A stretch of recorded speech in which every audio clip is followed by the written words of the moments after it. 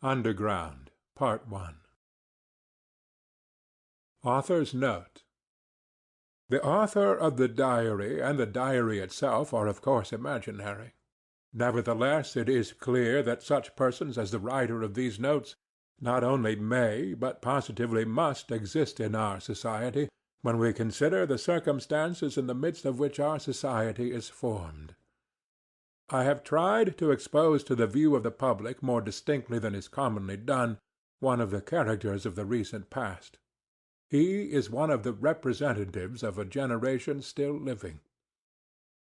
In this fragment, entitled Underground, this person introduces himself and his views, and, as it were, tries to explain the causes owing to which he has made his appearance and was bound to make his appearance in our midst.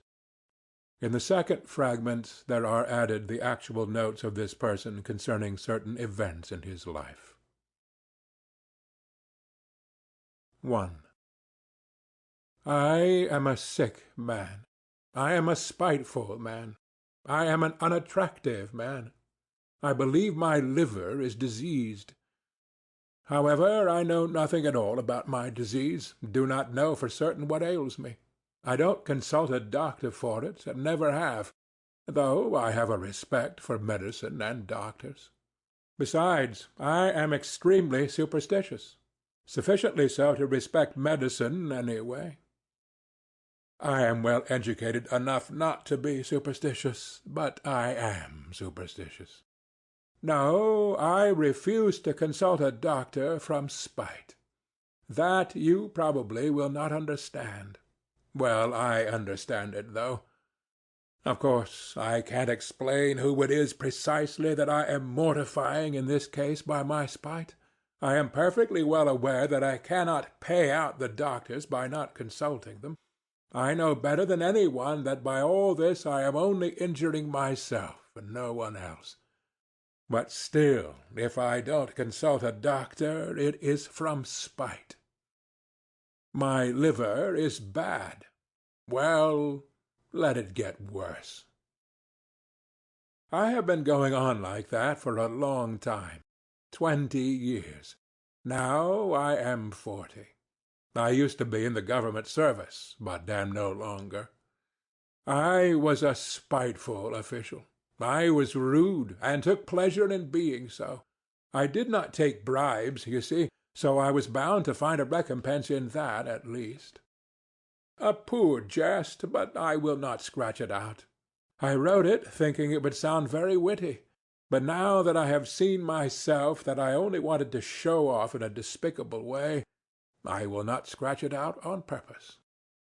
When petitioners used to come for information to the table at which I sat, I used to grind my teeth at them, and felt intense enjoyment when I succeeded in making anybody unhappy.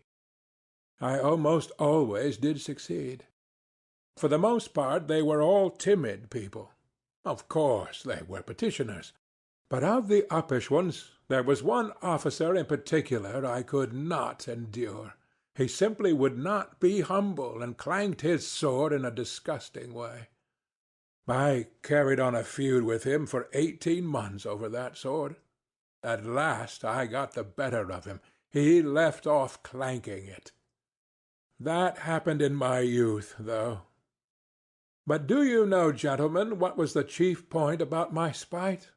Why, the whole point, the real sting of it lay in the fact that continually, even in the moment of the acutest spleen, I was inwardly conscious with shame that I was not only not a spiteful, but not even an embittered man, that I was simply scaring sparrows at random and amusing myself by it. I might foam at the mouth, but bring me a doll to play with, give me a cup of tea with sugar in it, and maybe I should be appeased. I might even be genuinely touched, though probably I should grind my teeth at myself afterwards, and lie awake at night with shame for months after. That was my way. I was lying when I said just now that I was a spiteful official. I was lying from spite. I was simply amusing myself with the petitioners and with the officer, and in reality I never could become spiteful.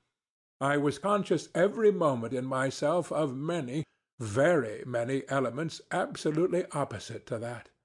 I felt them positively swarming in me, these opposite elements.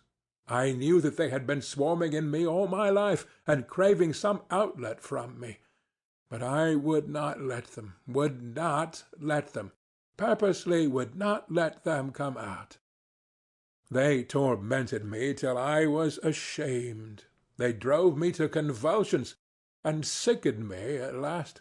How they sickened me! Now, are not you fancying, gentlemen, that I am expressing remorse for something now? That I am asking your forgiveness for something? I am sure you are fancying that. However, I assure you I do not care if you are. It was not only that I could not become spiteful. I did not know how to become anything, neither spiteful nor kind, neither a rascal nor an honest man, neither a hero nor an insect. Now I am living out my life in my corner, taunting myself with the spiteful and useless consolation that an intelligent man cannot become anything seriously, and it is only the fool who becomes anything. Yes, a man in the 19th century must and morally ought to be preeminently a characterless creature. A man of character, an active man, is preeminently a limited creature. That is my conviction of 40 years. I am 40 years old now, and you know 40 years is a whole lifetime. You know it is extreme old age. To live longer than 40 years is bad manners, is vulgar, immoral. Who does live beyond 40? Answer that sincerely and honestly. I will tell you who do. Fools and worthless fellows. I tell all old men that to their face. All these venerable old men, all these silver-haired and reverend seniors. I tell the whole world that to its face. And I have a right to say so, for I shall go on living to 60 myself, to 70, to 80. Stay. Let me take breath. You imagine, no doubt, gentlemen, that I want to amuse you. You are mistaken in that, too. I am by no means such a mirthful person as you imagine, or as you may imagine. However, irritated by all this babble, and I feel that you are irritated, you think fit to ask me who I am. Then my answer is, I am a collegiate assessor. I was in the service that I might have something to eat, and solely for that reason. And when last year a distant relation left me 6,000 roubles in his will, I immediately retired from the service and settled down in my corner. I used to live in this corner before, but now I have settled down in it. My room is a wretched, horrid one in the outskirts of the town. My servant is an old country woman, ill-natured from stupidity, and moreover, there is always a nasty smell about her. I am told that the Petersburg climate is bad for me, and that with my small means it is very expensive to live in Petersburg. I know all that better than all these sage and experienced counselors and monitors. But I am remaining in Petersburg. I am not going away from Petersburg. I am not going away because... why, it is absolutely no matter whether I am going away or not going away. But what can a decent man speak of with most pleasure? Answer, of himself. Well, so I will talk about myself. 2. I want now to tell you, gentlemen, whether you care to hear it or not, why I could not even become an insect. I tell you solemnly that I have many times tried to become an insect, but I was not equal even to that.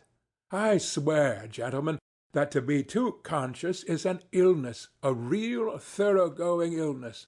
For man's everyday needs, it would have been quite enough to have the ordinary human consciousness, that is, half or a quarter of the amount which falls to the lot of a cultivated man of our unhappy 19th century, especially one who has the fatal ill luck to inhabit Petersburg, the most theoretical and intentional town on the whole terrestrial globe. There are intentional and unintentional towns. It would have been quite enough, for instance, to have the consciousness by which all so-called direct persons and men of action live. I bet you think I am writing all this from affectation, to be witty at the expense of men of action, and what is more, that from ill-bred affectation I am clanking a sword like my officer. But, gentlemen, whoever can pride himself on his diseases, and even swagger over them? Though, after all, every one does do that. People do pride themselves on their diseases, and I do, may be, more than any one. We will not dispute it. My contention was absurd. But yet I am firmly persuaded that a great deal of consciousness, every sort of consciousness, in fact, is a disease. I stick to that. Let us leave that, too, for a minute. Tell me this. Why does it happen that at the very moments when I am most capable of feeling every refinement of all that is sublime and beautiful, as they used to say at one time, it would, as though of design, happen to me not only to feel, but to do such ugly things, such that, well, in short, actions that all perhaps commit, but which, as though purposely, occurred to me at the very time when I was most conscious that they ought not to be committed. The more conscious I was of goodness and of all that was sublime and beautiful, the more deeply I sank into my mire, and the more ready I was to sink in it altogether. But the chief point was that all this was, as it were, not accidental in me, but as though it were bound to be so. It was as though it were my most normal condition, and not in the least disease or depravity, so that at last all desire in me to struggle against this depravity passed. It ended by my almost believing, perhaps actually believing, that this was perhaps my normal condition. But at first, in the beginning, what agonies I endured in that struggle! I did not believe it was the same with other people, and all my life I hid this fact about myself as a secret. I was ashamed. Even now, perhaps, I am ashamed.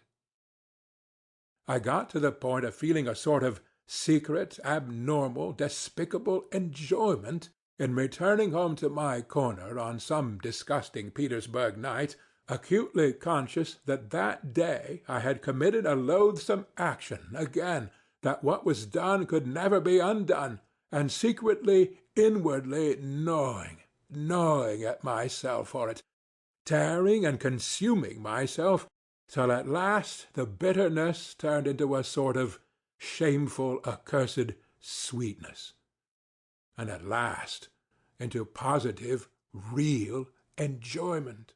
Yes, into enjoyment. Into enjoyment. I insist upon that. I have spoken of this because I keep wanting to know for a fact whether other people feel such enjoyment. I will explain. The enjoyment was just from the too intense consciousness of one's own degradation. It was from feeling oneself that one had reached the last barrier, that it was horrible, but that it could not be otherwise, that there was no escape for you, that you never could become a different man, that even if time and faith was still left to you to change into something different, you would most likely not wish to change. Or if you did wish to, even then you would do nothing. Because, perhaps, in reality, there was nothing for you to change into. And the worst of it was, and the root of it all, that it was all in accord with the normal fundamental laws of over-acute consciousness, and with the inertia that was the direct result of those laws, and that consequently one was not only unable to change, but could do absolutely nothing. Thus it would follow, as the result of acute consciousness, that one is not to blame in being a scoundrel, as though that were any consolation to the scoundrel, once he has come to realize that he actually is a scoundrel. But enough. I have talked a lot of nonsense, but what have I explained? How is enjoyment in this to be explained? But I will explain it. I will get to the bottom of it. That is why I have taken up my pen. I, for instance, have a great deal of amour-propre. I am as suspicious and prone to take offence as a humpback or a dwarf. But upon my word, I sometimes have had moments when if I had happened to be slapped in the face, I should perhaps have been positively glad of it. I say in earnest that I should probably have been able to discover even in that a peculiar sort of enjoyment. The enjoyment, of course, of despair, but in despair there are the most intense enjoyments, especially when one is very acutely conscious of the hopelessness of one's position. And when one is slapped in the face, why, then, the consciousness of being rubbed into a pulp would positively overwhelm one. The worst of it is, look at it which way one will, it still turns out that I was always the most to blame in everything. And what is most humiliating of all, to blame for no fault of my own, but, so to say, through the laws of nature. In the first place, to blame because I am cleverer than any of the people surrounding me. I have always considered myself cleverer than any of the people surrounding me, and sometimes, would you believe it, have been positively ashamed of it. At any rate, I have all my life, as it were, turned my eyes away and never could look people straight in the face. To blame, finally, because even if I had had magnanimity, I should only have had more suffering from the sense of its uselessness. I should certainly have never been able to do anything from being magnanimous, neither to forgive, for my assailant would perhaps have slapped me from the laws of nature, and one cannot forgive the laws of nature, nor to forget, for even if it were owing to the laws of nature, it is insulting all the same. Finally, even if I had wanted to be anything but magnanimous, had desired, on the contrary, to revenge myself on my assailant, I could not have revenged myself on any one for anything, because I should certainly never have made up my mind to do anything, even if I had been able to. Why should I have not made up my mind? About that in particular I want to say a few words. 3. With people who know how to revenge themselves and to stand up for themselves in general, how is it done? Why, when they are possessed, let us suppose, by the feeling of revenge, then for the time there is nothing else but that feeling left in their whole being. Such a gentleman simply dashes straight for his object like an infuriated bull with his horns down, and nothing but a wall will stop him. By the way, facing the wall, such gentlemen, that is, the direct persons and men of action, are genuinely nonplussed. For them a wall is not an evasion, as for us people who think, and consequently do nothing. It is not an excuse for turning aside, an excuse for which we are always very glad, though we scarcely believe it in ourselves as a rule. No, they are nonplussed in all sincerity. The wall has for them something tranquilizing, morally soothing, final, maybe even something mysterious. But of the wall later. Well, such a direct person I regard as the real normal man, as his tender mother Nature wished to see him when she graciously brought him into being on the earth. I envy such a man till I am green in the face. He is stupid, I am not disputing that. But perhaps the normal man should be stupid. How do you know? Perhaps it is very beautiful, in fact.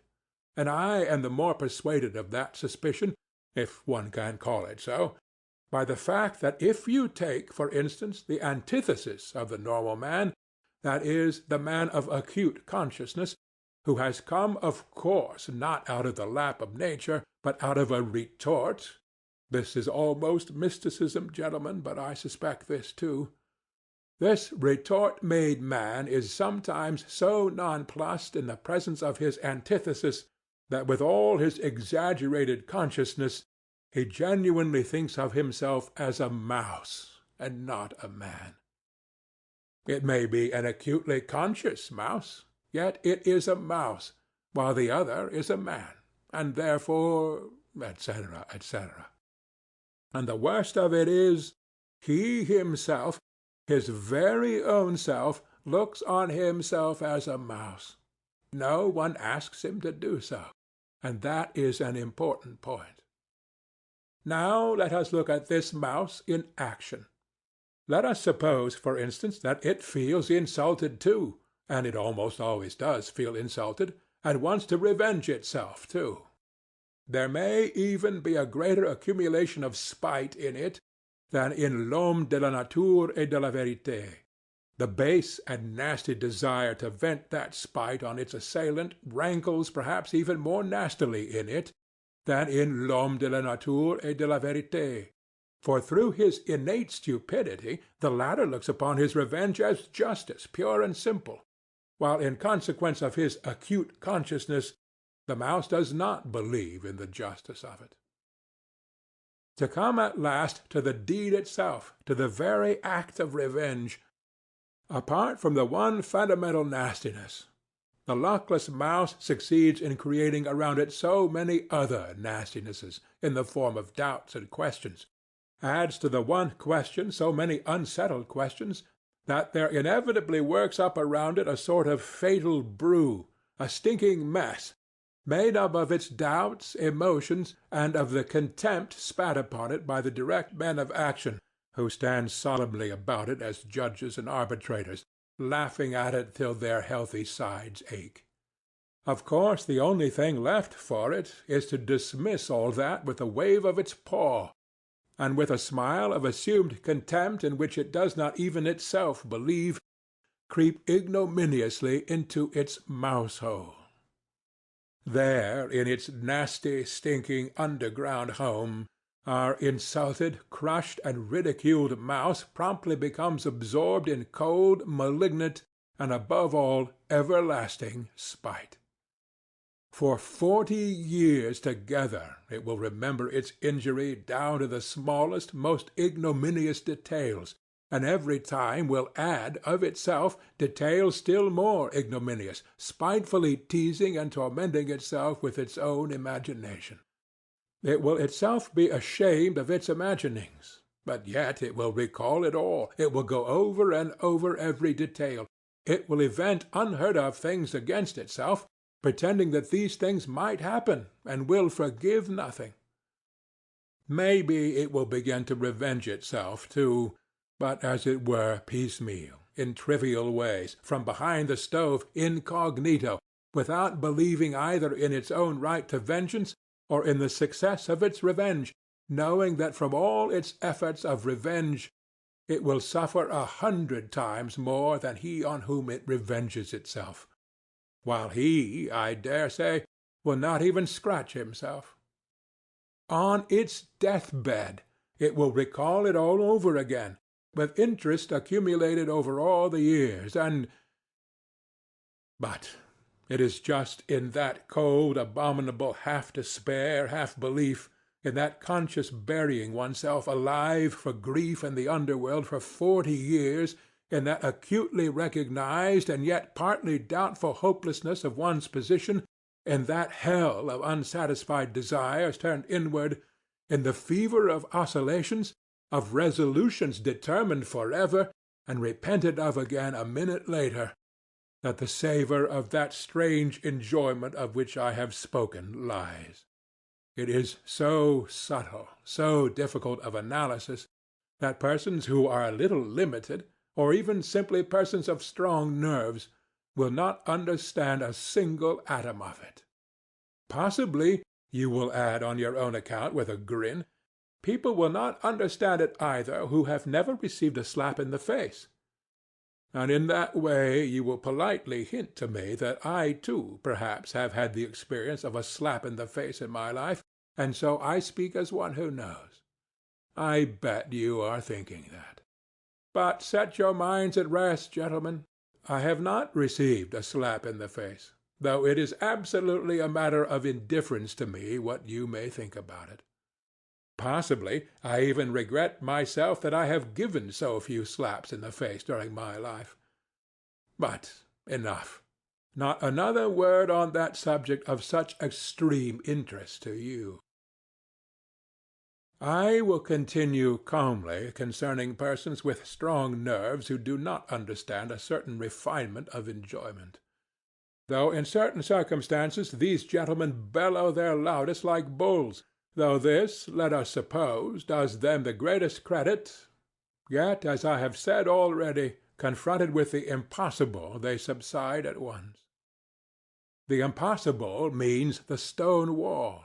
What stone wall? Why, of course, the laws of nature, the deductions of natural science, mathematics. As soon as they prove to you, for instance, that you are descended from a monkey, then it is no use scowling. Accept it for a fact. When they prove to you that in reality 1 drop of your own fat must be dearer to you than 100,000 of your fellow creatures, and that this conclusion is the final solution of all so-called virtues and duties, and all such prejudices and fancies, then you have just to accept it. There is no help for it. For twice 2 is a law of mathematics. Just try refuting it. Upon my word, they will shout at you, it is no use protesting. It is a case of twice 2 makes 4. Nature does not ask your permission. She has nothing to do with your wishes, and whether you like her laws or dislike them, you are bound to accept her as she is, and consequently all her conclusions. A wall, you see, is a wall, and so on and so on. Merciful heavens! But what do I care for the laws of nature and arithmetic, when for some reason I dislike those laws and the fact that twice 2 makes 4? Of course I cannot break through the wall by battering my head against it if I really have not the strength to knock it down, but I am not going to be reconciled to it simply because it is a stone wall and I have not the strength. As though such a stone wall really were a consolation, and really did contain some word of conciliation, simply because it is true as twice 2 makes 4. Oh, absurdity of absurdities! How much better it is to understand it all, to recognize it all the impossibilities and the stone wall, not to be reconciled to one of these impossibilities and stone walls if it disgusts you to be reconciled to it. By the way of the most inevitable logical combinations, to reach the most revolting conclusions on the everlasting theme that even for the stone wall you are yourself somehow to blame, though again it is as clear as day you are not to blame in the least, and therefore grinding your teeth in silent impotence to sink into luxurious inertia, brooding on the fact that there is no one even for you to feel vindictive against, that you have not, and perhaps never will have, an object for your spite, that it is a sleight of hand, a bit of juggling, a card-sharper's trick, that is simply a mess, no knowing what and no knowing who, but in spite of all these uncertainties and jugglings, still there is an ache in you, and the more you do not know, the worse the ache. 4. Ha, ha, ha! You will be finding enjoyment in toothache next, you cry with a laugh. Well, even in toothache there is enjoyment, I answer. I had toothache for a whole month, and I know there is. In that case, of course, people are not spiteful in silence, but moan. If they are not candid moans, they are malignant moans. and the malignancy is the whole point. The enjoyment of the sufferer finds expression in those moans. If he did not feel enjoyment in them, he would not moan. It is a good example, gentlemen, and I will develop it. Those moans express, in the first place, all the aimlessness of your pain, which is so humiliating to your consciousness, the whole legal system of nature, on which you spit disdainfully, of course, but from which you suffer all the same, while she does not. They express the consciousness that you have no enemy to punish, but that you have pain. The consciousness that in spite of all possible Wagenheims you are in complete slavery to your teeth, that if someone wishes it, your teeth will leave off aching, and if he does not, they will go on aching another 3 months, and that finally, if you are still contumacious and still protest, all that is left you for your own gratification is to thrash yourself, or beat your wall with your fist as hard as you can, and absolutely nothing more. Well, these mortal insults, these jeers on the part of someone unknown, end at last in an enjoyment which sometimes reaches the highest degree of voluptuousness. I ask you, gentlemen, listen sometimes to the moans of an educated man of the 19th century suffering from toothache, on the 2nd or 3rd day of the attack, when he is beginning to moan, not as he moaned on the 1st day, that is, not simply because he has toothache, not just as any coarse peasant, but as a man affected by progress and European civilization, a man who is divorced from the soil and the national elements, as they express it nowadays. His moans become nasty, disgustingly malignant, and go on for whole days and nights. And of course he knows himself that he is doing himself no sort of good with his moans. He knows better than any one that he is only lacerating and harassing himself and others for nothing. He knows that even the audience before whom he is making his efforts, and his whole family, listen to him with loathing, do not put a ha'porth of faith in him, and inwardly understand that he might moan differently, more simply, without trills and flourishes, and that he is only amusing himself like that from ill-humor, from malignancy. Well, in all these recognitions and disgraces it is that there lies a voluptuous pleasure, as though he would say, I am worrying you, I am lacerating your hearts, I am keeping every one in the house awake. Well, stay awake then. You too feel every minute that I have a toothache. I am not a hero to you now, as I tried to seem before, but simply a nasty person, an impostor. Well, so be it then. I am very glad that you see through me. It is nasty for you to hear my despicable moans. Well, let it be nasty. Here, I will let you have a nastier flourish in a minute. You do not understand even now, gentlemen. No, it seems our development and our consciousness must go further to understand all the intricacies of this pleasure. You laugh? Delighted. My jests, gentlemen, are of course in bad taste, jerky, involved, lacking self-confidence. But of course that is because I do not respect myself. Can a man of perception respect himself at all? 5. Come, can a man who attempts to find enjoyment in the very feeling of his own degradation possibly have a spark of respect for himself? I am not saying this now from any mawkish kind of remorse, and indeed I could never endure saying, Forgive me, Papa, I won't do it again. Not because I am incapable of saying that. On the contrary, perhaps just because I have been too capable of it, and in what a way, too! As though of design, I used to get into trouble in cases when I was not to blame in any way. That was the nastiest part of it. At the same time I was genuinely touched and penitent. I used to shed tears, and of course deceived myself, though I was not acting in the least, and there was a sick feeling in my heart at the time. For that one could not blame even the laws of nature, though the laws of nature have continually all my life offended me more than anything. It is loathsome to remember it all, but it was loathsome even then.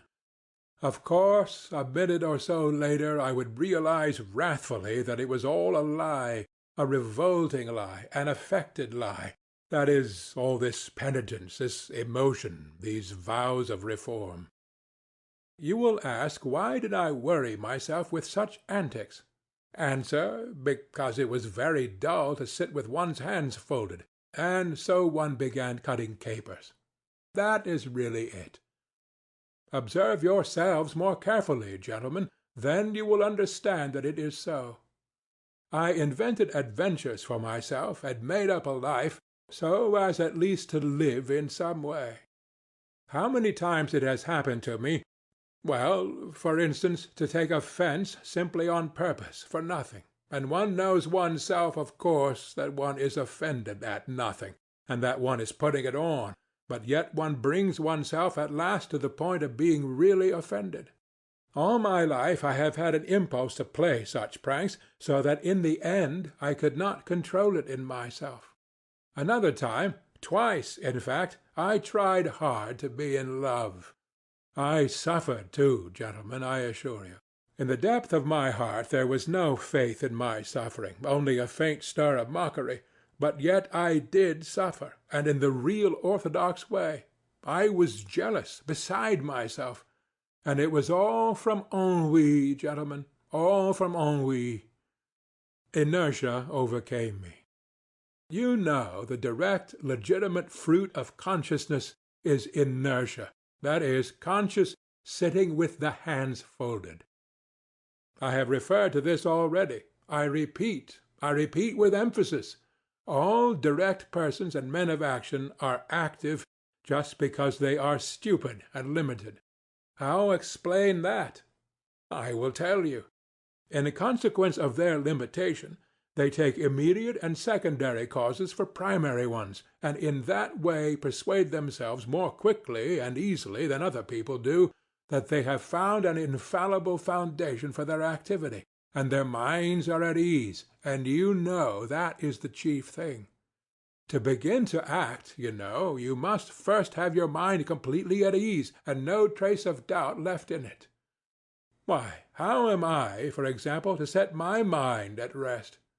Where are the primary causes on which I am to build? Where are my foundations? Where am I to get them from? I exercise myself in reflection, and consequently with me every primary cause at once draws after itself another still more primary, and so on to infinity. That is just the essence of every sort of consciousness and reflection. It must be a case of the laws of nature again. What is the result of it in the end? Why, just the same. Remember I spoke just now of vengeance. I am sure you did not take it in. I said that a man revenges himself because he sees justice in it. Therefore he has found a primary cause, that is, justice, and so he is at rest on all sides, and consequently he carries out his revenge calmly and successfully, being persuaded that he is doing a just and honest thing. But I see no justice in it. I find no sort of virtue in it either, and consequently, if I attempt to revenge myself, it is only out of spite. Spite, of course, might overcome everything, all my doubts, and so might serve quite successfully in place of a primary cause, precisely because it is not a cause. But what is to be done if I have not even spite? I began with that just now, you know. In consequence again of those accursed laws of consciousness, anger in me is subject to chemical disintegration. You look into it, the object flies off into thin air, your reasons evaporate, the criminal is not to be found, the wrong becomes not a wrong, but a phantom, something like the toothache, for which no one is to blame, and consequently there is only the same outlet left again. That is, to beat the wall as hard as you can. So you give it up with a wave of the hand because you have not found a fundamental cause. and try letting yourself be carried away by your feelings blindly, without reflection, without a primary cause, repelling consciousness at least for a time. Hate or love, if only not to sit with your hands folded. The day after tomorrow, at the latest, you will begin despising yourself for having knowingly deceived yourself. Result, a soap bubble and inertia. Oh, gentlemen, do you know, perhaps I consider myself an intelligent man only because all my life I have been able neither to begin nor to finish anything. Granted, I am a babbler, a harmless, vexatious babbler, like all of us. But what is to be done if the direct and sole vocation of every intelligent man is to babble, that is, the unintentional pouring of water through a sieve? 6. Oh, if I had done nothing simply from laziness! Heavens, how I should have respected myself then! I should have respected myself because I should at least have been capable of being lazy. There would at least have been one quality, as it were, positive in me, in which I could have believed myself. Question: what is he? Answer: a sluggard. How very pleasant it would have been to hear that of oneself! It would mean that I am positively defined. It would mean that there was something to say about me. Sluggard! Why, it is a calling and vocation. It is a career. Do not jest. It is so. I should then be a member of the best club by right, and should find my occupation in continually respecting myself. I know a gentleman who prided himself all his life on being a connoisseur of Lafitte. He considered this as his positive virtue, and never doubted himself. He died, not simply with a tranquil, but with a triumphant conscience, and he was quite right, too. Then I should have chosen a career for myself. I should have been a sluggard and a glutton, not a simple one, but, for instance, one with sympathies for everything sublime and beautiful. How do you like that? I have long had visions of it. That sublime and beautiful weighs heavily on my mind at 40. But that is at 40. Then it would have been different. I should have found for myself a form of activity in keeping with it, to be precise, drinking to the health of everything sublime and beautiful. I should have snatched at every opportunity to drop a tear into my glass, and then to drain it to all that is sublime and beautiful. I should then have turned everything into the sublime and the beautiful. In the nastiest unquestionable trash I should have sought out the sublime and the beautiful. I should have exuded tears like a wet sponge. An artist, for instance, paints a picture worthy of Gay. At once I drink to the health of the artist who painted the picture worthy of Gay, because I love all that is sublime and beautiful. An author has written As You Will. At once I drink to the health of anyone you will, because I love all that is sublime and beautiful.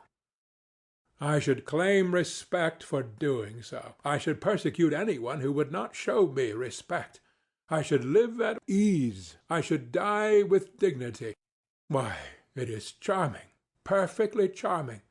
And what a good round belly I should have grown! What a treble chin I should have established! What a ruby nose I should have colored for myself, so that every one would have said, looking at me, "Here is an asset, here is something real and solid." And say what you like, it is very agreeable to hear such remarks about oneself in this negative age. End of Underground, Part 1. Underground, Part 2, from Notes from the Underground, by Fyodor Dostoevsky. But these are all golden dreams. Oh, tell me, who was it first announced, who was it first proclaimed that man only does nasty things because he does not know his own interests, and that if he were enlightened, if his eyes were opened to his real normal interests, Man would at once cease to do nasty things, would at once become good and noble, because, being enlightened and understanding his real advantage, he would seek his own advantage in the good and nothing else. And we all know that not one man can consciously act against his own interests. Consequently, so to say, through necessity, he would begin doing good. Ah, the babe! Oh, the pure, innocent child! Why, in the first place, when in all these thousands of years has there been a time when man has acted only from his own interest?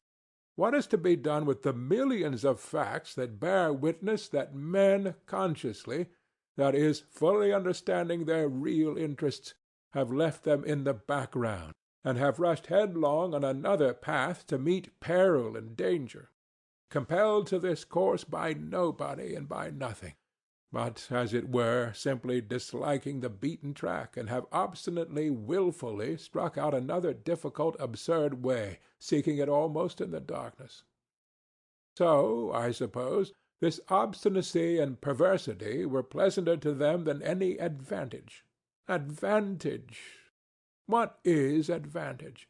And will you take it upon yourself to define with perfect accuracy in what the advantage of man consists? And what if it so happens that a man's advantage sometimes not only may, but even must, consist in his desiring in certain cases what is harmful to himself and not advantageous? And if so, if there can be such a case, the whole principle falls into dust. What do you think? Are there such cases? You laugh. Laugh away, gentlemen, but only answer me. Have men's advantages been reckoned up with perfect certainty? Are there not some which not only have not been included, but cannot possibly be included under any classification?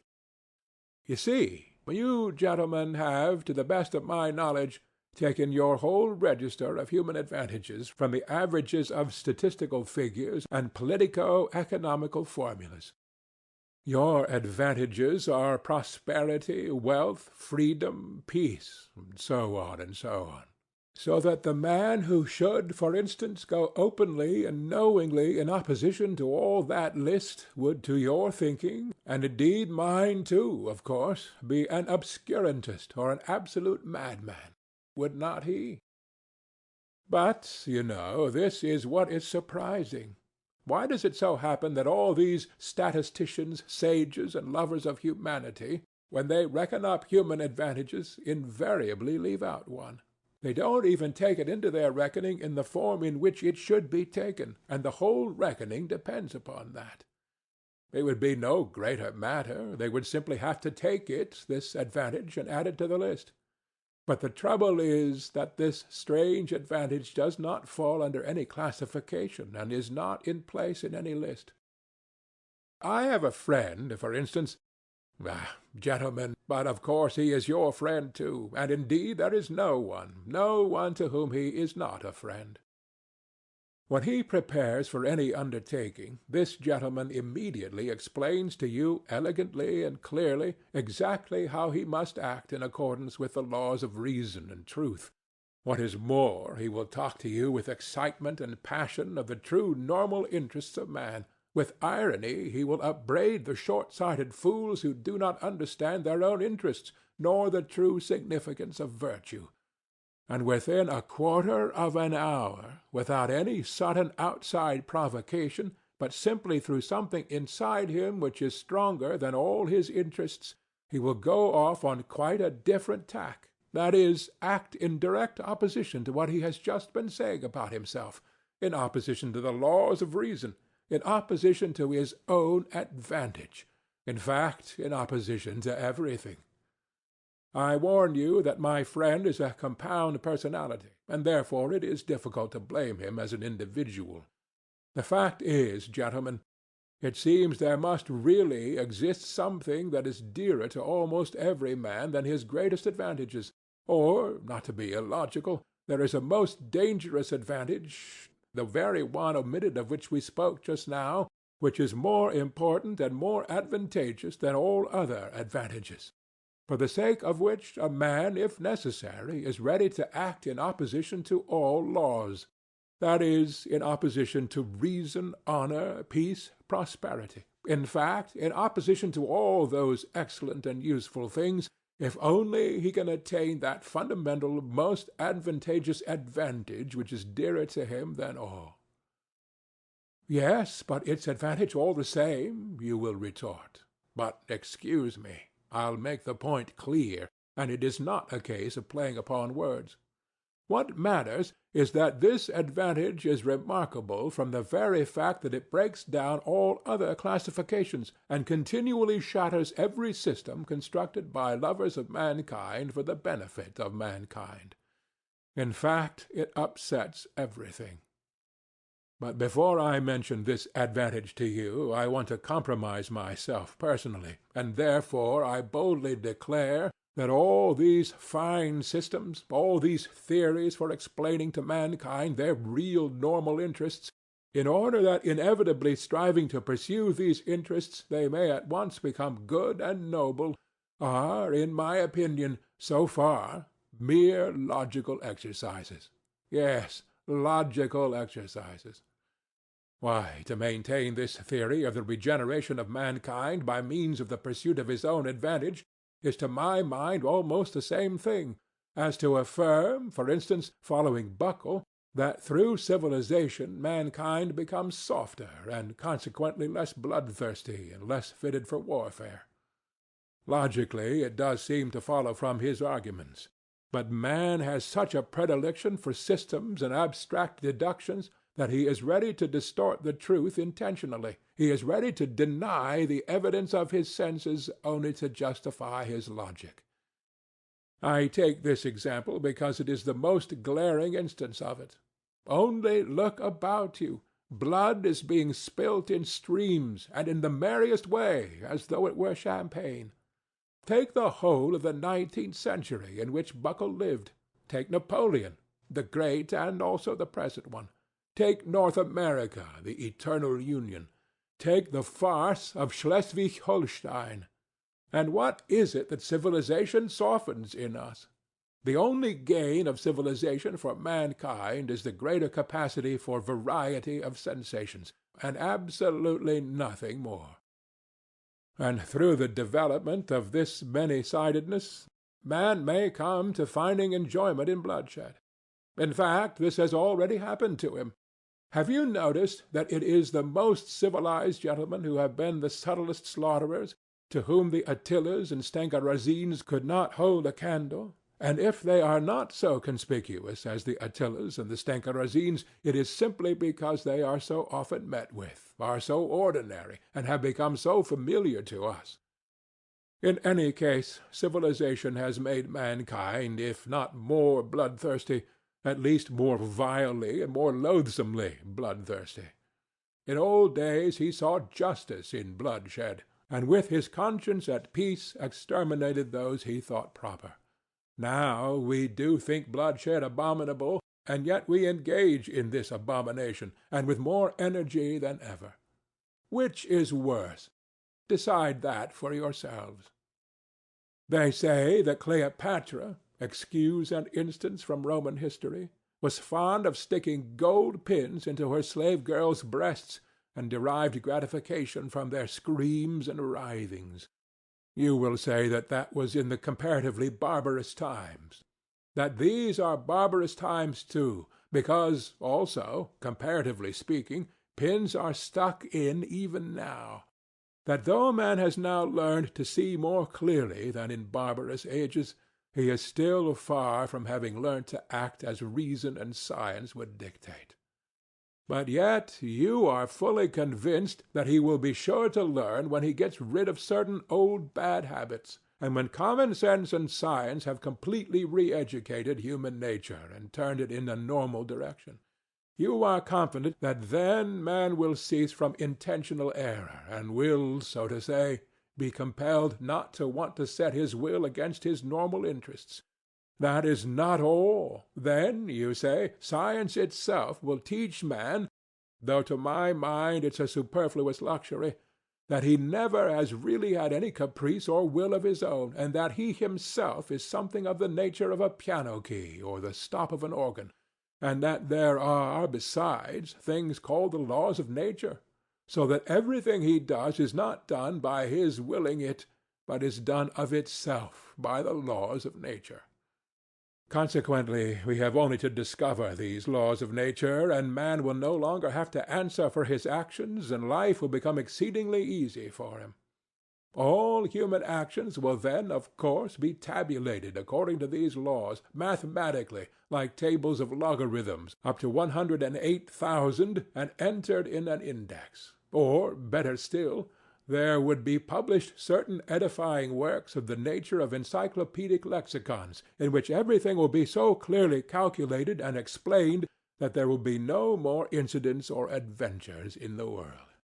Then, this is all what you say, new economic relations will be established, all ready-made and worked out with mathematical exactitude, so that every possible question will vanish in the twinkling of an eye, simply because every possible answer to it will be provided.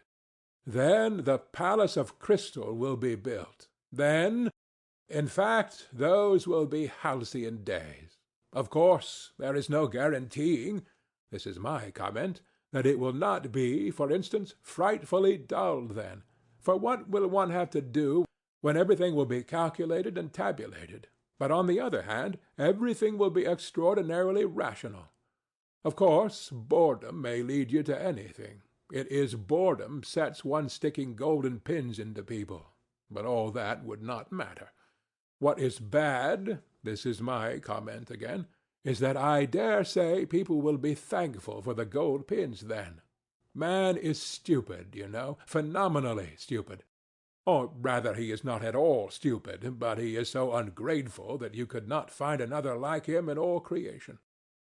I, for instance, would not be in the least surprised if all of a sudden, apropos of nothing, in the midst of general prosperity, a gentleman with an ignoble, or rather with a reactionary and ironical countenance, were to arise and, putting his arms akimbo, say to us all, "I say, gentlemen, hadn't we better kick over the whole show and scatter rationalism to the winds, simply to send these logarithms to the devil and to enable us to live once more at our own sweet, foolish will?" That, again, would not matter. But what is annoying is that he would be sure to find followers. Such is the nature of man, and all that for the most foolish reason, which, one would think, was hardly worth mentioning. That is, that man everywhere and at all times, whoever he may be, has preferred to act as he chose, and not in the least as his reason and advantage dictated. And one may choose what is contrary to one's own interests, and sometimes one positively ought. That is my idea. One's own free, unfettered choice, one's own caprice, however wild it may be, one's own fancy worked up at times to frenzy, is that very most advantageous advantage which we have overlooked, which comes under no classification, and against which all systems and theories are continually being shattered to atoms. And how do these wiseacres know that man wants a normal, a virtuous choice? What has made them conceive that man must want a rationally advantageous choice? What man wants is simply independent choice, whatever that independence may cost and wherever it may lead. And choice, of course, the devil only knows what choice. 8. Ha, ha, ha! But you know there is no such thing as choice in reality, say what you like, you will interpose with a chuckle. Science has succeeded in so far analyzing man that we know already that choice and what is called freedom of will is nothing else than— Stay, gentlemen, I meant to begin with that myself, I confess. I was rather frightened. I was just going to say that the devil only knows what choice depends on, and that perhaps that was a very good thing, but I remembered the teaching of science, and pulled myself up. And here you have begun upon it. Indeed, if there really is some day discovered a formula for all our desires and caprices, that is, an explanation of what they depend on, by what laws they arise, how they develop, what they are aiming at in one case and in another, and so on, that is a real mathematical formula, then, most likely, man will at once cease to feel desire. Indeed, he will be certain to. For who would want to choose by rule? Besides, he will at once be transformed from a human being into an organ stop or something of the sort. For what is a man without desires, without free will, and without choice, if not a stop in an organ? What do you think? Let us reckon the chances. Can such a thing happen or not? You decide. Our choice is usually mistaken from a false view of our advantage. We sometimes choose absolute nonsense because in our foolishness we see in that nonsense the easiest means for attaining a supposed advantage. But when all that is explained and worked out on paper, which is perfectly possible, for it is contemptible and senseless to suppose that some laws of nature man will never understand, then certainly so-called desires will no longer exist. For if a desire should come into conflict with reason, we shall then reason and not desire, because it will be impossible retaining our reason to be senseless in our desires, and in that way knowingly act against reason and desire to injure ourselves. And as all choice and reasoning can be really calculated, because there will some day be discovered the laws of our so-called free will, so, joking apart, there may, one day, be something like a table constructed of them, so that we really shall choose in accordance with it. If, for instance, some day they calculate and prove to me that I made a long nose at some one, because I could not help making a long nose at him, and that I had to do it in that particular way, what freedom is left to me, especially if I am a learned man and have taken my degree somewhere? Then I should be able to calculate my whole life for 30 years beforehand. In short, if this could be arranged, there would be nothing left for us to do. Anyway, we should have to understand that. And, in fact, we ought unwearyingly to repeat to ourselves that at such and such a time and in such circumstances nature does not ask our leave, that we have got to take her as she is, and not fashion her to suit our fancy. And if we really aspire to formulas and tables of rules, and, well, even to the chemical retort, there's no help for it. We must accept the retort too, or else it will be accepted without our consent. Yes, but here I come to a stop. Gentlemen, you must excuse me for being over-philosophical. It's the result of 40 years underground. Allow me to indulge my fancy. You see, gentlemen, reason is an excellent thing. There's no disputing that. But reason is nothing but reason, and satisfies only the rational side of man's nature, while will is a manifestation of the whole life, that is, of the whole human life, including reason and all the impulses. And although our life, in this manifestation of it, is often worthless, yet it is life, and not simply extracting square roots.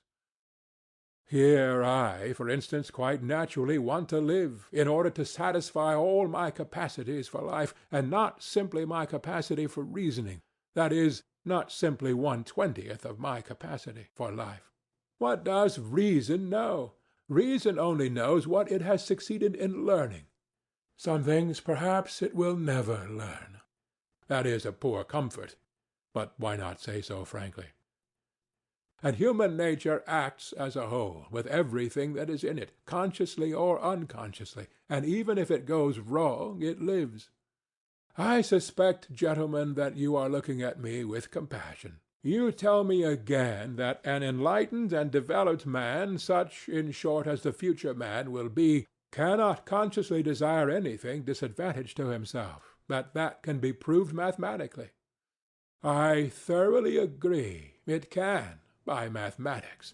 But I repeat for the 100th time There is one case, one only, when man may consciously, purposely, desire what is injurious to himself, what is stupid, very stupid, simply in order to have the right to desire for himself even what is very stupid, and not to be bound by an obligation to desire only what is sensible. Of course, this very stupid thing, this caprice of ours, may be in reality, gentlemen, more advantageous for us than anything else on earth, especially in certain cases. And in particular, it may be more advantageous than any advantage even when it does us obvious harm, and contradicts the soundest conclusions of our reason concerning our advantage, for in any circumstances it preserves for us what is most precious and most important, that is, our personality, our individuality. Some, you see, maintain that this really is the most precious thing for mankind. Choice can, of course, if it chooses, be in agreement with reason, and especially if this be not absurd but kept within bounds. It is profitable, and sometimes even praiseworthy. But very often, and even most often, choice is utterly and stubbornly opposed to reason. And do you know that that too is profitable, sometimes even praiseworthy? Gentlemen, let us suppose that man is not stupid. Indeed, one cannot refuse to suppose that, if only from the one consideration that if man is stupid, then who is wise? But if he is not stupid, he is monstrously ungrateful, phenomenally ungrateful. In fact, I believe that the best definition of man is the ungrateful biped. But that is not all. That is not his worst defect. His worst defect is his perpetual moral obliquity. Perpetual, from the days of the flood to the Schleswig-Holstein period. Moral obliquity and consequently lack of good sense, for it has long been accepted that lack of good sense is due to no other cause than moral obliquity. But put it to the test and cast your eyes upon the history of mankind. What will you see? Is it a grand spectacle? Grand, if you like. Take the Colossus of Rhodes, for instance. That's worth something. With good reason, Mr. Onievsky testifies of it that some say that it is the work of man's hands, while others maintain that it has been created by nature herself. Is it many-colored? Maybe it is many-colored, too. If one takes the dress uniforms, military and civilian, of all peoples in all ages, that alone is worth something, and if you take the undress uniforms, you will never get to the end of it. No historian would be equal to the job. Is it monotonous? Maybe it's monotonous, too. It's fighting and fighting. They are fighting now. They fought first and they fought last. You will admit that it is almost too monotonous. In short, one may say anything about the history of the world, anything that might enter the most disordered imagination. The only thing one can't say is that it's rational. The very word sticks in one's throat. And indeed, this is the odd thing that is continually happening. There are continually turning up in life moral and rational persons, sages and lovers of humanity, who make it their object to live all their lives as morally and rationally as possible, to be, so to speak, a light to their neighbors, simply in order to show them that it is possible to live morally and rationally in this world. And yet we all know that those very people sooner or later have been false to themselves, playing some queer trick, often a most unseemly one. Now, I ask you, what can be expected of man since he is a being endowed with strange qualities? Shower upon him every earthly blessing, drown him in a sea of happiness, so that nothing but bubbles of bliss can be seen on the surface. Give him economic prosperity, such that he should have nothing else to do but sleep, eat cakes, and busy himself with the continuation of his species, and even then, out of sheer ingratitude, sheer spite, man would play you some nasty trick. He would even risk his cakes, and would deliberately desire the most fatal rubbish, the most uneconomical absurdity, simply to introduce into all this positive good sense his fatal fantastic element. It is just his fantastic dreams, his vulgar folly, that he will desire to retain, simply in order to prove to himself, as though that were so necessary, that men still are men and not the keys of a piano, which the laws of nature threaten to control so completely that soon one will be able to desire nothing but by the calendar. And that is not all. Even if man really were nothing but a piano key, even if this were proved to him by natural science and mathematics, even then he would not become reasonable, but would purposely do something perverse out of simple ingratitude, simply to gain his point. And if he does not find means, he will contrive destruction and chaos, will contrive sufferings of all sorts, only to gain his point. He will launch a curse upon the world, and as only man can curse, it is his privilege, the primary distinction between him and other animals. May be by his curse alone he will attain his object, that is, convince himself that he is a man and not a piano key. If you say that all this, too, can be calculated and tabulated, chaos and darkness and curses, so that the mere possibility of calculating it all beforehand would stop it all, and reason would reassert itself, then man would purposely go mad in order to be rid of reason and gain his point. I believe in it, I answer for it, for the whole work of man really seems to consist in nothing but proving to himself every minute that he is a man and not a piano key. It may be at the cost of his skin, it may be by cannibalism, and this being so, can one help being tempted to rejoice that it is not yet come off, and that desire still depends on something we don't know?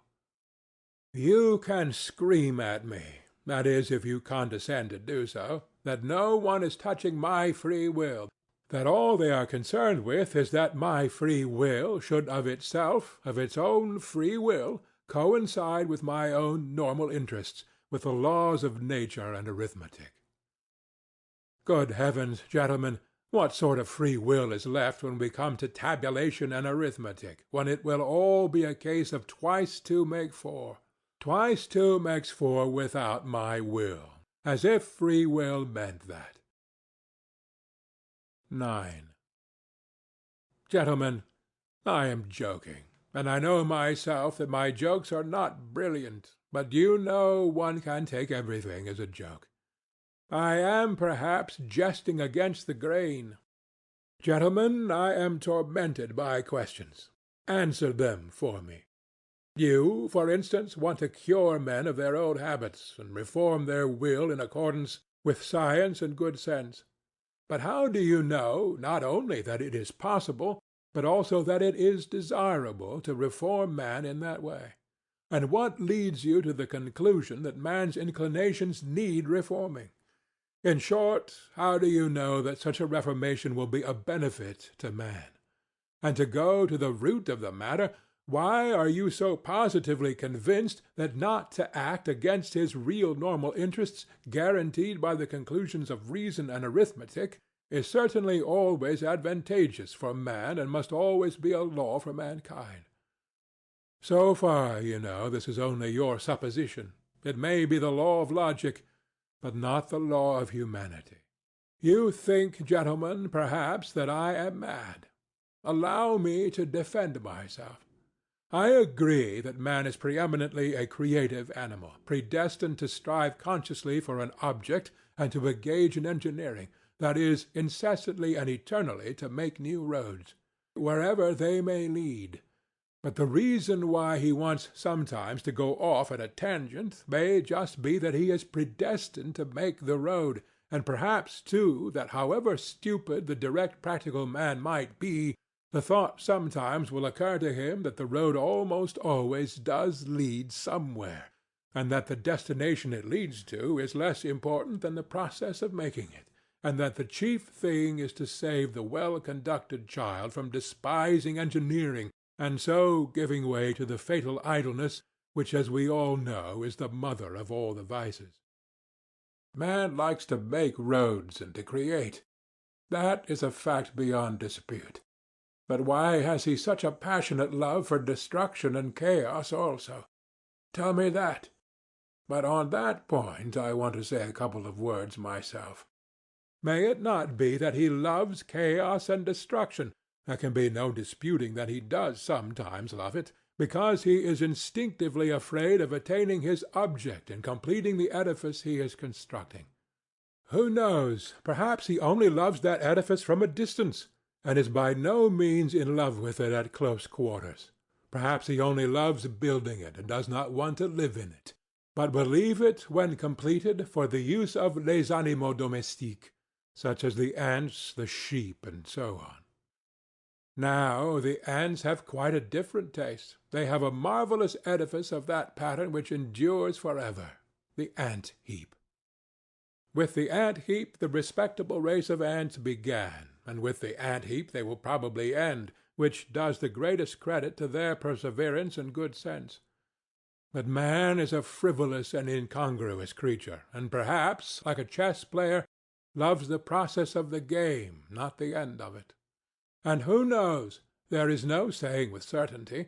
Perhaps the only goal on earth to which mankind is striving lies in this incessant process of attaining. In other words, in life itself, and not in the thing to be attained, which must always be expressed as a formula, as positive as twice two makes four. And such positiveness is not life, gentlemen, but is the beginning of death. Anyway, man has always been afraid of this mathematical certainty, and I am afraid of it now. Granted that man does nothing but seek that mathematical certainty, he traverses oceans, sacrifices his life in the quest, but to succeed, really to find it, dreads, I assure you.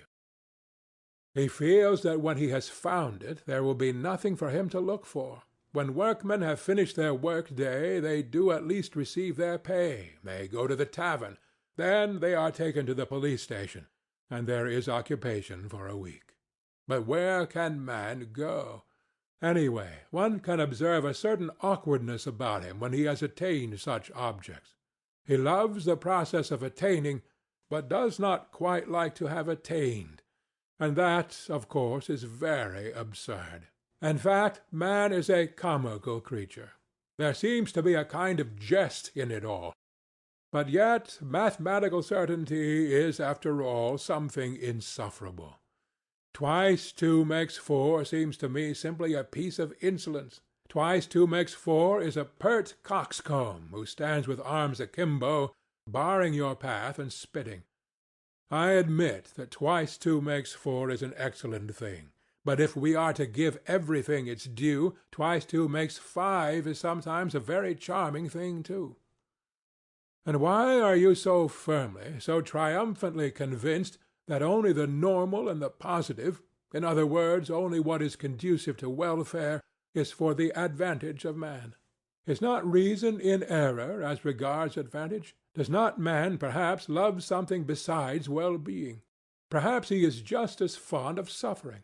Perhaps suffering is just a greater benefit to him as well-being. Man is sometimes extraordinarily, passionately in love with suffering, and that is a fact. There is no need to appeal to universal history to prove that. Only ask yourself, if you are a man and have lived at all. As far as my personal opinion is concerned, to care only for well-being seems to me positively ill-bred.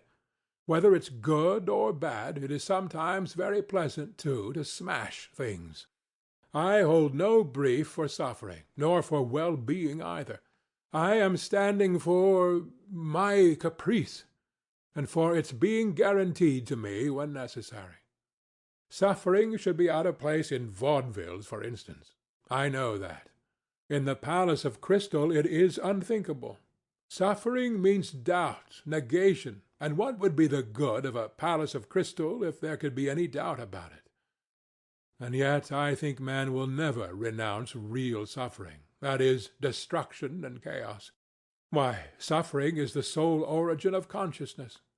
Though I did lay it down at the beginning that consciousness is the greatest misfortune for man, Yet I know man prizes it, and would not give it up for any satisfaction.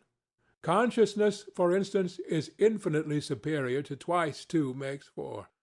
Once you have mathematical certainty, there is nothing left to do or to understand. There will be nothing left but to bottle up your five senses and plunge into contemplation. While if you stick to consciousness, even though the same result is attained, you can at least flog yourself at times, and that will, at any rate, liven you up. Reactionary as it is, corporal punishment is better than nothing. 10. You believe in a palace of crystal that could never be destroyed, a palace at which one will not be able to put out one's tongue or make a long nose on the sly. And perhaps that is just why I am afraid of this edifice, that it is of crystal and can never be destroyed, and that one cannot put one's tongue out at it even on the sly. You see, if it were not a palace but a hen-house, I might creep into it to avoid getting wet. And yet I would not call the hen-house a palace out of gratitude to it for keeping me dry. You laugh and say that in such circumstances a hen-house is as good as a mansion.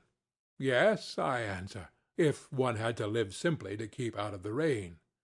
But what is to be done if I have taken it into my head that that is not the only object in life, and that if one must live, one had better live in a mansion?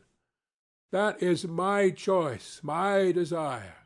You will only eradicate it when you have changed my preference. Well, do change it. Allure me with something else. Give me another ideal. But meanwhile I will not take a hen-house for a mansion. The palace of crystal may be an idle dream. It may be that it is inconsistent with the laws of nature, and that I have invented it only through my own stupidity, through the old-fashioned irrational habits of my generation. But what does it matter to me that it is inconsistent? That makes no difference, since it exists in my desires, or rather exists as long as my desires exist. Perhaps you are laughing again. Laugh away. I will put up with any mockery rather than pretend that I am satisfied when I am hungry. I know anyway that I will not be put off with a compromise, with a recurring zero, simply because it is consistent with the laws of nature and actually exists. I will not accept as the crown of my desires a block of buildings with tenements for the poor on a lease of 1,000 years, and perhaps with a signboard of a dentist hanging out. Destroy my desires, eradicate my ideals, show me something better, and I will follow you. You will say, perhaps, that it is not worth your trouble, but in that case I can give you the same answer. We are discussing things seriously, but if you won't deign to give me your attention, I will drop your acquaintance. I can retreat into my underground hole. But while I am alive and have desires, I would rather my hand were withered off than bring one brick to such a building. Don't remind me that I have just rejected the palace of crystal for the sole reason that one cannot put out one's tongue at it. I did not say because I am so fond of putting my tongue out. Perhaps the thing I resented was that of all your edifices there has not been one at which one could not put out one's tongue. On the contrary, I would let my tongue be cut off out of gratitude if things could be so arranged that I should lose all desire to put it out. It is not my fault that things cannot be so arranged, and that one must be satisfied with model flats. Then why am I made with such desires? Can I have been constructed simply in order to come to the conclusion that all my construction is a cheat? Can this be my whole purpose? I do not believe it. But do you know what? I am convinced that we underground folk ought to be kept on a curb. Though we may sit 40 years underground without speaking, when we do come out into the light of day and break out, we talk and talk and talk. 11. The long and short of it is, gentlemen, that it is better to do nothing, better conscious inertia, and so hurrah for underground. Though I have said that I envy the normal man to the last drop of my bile, Yet I shall not care to be in his place, such as he is now, though I shall not cease envying him. No, no. Anyway, the underground life is more advantageous. There, at any rate, one can— Oh, but even now I am lying. I am lying because I know myself that it is not underground that is better, but something different, quite different, for which I am thirsting, but which I cannot find. Damn underground. I will tell you another thing that would be better, and that is, if I myself believed in anything of what I have just written, I swear to you, gentlemen, there is not one thing, not one word of what I have written that I really believe. That is, I believe it, perhaps, but at the same time I feel and suspect that I am lying like a cobbler. Then why have you written all this, you will say to me. I ought to put you underground for 40 years without anything to do, and then come to you in your cellar to find out what stage you have reached.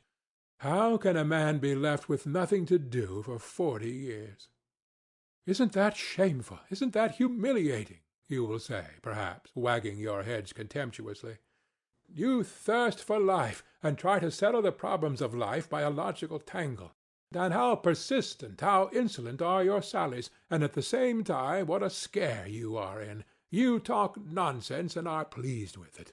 You say impudent things and are in continual alarm and apologizing for them. You declare that you are afraid of nothing, and at the same time try to ingratiate yourself in our good opinion. You declare that you are gnashing your teeth, and at the same time you try to be witty so as to amuse us. You know that your witticisms are not witty, but you are evidently well satisfied with your literary value. You may, perhaps, have really suffered, but you have no respect for your own suffering. You may have sincerity, but you have no modesty. Out of your pettiest vanity you expose your sincerity to publicity and ignominy. You doubtlessly mean to say something, but hide your last word through fear, because you have not the resolution to utter it, and only have a cowardly impudence. You boast of consciousness, but you are not sure of your ground, for though your mind works, yet your heart is darkened and corrupt, and you cannot have a full, genuine consciousness without a pure heart. And how intrusive you are, how you insist and grimace. Lies, lies, lies. Of course, I have myself made up all the things you say. That, too, is from underground. I have been for 40 years listening to you through a crack under the floor. I have invented them myself. There was nothing else I could invent. It is no wonder that I have learnt it by heart, and it has taken a literary form. But can you really be so credulous as to think that I will print all this and give it to you to read too? And another problem. Why do I call you gentlemen? Why do I address you as though you really were my readers? Such confessions as I intend to make are never printed, nor given to other people to read. Anyway, I am not strong-minded enough for that, and I don't see why I should be. But, you see, a fancy has occurred to me, and I want to realize it at all costs. Let me explain. Every man has reminiscences which he would not tell to every one, but only to his friends. He has other matters in his mind which he would not reveal even to his friends, but only to himself, and that in secret. But there are other things which a man is afraid to tell even to himself, and every decent man has a number of such things stored away in his mind. The more decent he is, the greater the number of such things in his mind. Anyway, I have only lately determined to remember some of my early adventures. Till now I have always avoided them, even with a certain uneasiness. Now, when I am not only recalling them, but have actually decided to write an account of them, I want to try the experiment whether one can, even with oneself, be perfectly open and not take fright at the whole truth. I will observe, in parentheses, that Heine says that a true autobiography is almost an impossibility, and that man is bound to lie about himself. He considers that Rousseau certainly told lies about himself in his confessions, and even intentionally lied out of vanity. I am convinced that Heine is right. I quite understand how sometimes one may, out of sheer vanity, attribute regular crimes to oneself, and indeed I can very well conceive that kind of vanity. But Heine judged of people who made their confessions to the public. I write only for myself, and I wish to declare once and for all that if I write as though I were addressing readers, that is simply because it is easier for me to write in that form. It is a form, an empty form. I shall never have readers. I have made this plain already. I don't wish to be hampered by any restrictions in the compilation of my notes. I shall not attempt any system or method. I will jot things down as I remember them. But here, perhaps, someone will catch at the word and ask me, if you really don't reckon on readers, why do you make such compacts with yourself, and on paper too? That is, that you won't attempt any system or method, that you jot things down as you remember them, and so on and so on. Why are you explaining? Why do you apologize? Well, there it is, I answer. There is a whole psychology in this, though. Perhaps it is simply that I am a coward, and perhaps that I purposely imagine an audience before me in order that I may be more dignified while I write. There are perhaps thousands of reasons. Again, what is the object precisely in writing? If it is not to be for the benefit of the public, why should I not simply recall these incidents in my own mind without putting them on paper? Quite so, but yet it is more imposing on paper. There is something more impressive in it. I shall be better able to criticize myself and improve my style. Besides, I shall perhaps obtain actual relief from writing. Today, for instance, I am particularly oppressed by one memory of a distant past. It came back vividly to my mind a few days ago, and has remained haunting me like an annoying tune that one cannot get rid of. And yet I must get rid of it somehow. I have hundreds of such reminiscences, but at times some one stands out from the hundred and oppresses me. For some reason I believe that if I write it down I should get rid of it. Why not try? Besides, I am bored, and I never have anything to do. Writing will be a sort of work. They say work makes man kind-hearted and honest. Well, here's a chance for me, anyway. Snow is falling today, yellow and dingy. It fell yesterday, too, and a few days ago. I fancy it is the wet snow that has reminded me of that incident which I cannot shake off now. And so let it be a story apropos of the falling snow. End of Underground, Part 2. Notes from the Underground by Fyodor Dostoevsky. Apropos of the wet snow, Part 1.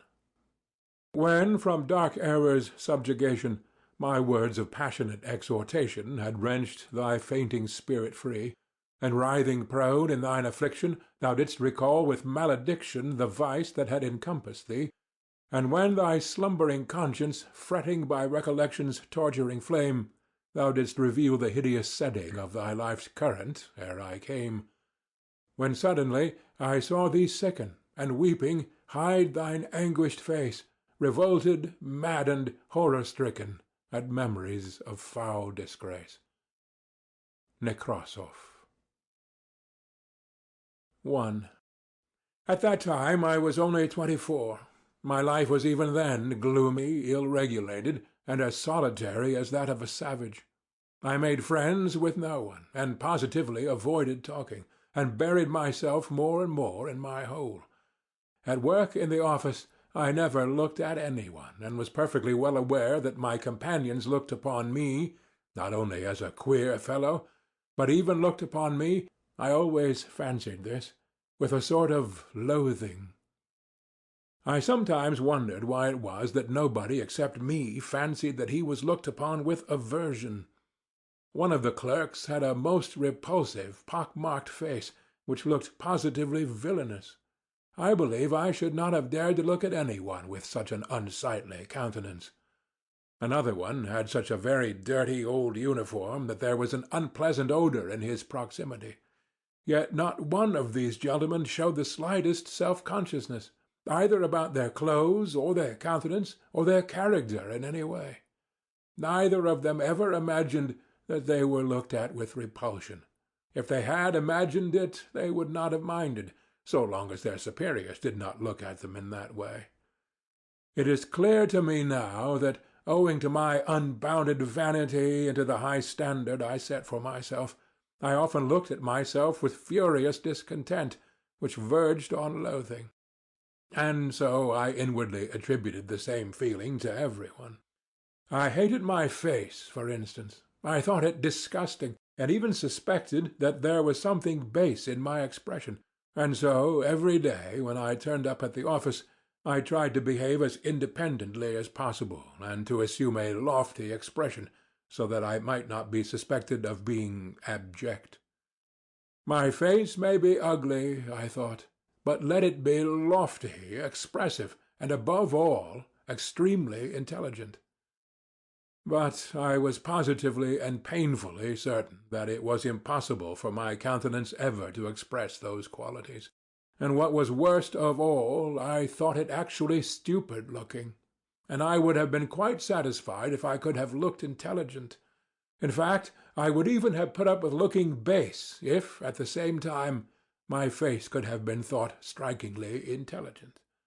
Of course I hated my fellow clerks, one and all, and I despised them all, yet at the same time I was, as it were, afraid of them. In fact, it happened at times that I thought more highly of them than of myself. It somehow happened quite suddenly that I alternated between despising them and thinking them superior to myself. A cultivated and decent man cannot be vain without setting a fearfully high standard for himself, and without despising and almost hating himself at certain moments. Whether I despised them or thought them superior, I dropped my eyes almost every time I met any one. I even made experiments whether I could face so-and-so's looking at me, and I was always the first to drop my eyes. This worried me to distraction. I had a sickly dread, too, of being ridiculous, and so had a slavish passion for the conventional in everything external.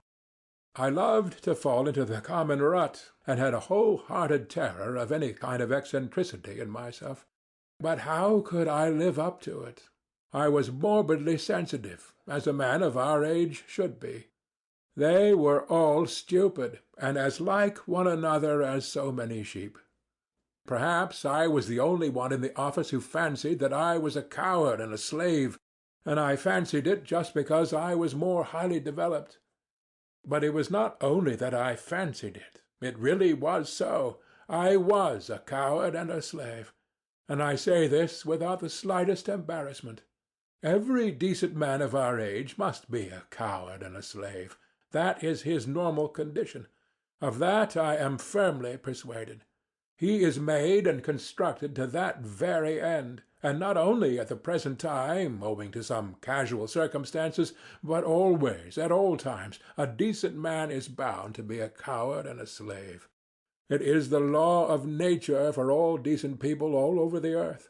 If any one of them happens to be valiant about something, he need not be comforted nor carried away by that. He would show the white feather just the same before something else. That is how it invariably and inevitably ends. Only donkeys and mules are valiant, and they only till they are pushed up to the wall. It is not worth while to pay attention to them, for they really are of no consequence. Another circumstance, too, worried me in those days, that there was no one like me, and I was unlike any one else. I am alone, and they are every one, I thought, and pondered. From that it is evident that I was still a youngster. The very opposite sometimes happened. It was loathsome sometimes to go to the office. Things reached such a point that I often came home ill. But all at once, apropos of nothing, there would come a phase of skepticism and indifference. Everything happened in phases to me, and I would laugh myself at my intolerance and fastidiousness. I would reproach myself with being romantic. At one time I was unwilling to speak to any one, while at other times I would not only talk, but go to the length of contemplating making friends with them. All my fastidiousness would suddenly, for no rhyme or reason, vanish. Who knows? Perhaps I never really had it, and it had simply been affected and got out of books. I have not decided that question even now. Once I quite made friends with them, visited their homes, played preference, drank vodka, talked of promotions. But here, let me make a digression. We Russians, speaking generally, have never had those foolish transcendental romantics, German, and still more French, on whom nothing produces any effect. If there were an earthquake, if all France perished at the barricades, they would still be the same. They would not even have the decency to affect a change, but would still go on singing their transcendental songs to the hour of their death, because they are fools. We in Russia have no fools. That is well known. That is what distinguishes us from foreign lands. Consequently, these transcendental natures are not found amongst us in their pure form. The idea that they are is due to our realistic journalists and critics of that day, always on the lookout for Konstanoglos and Uncle Pyotr Ivanitches, and foolishly accepting them as our ideal. They have slandered our romantics, taking them for the same transcendental sort as in Germany or France. On the contrary, the characteristics of our romantics are absolutely and directly opposed to the transcendental European type, and no European standard can be applied to them. Allow me to make use of this word romantic, an old-fashioned and much-respected word which has done good service and is familiar to all. The characteristics of our romantic are to understand everything, to see everything, and to see it often incomparably more clearly than our most realistic minds see it. To refuse to accept any one or anything, but at the same time not to despise anything.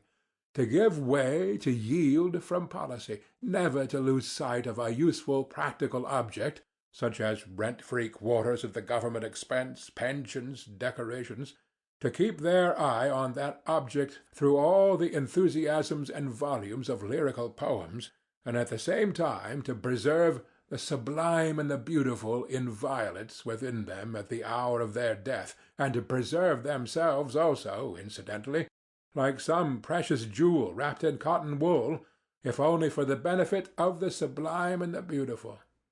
Our romantic is a man of great breadth, and the greatest rogue of all our rogues, I assure you. I can assure you from experience, indeed. Of course, that is, if he is intelligent. But what am I saying? The romantic is always intelligent, and I only meant to observe that although we have had foolish romantics, they don't count, and they were only so because in the flower of their youth they degenerated into Germans, and to preserve their precious jewel more comfortably settled somewhere out there, by preference in Weimar or the Black Forest. I, for instance, genuinely despise my official work, and did not openly abuse it simply because I was in it myself and got a salary for it. Anyway, take note, I did not openly abuse it. Our romantic would rather go out of his mind, a thing, however, which very rarely happens, than to take open abuse, unless he had some other career in view, and he is never kicked out. At most, they would take him to the lunatic asylum as the King of Spain, if he should go very mad. But it is only the thin, fair people who go out of their minds in Russia. Innumerable romantics attain later in life in considerable rank in the service. Their many-sidedness is remarkable, and what a faculty they have for the most contradictory sensations! I was comforted by this thought even in those days, and I am of the same opinion now. That is why there are so many broad natures among us who never lose their ideal even in the depths of degradation, and though they never stir a finger for their ideal, though they are arrant thieves and knaves, yet they tearfully cherish their first ideal and are extraordinarily honest at heart. Yes, it is only among us that the most incorrigible rogue can be absolutely and loftily honest at heart without in the least ceasing to be a rogue. I repeat, our romantics frequently become such accomplished rascals, I use the term rascals affectionately, suddenly display such a sense of reality and practical knowledge, that their bewildered superiors and the public generally can only ejaculate in amazement. Their many-sidedness is really amazing, and goodness knows what it may develop into later on, and what the future has in store for us. It is not a poor material. I do not say this from any foolish or boastful patriotism, but I feel sure that you are again imagining that I am joking. Or perhaps it's just the contrary, and you are convinced that I really think so. Anyway, gentlemen, I shall welcome both views as an honor and a special favor. And do forgive my digression.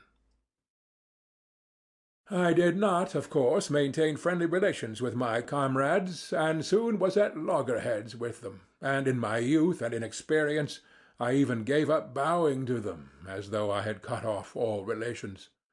That, however, only happened to me once.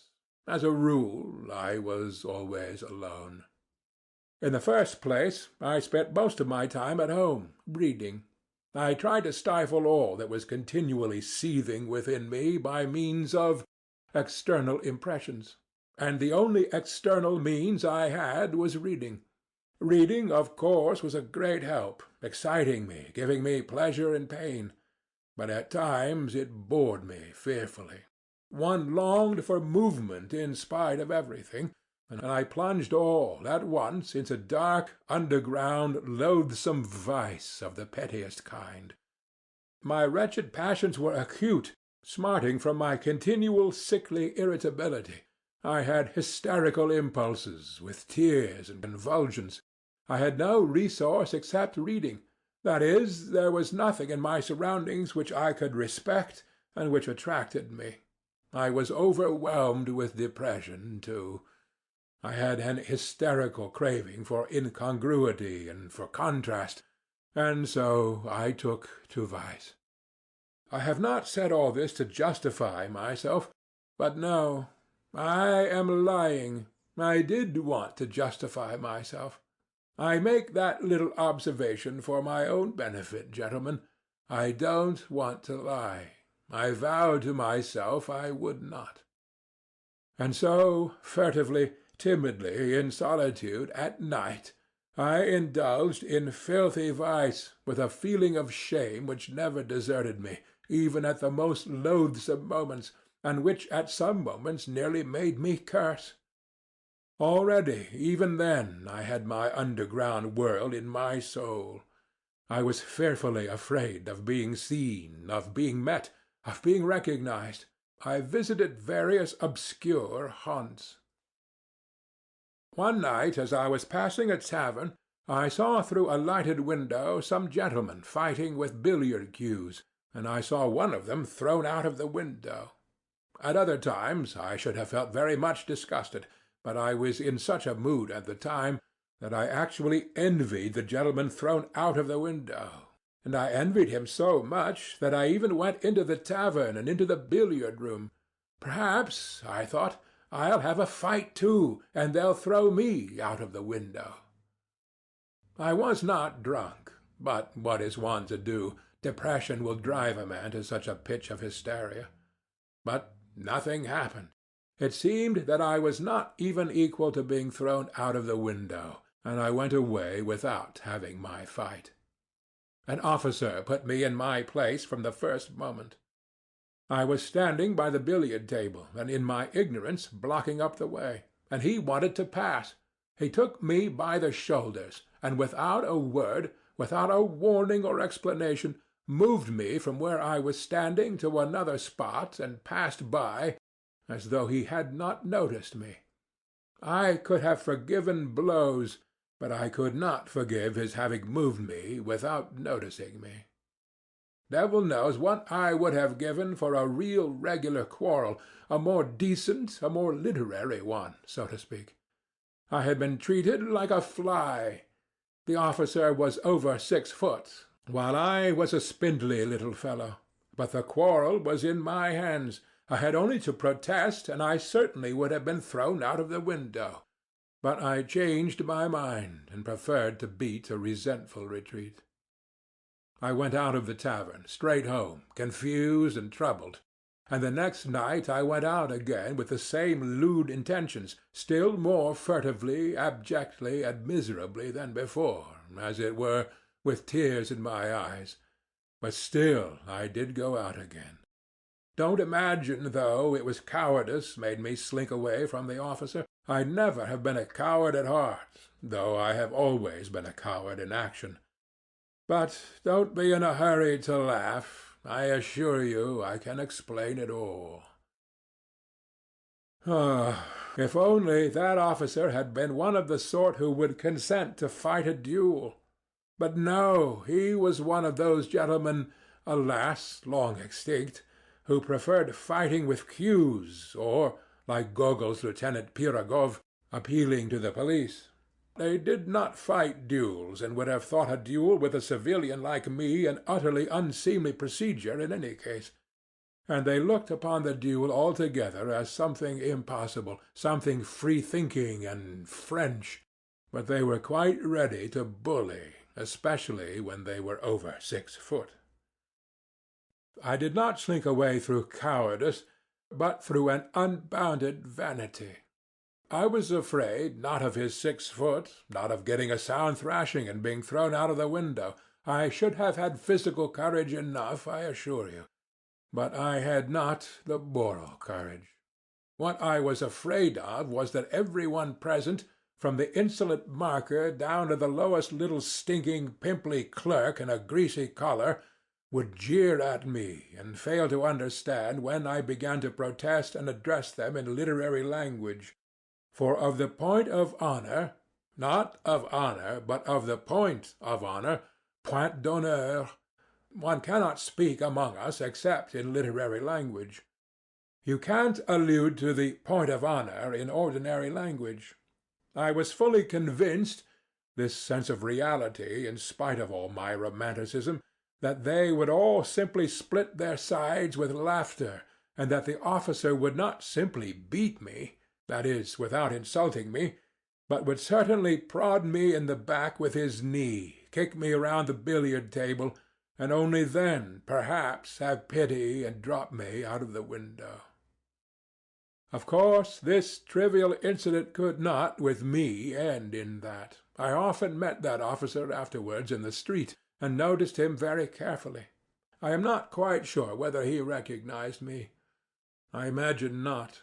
I judge from certain signs, but I stared at him with spite and hatred, and so it went on for several years.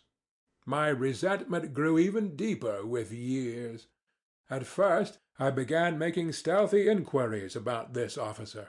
It was difficult for me to do so, for I knew no one. But one day I heard some one shout his surname in the street as I was following him at a distance, as though I were tied to him, and so I learnt his surname. Another time I followed him to his flat, and for 10 kopecks learned from the porter where he lived, on which story, whether he lived alone or with others, and so on. In fact, everything one could learn from a porter.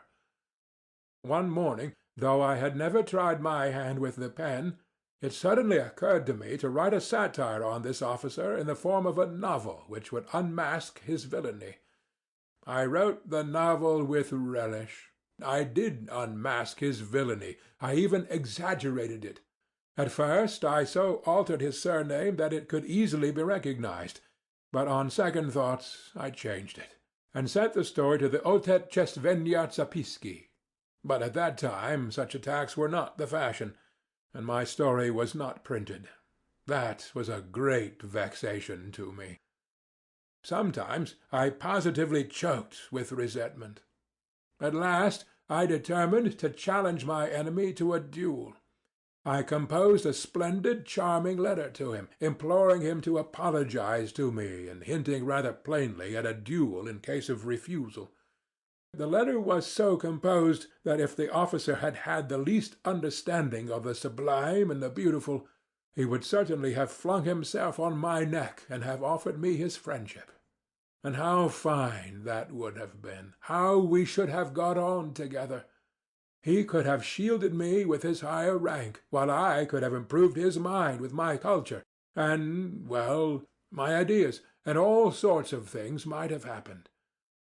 Only fancy, this was 2 years after his insult to me, and my challenge would have been a ridiculous anachronism, in spite of all the ingenuity of my letter in disguising and explaining away the anachronism.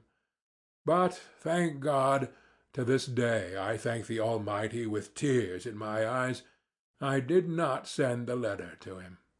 Cold shivers run down my back when I think of what might have happened if I had sent it.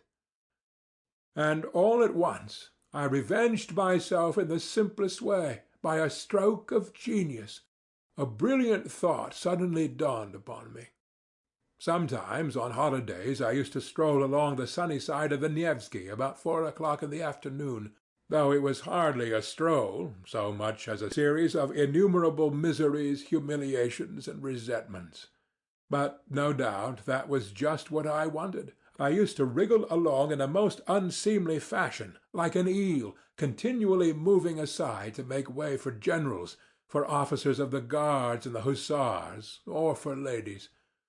At such minutes there used to be a convulsive twinge at my heart, and I used to feel hot all down my back at the mere thought of the wretchedness of my attire, of the wretchedness and abjectness of my little scurrying figure.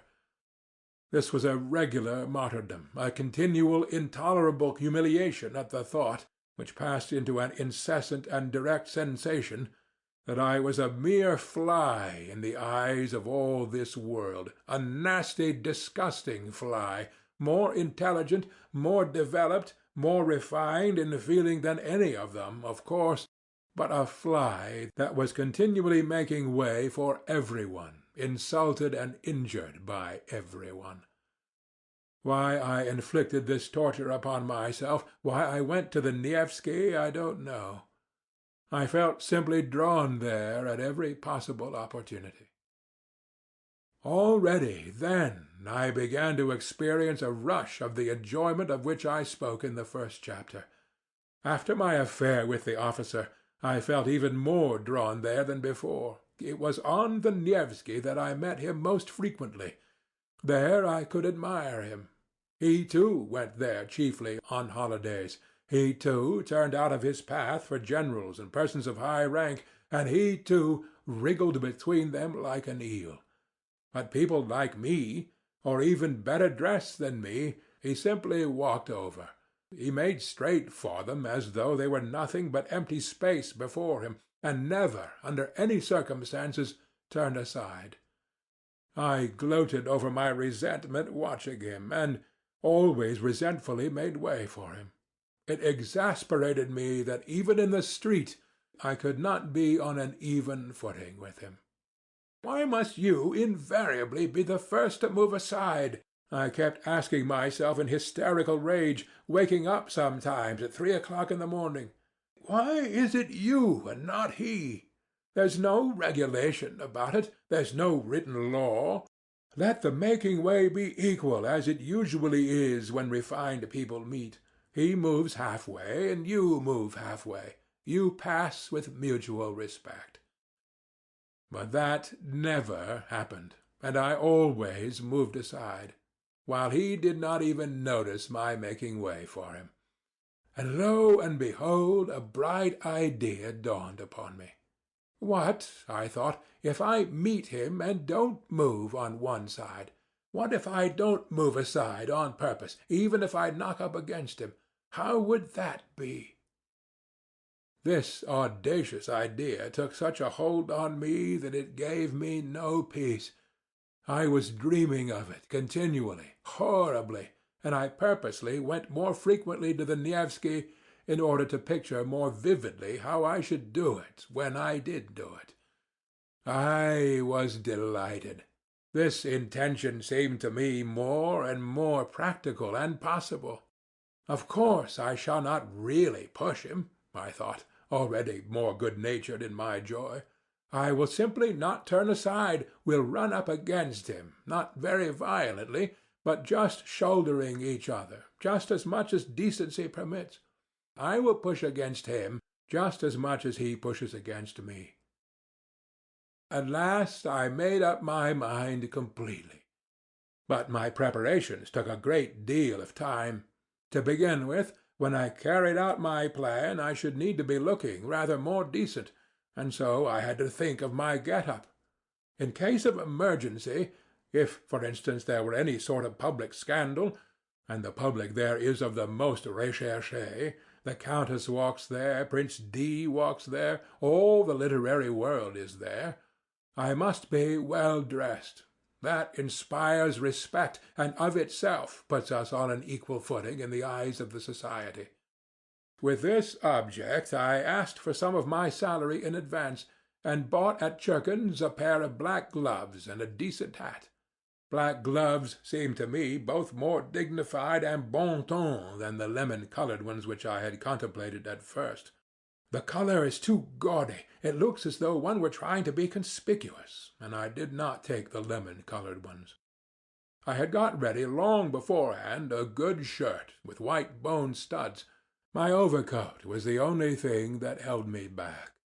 The coat in itself was a very good one. It kept me warm, but it was wadded, and it had a raccoon collar, which was the height of vulgarity. I had to change the collar at any sacrifice, and to have a beaver one like the officers. For this purpose I began visiting the Gostiny Dvor, and after several attempts I pitched upon a piece of cheap German beaver. Though these German beavers soon grow shabby and look wretched, yet at first they look exceedingly well, and I only needed it for the occasion.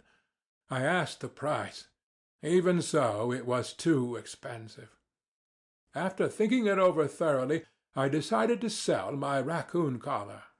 The rest of the money, a considerable sum for me, I decided to borrow from Anton Antonitch Syetotchkin, my immediate supervisor, an unassuming person, though grave and judicious.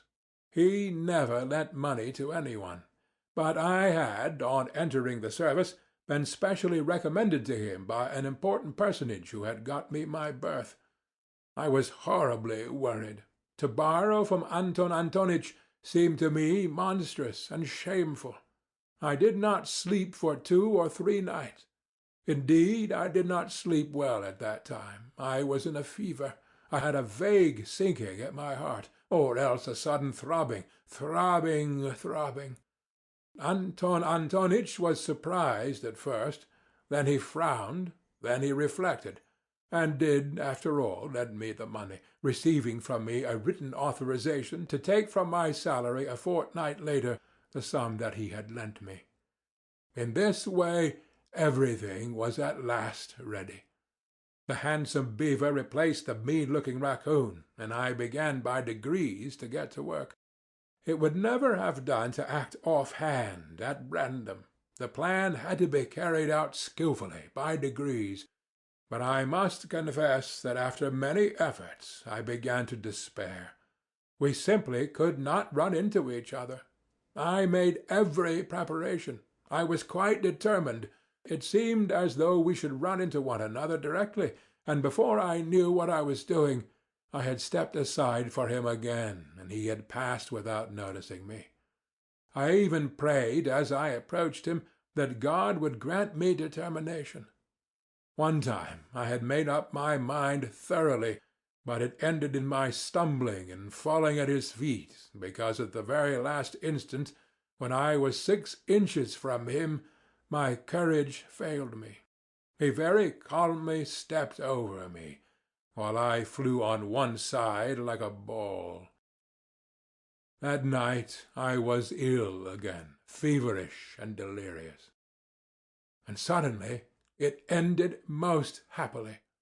The night before I had made up my mind not to carry out my fatal plan, and to abandon it all, and with that object I went to the Nevsky for the last time, just to see how I would abandon it all.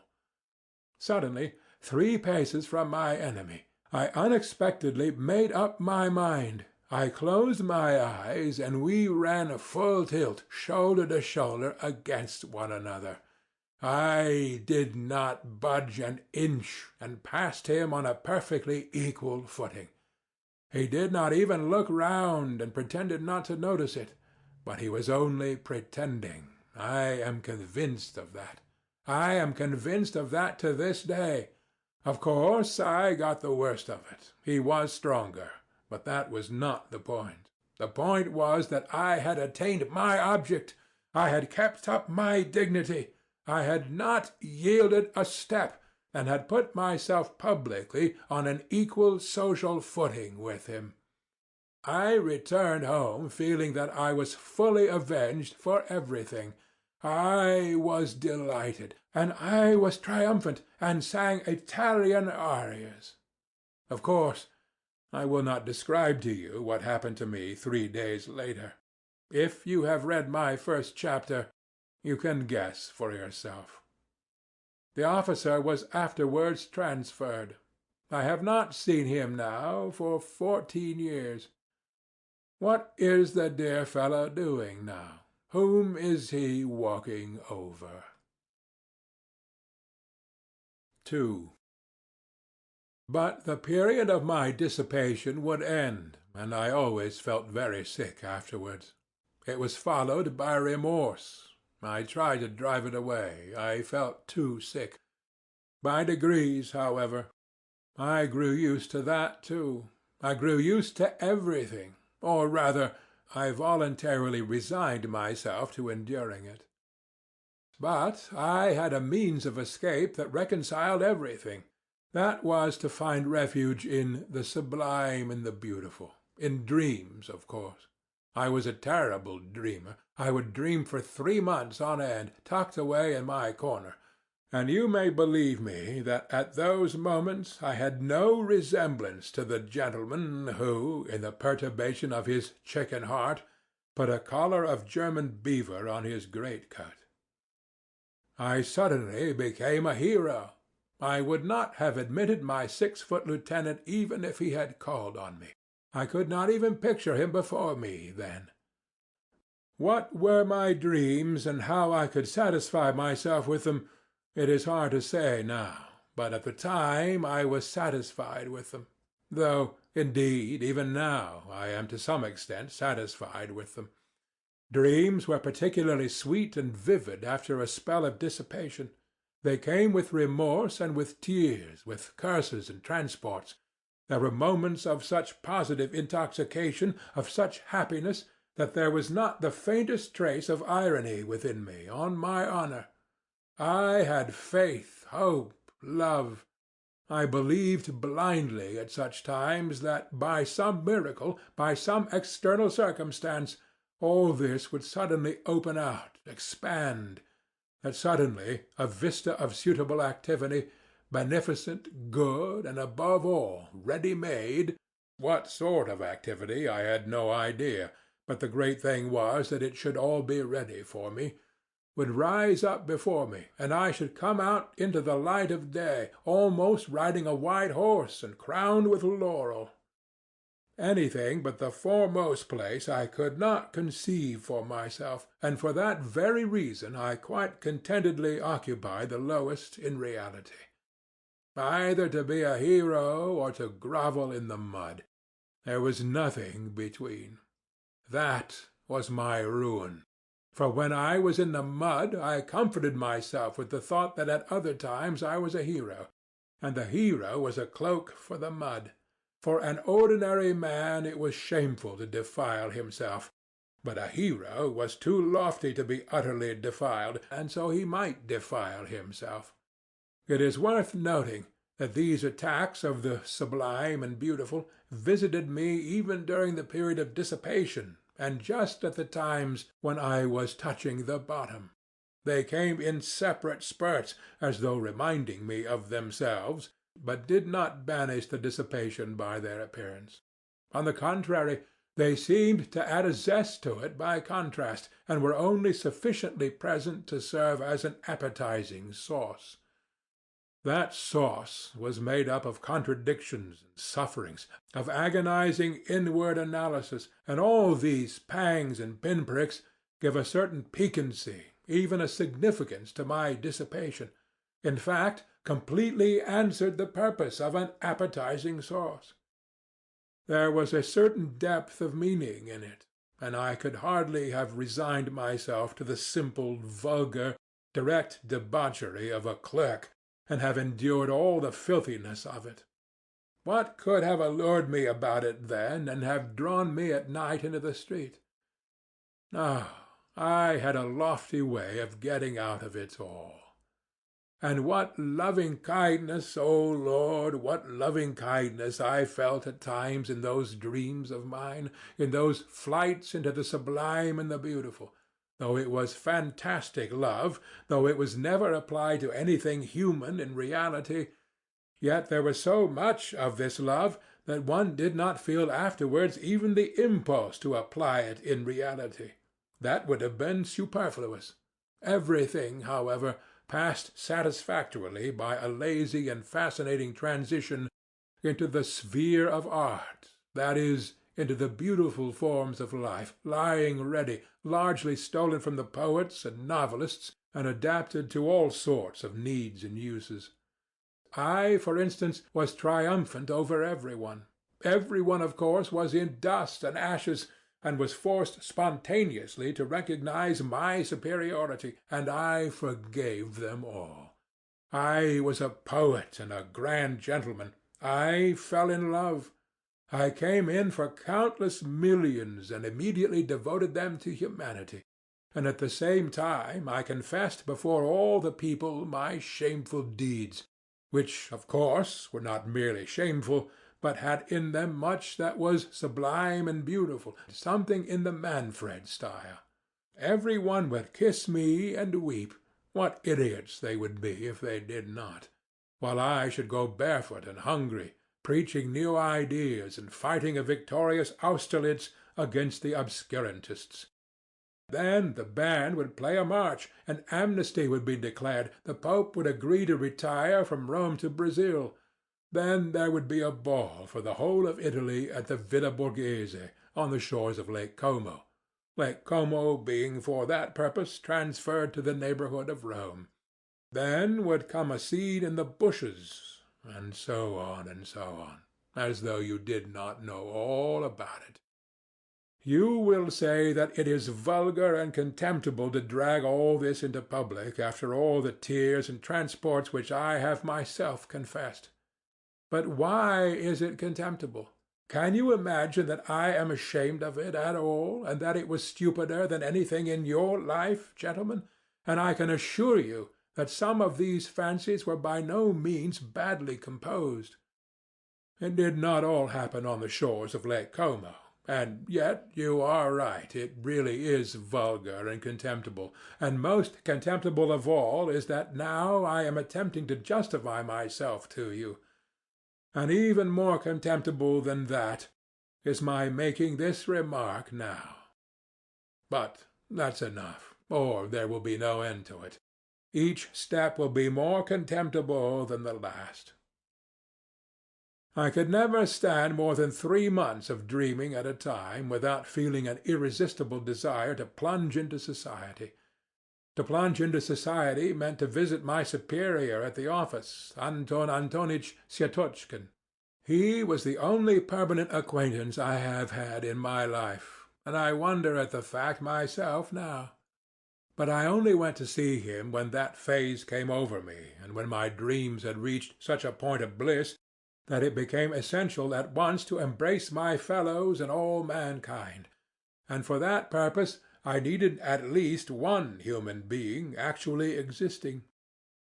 I had to call on Anton Antonitch, however, on Tuesday, his at-home day, so I had always to time my passionate desire to embrace humanity so that it might fall on a Tuesday. This Anton Antonitch lived on the 4th story in a house in 5 corners, in 4 low-pitched rooms, one smaller than the other, of a particularly frugal and sallow appearance. He had 2 daughters and their aunt, who used to pour out the tea. Of the daughters, one was 13 and another 14. They both had snub noses, and I was awfully shy of them because they were always whispering and giggling together. The master of the house usually sat in his study on a leather couch in front of the table with some grey-headed gentleman, usually a colleague from our office or some other department. I never saw more than 2 or 3 visitors there, always the same. They talked about the excise duty, about business in the Senate, about salaries, about promotions, about His Excellency and the best means of pleasing him, and so on. I had the patience to sit like a fool beside these people for 4 hours at a stretch, listening to them without knowing what to say to them or venturing to say a word. I became stupefied. Several times I felt myself perspiring. I was overcome by a sort of paralysis. But this was pleasant and good for me. On returning home, I deferred for a time my desire to embrace all mankind. I had, however, one other acquaintance of a sort, Simonov, who was an old schoolfellow. I had a number of schoolfellows, indeed, in Petersburg, but I did not associate with them, and had even given up nodding to them in the street. I believe I had transferred into the department I was in simply to avoid their company, and to cut off all connection with my hateful childhood. Curses on that school, and all those terrible years of penal servitude! In short, I parted from my schoolfellows as soon as I got out into the world. There were 2 or 3 left to whom I nodded in the street. One of them was Simonov, who had in no way been distinguished at school, was of a quiet and equable disposition, but I discovered in him a certain independence of character, and even honesty. I don't even suppose that he was particularly stupid. I had at one time spent some rather soulful moments with him, but these had not lasted long, and had somehow been suddenly clouded over. He was evidently uncomfortable at these reminiscences, and was, I fancy, always afraid that I might take up the same tone again. I suspected that he had an aversion for me, but still I went on going to see him, not being quite certain of it. And so, on occasion, unable to endure my solitude, and knowing that, as it was Thursday, Anton Antonich's door would be closed, I thought of Simonov. Climbing up to his 4th story, I was thinking that the man disliked me, and that it was a mistake to go and see him. But as it always happened that such reflections impelled me, as though purposely to put myself into a false position, I went in. It was almost a year since I had last seen Simonov. End of Part 1. Notes from the Underground by Fyodor Dostoevsky. Apropos of the wet snow, Part 2. 3. I found 2 of my old schoolfellows with him. They seemed to be discussing an important matter. All of them took scarcely any notice of my entrance, which was strange, for I had not met them for years. Evidently they looked upon me as something on the level of a common fly. I had not been treated like that even at school, though they all hated me. I knew, of course, that they must despise me now for my lack of success in the service, and for my having let myself sink so low, going about badly dressed and so on, which seemed to them a sign of my incapacity and insignificance. But I had not expected such contempt. Simonov was positively surprised at my turning up. Even in old days he had always seemed surprised at my coming. All this disconcerted me. I sat down, feeling rather miserable, and began listening to what they were saying. They were engaged in warm and earnest conversation about a farewell dinner which they wanted to arrange for the next day to a comrade of theirs called Zverkov, an officer in the army who was going away to a distant province. This Zverkov had been all the time at school with me too. I had begun to hate him, particularly in the upper forms. In the lower forms he had simply been a pretty, playful boy whom everybody liked. I had hated him, however, even in the lower forms, just because he was a pretty and playful boy. He was always bad at his lessons, and got worse and worse as he went on. However, he left with a good certificate, as he had powerful interests. During his last year at school he came in for an estate of 200 serfs, and as almost all of us were poor, he took up a swaggering tone among us. He was vulgar in the extreme, but at the same time he was a good-natured fellow, even in his swaggering. In spite of superficial, fantastic, and sham notions of honor and dignity, all but very few of us positively grovelled before Zverkov, and the more so the more he swaggered. And it was not from any interested motive that they grovelled, but simply because he had been favoured by the gifts of nature. Moreover, it was, as it were, an accepted idea among us that Zverkov was a specialist in regard to tact and the social graces. This last fact particularly infuriated me. I hated the abrupt, self-confident tone of his voice, his admiration of his own witticisms, which were often frightfully stupid, though he was bold in his language. I hated his handsome but stupid face, for which I would, however, have gladly exchanged my intelligent one, and the free and easy military manners in fashion in the 40s. I hated the way in which he used to talk of his future conquests of women.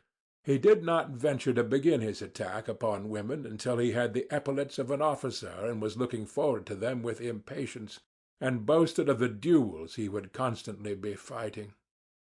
I remember how I, invariably so taciturn, suddenly fastened upon Zverkov, when one day, talking at a leisure moment with his schoolfellows of his future relations with the fair sex, and growing as sportive as a puppy in the sun, he all at once declared that he would not leave a single village girl on his estate unnoticed, that was his droit de seigneur, and that if the peasants dared to protest, he would have them all flogged and double the tax on them, the bearded rascals.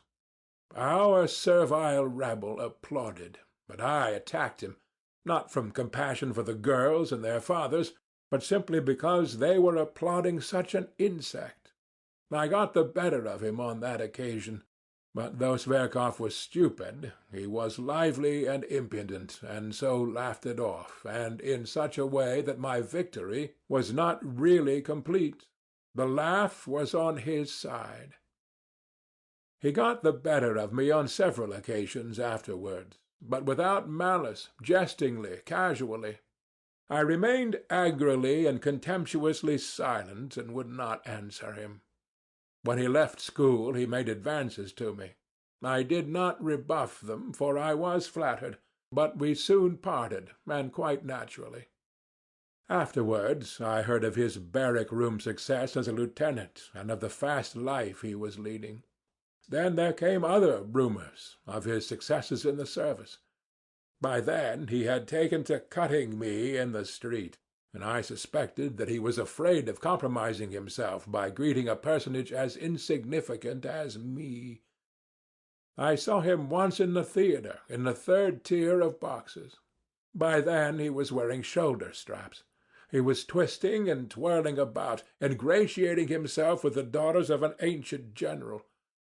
In 3 years he had gone off considerably, though he was still rather handsome and adroit. One could see that by the time he was 30 he would be corpulent.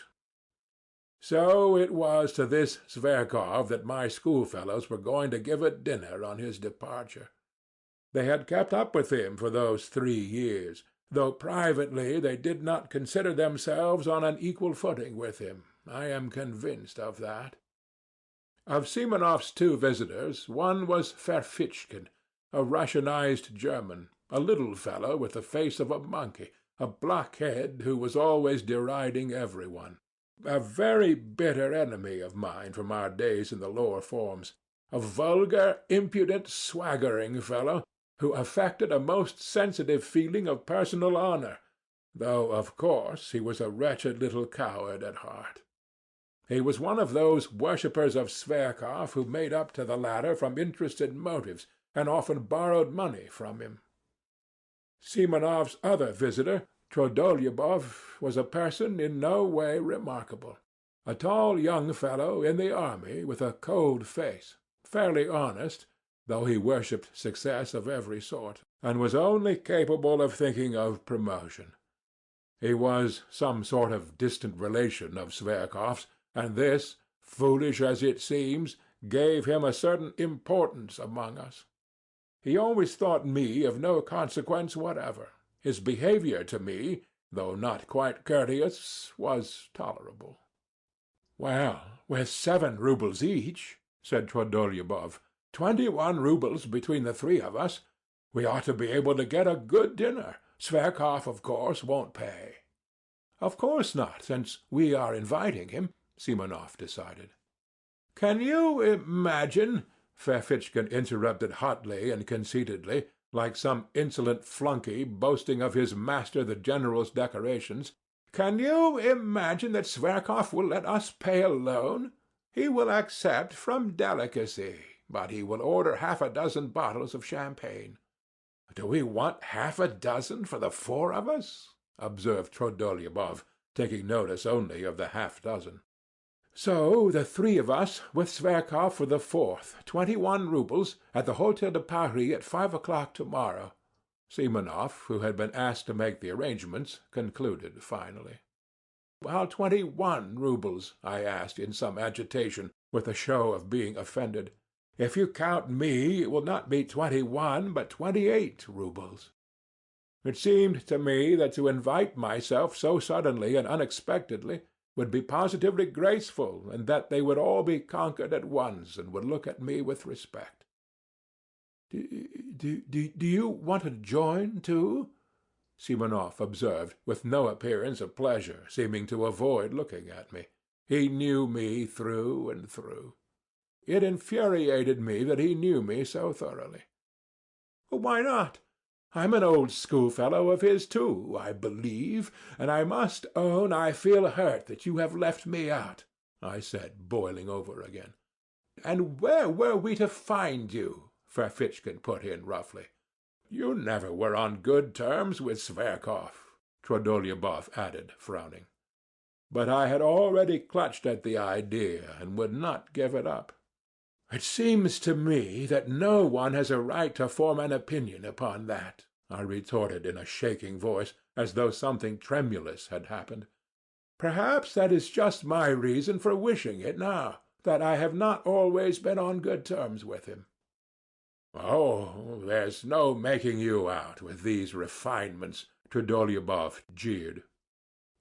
"We'll put your name down," Simonov decided, addressing me. "Tomorrow at 5 o'clock at the Hotel de Paris." "What about the money?" Ferfitchkin began in an undertone, indicating me to Simonov, but he broke off, for even Simonov was embarrassed. "That will do," said Trudolyubov, getting up. "If he wants to come so much, let him." "But it's a private thing, between us friends," Ferfitchkin said crossly, as he too picked up his hat. "It's not an official gathering. We do not want at all, perhaps." They went away. Ferfitchkin did not greet me in any way as he went out. Trudolyubov barely nodded. Simonov, with whom I was left tête-à-tête, was in a state of vexation and perplexity, and looked at me queerly. He did not sit down, and did not ask me to. Yes. Tomorrow, then. Will you pay your subscription now? I just ask so as to know," he muttered in embarrassment. I flushed crimson. As I did so, I remembered that I had owed Simonov 15 roubles for ages, which I had indeed never forgotten, though I had not paid it. "You will understand, Simonov, that I could have no idea when I came here. I am very much vexed that I have forgotten." All right. That doesn't matter. You can pay tomorrow after the dinner. I simply wanted to know. Please don't." He broke off and began pacing the room still more vexed. As he walked, he began to stamp with his heels. "Am I keeping you?" I asked, after 2 minutes of silence. "Oh," he said, starting. "That is, to be truthful, yes, I have to go and see someone. Not far from here," he added, in an apologetic voice, somewhat abashed. "My goodness, why didn't you say so?" I cried, seizing my cap, with an astonishingly free and easy air, which was the last thing I should have expected of myself. "It's close by, not 2 paces away," Simonov repeated, accompanying me to the front door with a fussy air which did not suit him at all. "So 5 o'clock, punctually, to-morrow," he called down the stairs after me. He was very glad to get rid of me. I was in a fury. What possessed me? What possessed me to force myself upon them? I wondered, grinding my teeth as I strode along the street. For a scoundrel, a pig like that Zverkov. Of course I had better not go.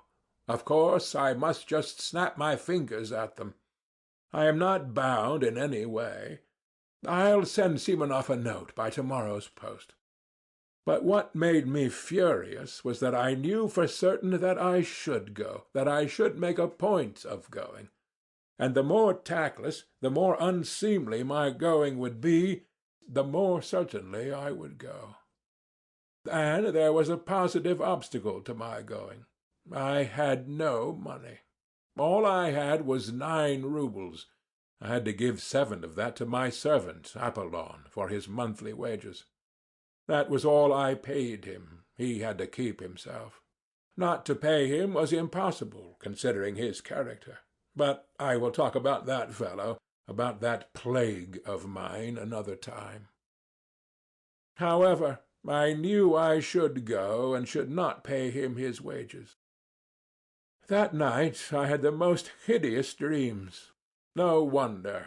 All the evening I had been oppressed by memories of my miserable days at school, and I could not shake them off. I was sent to the school by distant relations, upon whom I was dependent, and of whom I have heard nothing since. They sent me there a forlorn, silent boy, already crushed by their reproaches, already troubled by doubt, and looking with savage distrust at every one. My schoolfellows met me with spiteful and merciless gibes because I was not like any of them. But I could not endure their taunts. I could not give in to them with the ignoble readiness with which they gave in to one another. I hated them from the first, and shut myself away from every one in timid, wounded, and disproportionate pride. Their coarseness revolted me. They laughed cynically at my face, at my clumsy figure, and yet what stupid faces they had themselves!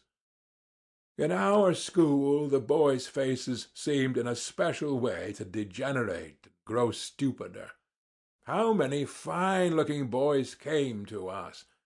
In a few years they became repulsive. Even at 16 I wondered at them morosely.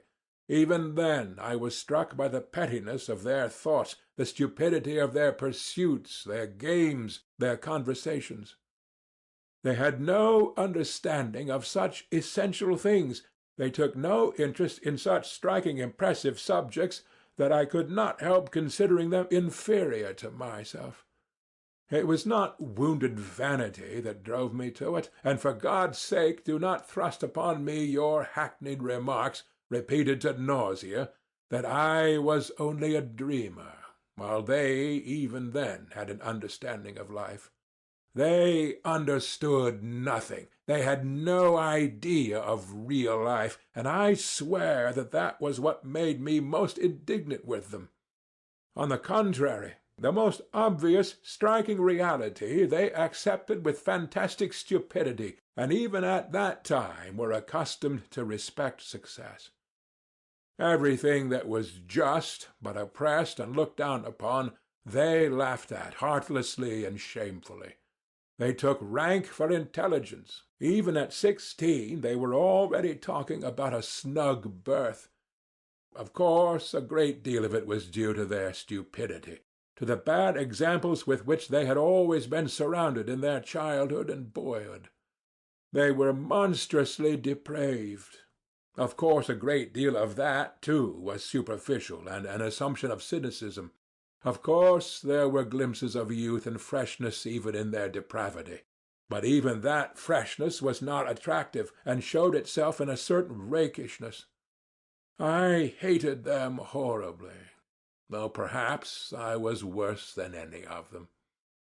They repaid me in the same way, and did not conceal their aversion for me. But by then I did not desire their affection. On the contrary, I continually longed for their humiliation. To escape from their derision, I purposely began to make all the progress I could with my studies, and forced my way to the very top. This impressed them. Moreover, they all began by degrees to grasp that I had already read books none of them could read, and understood things, not forming part of our school curriculum, of which they had not even heard. They took a savage and sarcastic view of it, but were morally impressed, especially as the teachers began to notice me on those grounds. The mockery ceased, but the hostility remained, and cold and strained relations became permanent between us. In the end, I could not put up with it. With years a craving for society, for friends, developed in me. I attempted to get on friendly terms with some of my schoolfellows, but somehow or other my intimacy with them was always strained, and soon ended of itself. Once, indeed, I did have a friend, but I was already a tyrant at heart. I wanted to exercise unbounded sway over him. I tried to instill in him a contempt for his surroundings.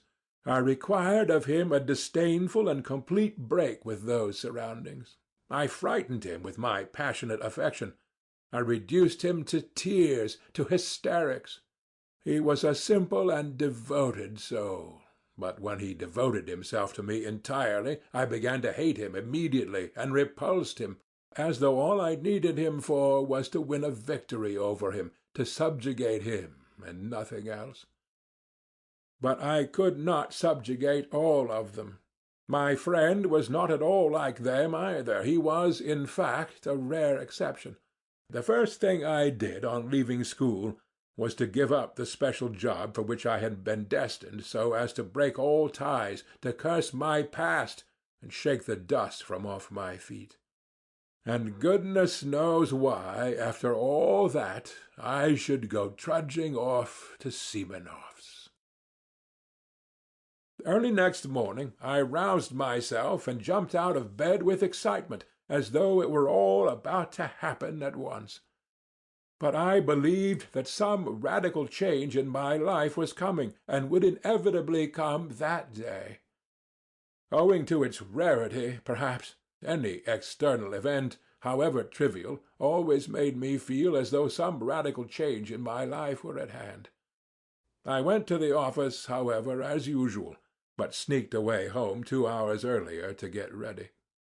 The great thing, I thought, is not to be the first to arrive, or they will think I am overjoyed at coming. But there are thousands of such great points to consider, and they all agitated and overwhelmed me.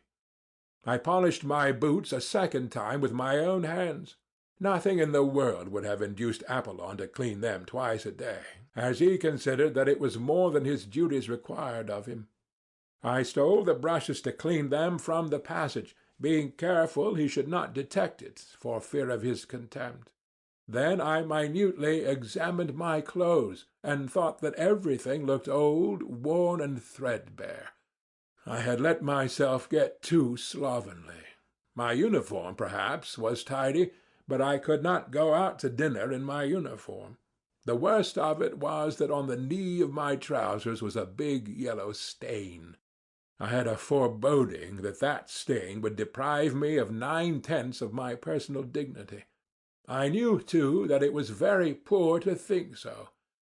But this is no time for thinking. Now I am in for the real thing, I thought, and my heart sank. I knew, too, perfectly well even then, that I was monstrously exaggerating the facts. But how could I help it? I could not control myself, and was already shaking with fever. With despair I pictured to myself how coldly and disdainfully that scoundrel Zverkov would meet me, with what dull-witted, invincible contempt the blockhead Trudolyubov would look at me, with what impudent rudeness the insect Ferfitchkin would snigger at me in order to curry favour with Zverkov. How completely Simonov would take it all in, and how he would despise me for the abjectness of my vanity and lack of spirit, and worst of all, how paltry, unliterary, commonplace it would all be. Of course, the best thing would be not to go at all, but that was most impossible of all. If I feel impelled to do anything, I seem to be pitchforked into it. I should have jeered at myself ever afterwards. So you funked it! You funked it! You funked the real thing! On the contrary, I passionately longed to show all that rabble that I was by no means such a spiritless creature as I seemed to myself. What is more, even in the acutest paroxysm of this cowardly fever, I dreamed of getting the upper hand, of dominating them, carrying them away, making them like me, if only for my elevation of thought and unmistakable wit. They would abandon Zverkov. He would sit on one side, silent and ashamed, while I should crush him. Then, perhaps, we would be reconciled and drink to our everlasting friendship. But what was most bitter and humiliating for me was that I knew, even then, knew fully and for certain, that I needed nothing of all this, really, that I did not really want to crush, to subdue, to attract them, that I did not care a straw, really, for the result, even if I did achieve it. Oh, how I prayed for the day to pass quickly! In unutterable anguish I went to the window, opened the movable pane, and looked out into the troubled darkness of the thickly falling wet snow. At last my wretched little clock hissed out 5. I seized my hat, and trying not to look at Apollon, who had been all day expecting his month's wages, but in his foolishness was unwilling to be the first to speak about it, I slipped between him and the door, and, jumping into a high-class sledge, on which I spent my last half-rouble, I drove up in grand style to the Hôtel de Paris. 4. I had been certain the day before that I should be the first to arrive. But it was not a question of being the first to arrive. Not only were they not there, but I had difficulty in finding our room. The table was not laid even. What did it mean? After a good many questions, I elicited from the waiters that the dinner had been ordered not for 5, but for 6 o'clock. This was confirmed at the buffet, too. I felt really ashamed to go on questioning them. It was only 25 minutes past 5. If they had changed the dinner hour, they ought at least to have let me know. That is what the post is for, and not to have put me in an absurd position in my own eyes, and even before the waiters. I sat down. The servant began laying the table. I felt even more humiliated when he was present. Towards 6 o'clock they brought in candles, though there were lamps burning in the room. It had not occurred to the waiter, however, to bring them in at once when I arrived. In the next room 2 gloomy, angry-looking persons were eating their dinners in silence at 2 different tables. There was a great deal of noise, even shouting, in a room further away. One could hear the laughter of a crowd of people and nasty little shrieks in French. There were ladies at the dinner. It was sickening, in fact.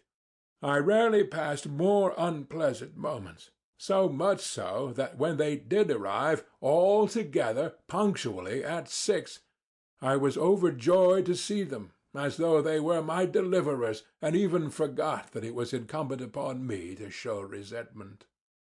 Zverkov walked in at the head of them. Evidently he was the leading spirit. He and all of them were laughing. But seeing me, Zverkov drew himself up a little, walked up to me deliberately, with a slight, rather jaunty bend from the waist. He shook hands with me in a friendly, but not over-friendly fashion, with a sort of circumspect courtesy like that of a general, as though in giving me his hand he were warding off something. I had imagined, on the contrary, that on coming in he would at once break into his habitual thin, shrill laugh and fall to making his insipid jokes and witticisms.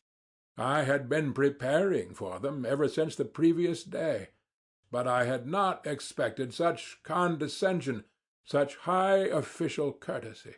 So then, he felt himself ineffably superior to me in every respect. If he only meant to insult me by that high official tone, it would not matter, I thought. I could pay him back for it one way or another. But what if, in reality, without the least desire to be offensive, that sheep's head had a notion in earnest that he was superior to me and could only look at me in a patronizing way? The very supposition made me gasp. "I was surprised to hear of your desire to join us," he began, lisping and drawling, which was something new. "You and I seem to have seen nothing of one another. You fight shy of us. You shouldn't. We are not such terrible people as you think. Well, anyway, I am glad to renew our acquaintance." And he turned carelessly to put down his hat on the window. "Have you been waiting long?" Trudolyubov inquired. "I arrived at 5 o'clock, as you told me yesterday," I answered aloud, with an irritability that threatened an explosion.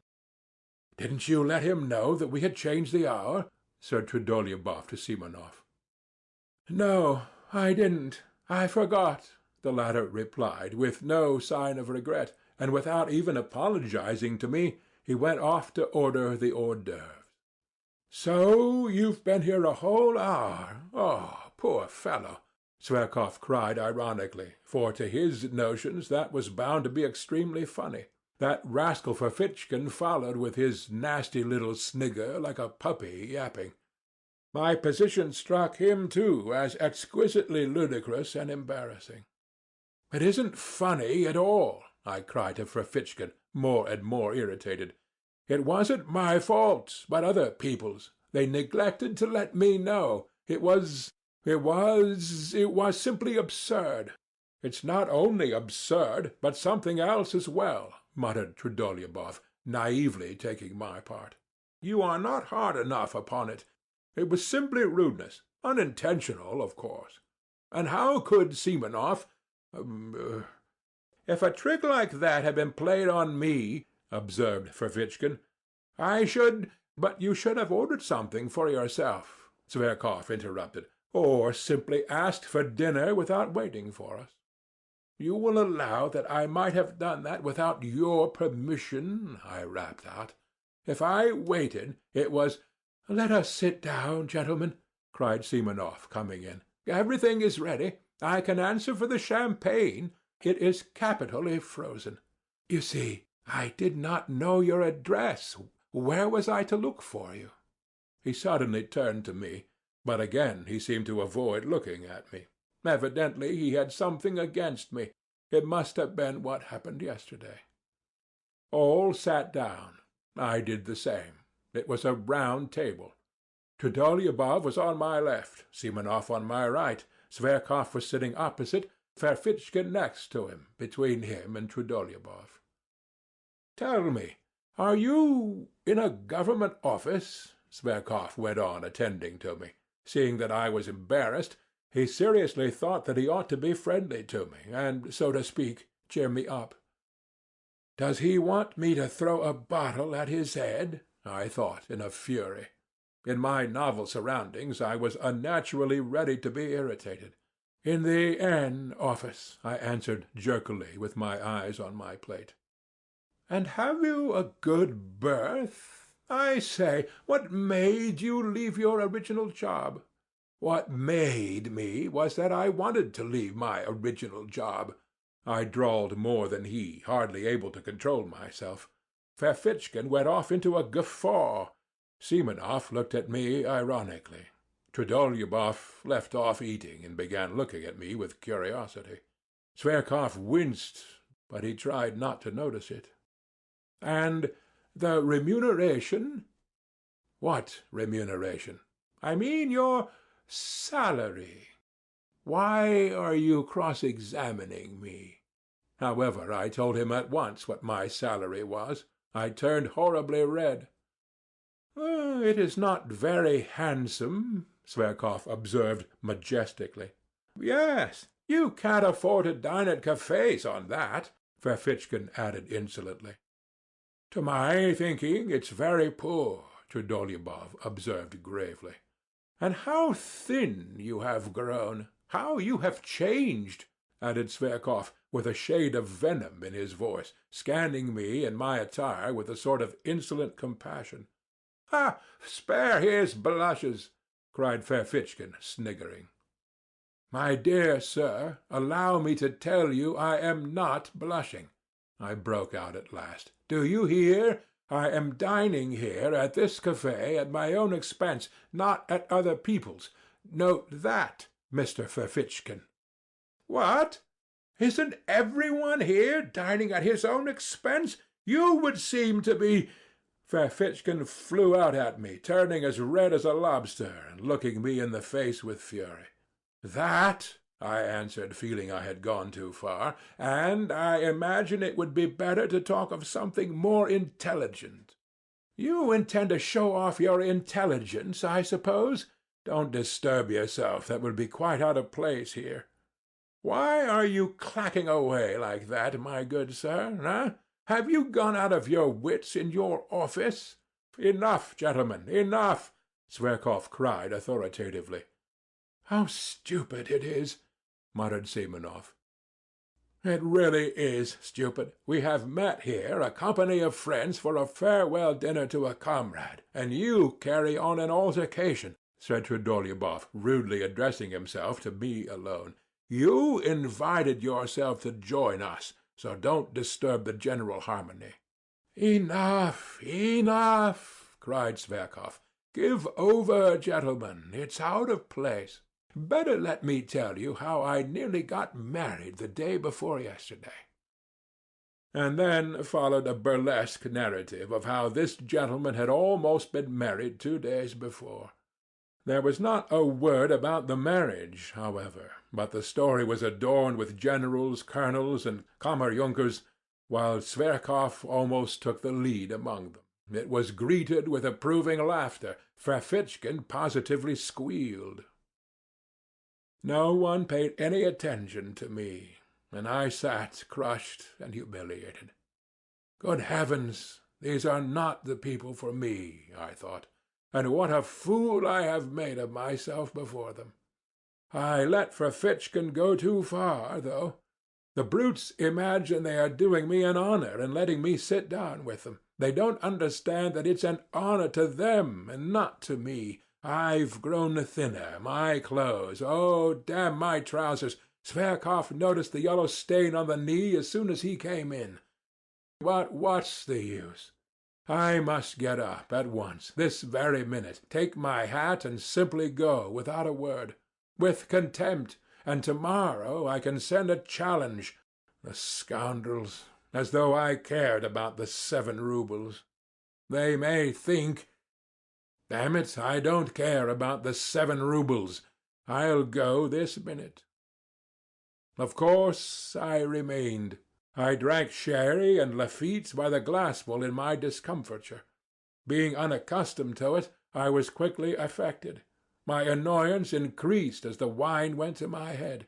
I longed all at once to insult them all in a most flagrant manner and then go away.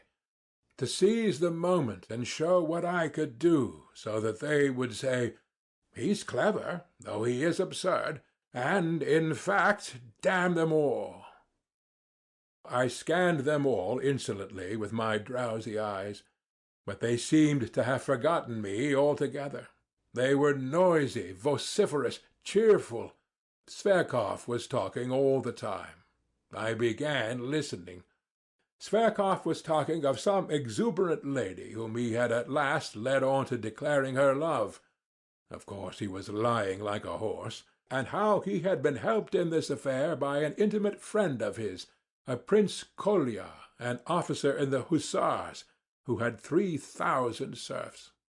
And yet this Kolya, who has 3,000 serfs, has not put in an appearance here to-night to see you off, I cut in suddenly.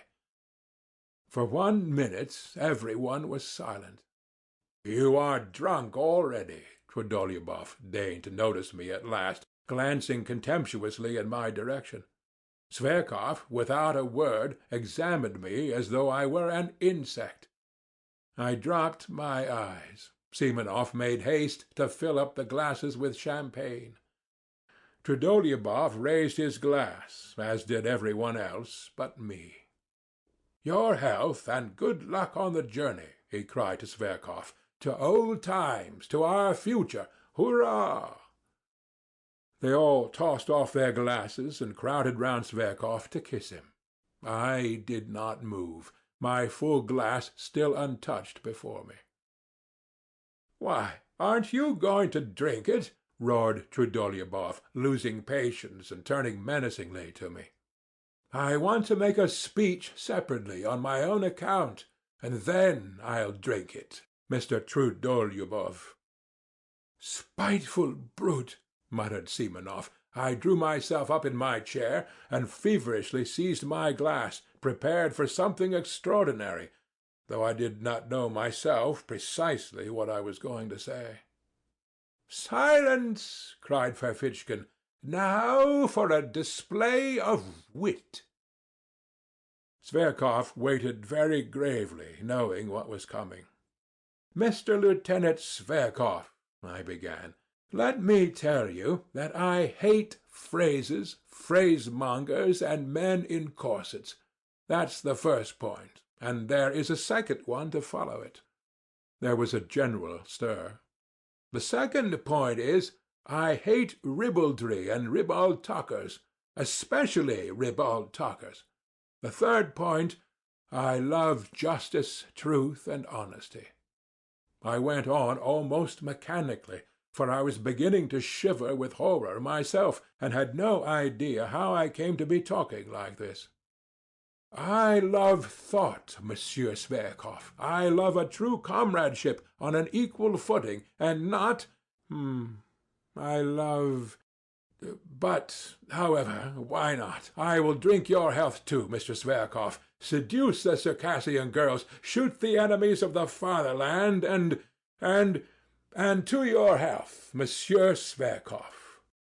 Zverkov got up from his seat, bowed to me, and said, "I am very much obliged to you."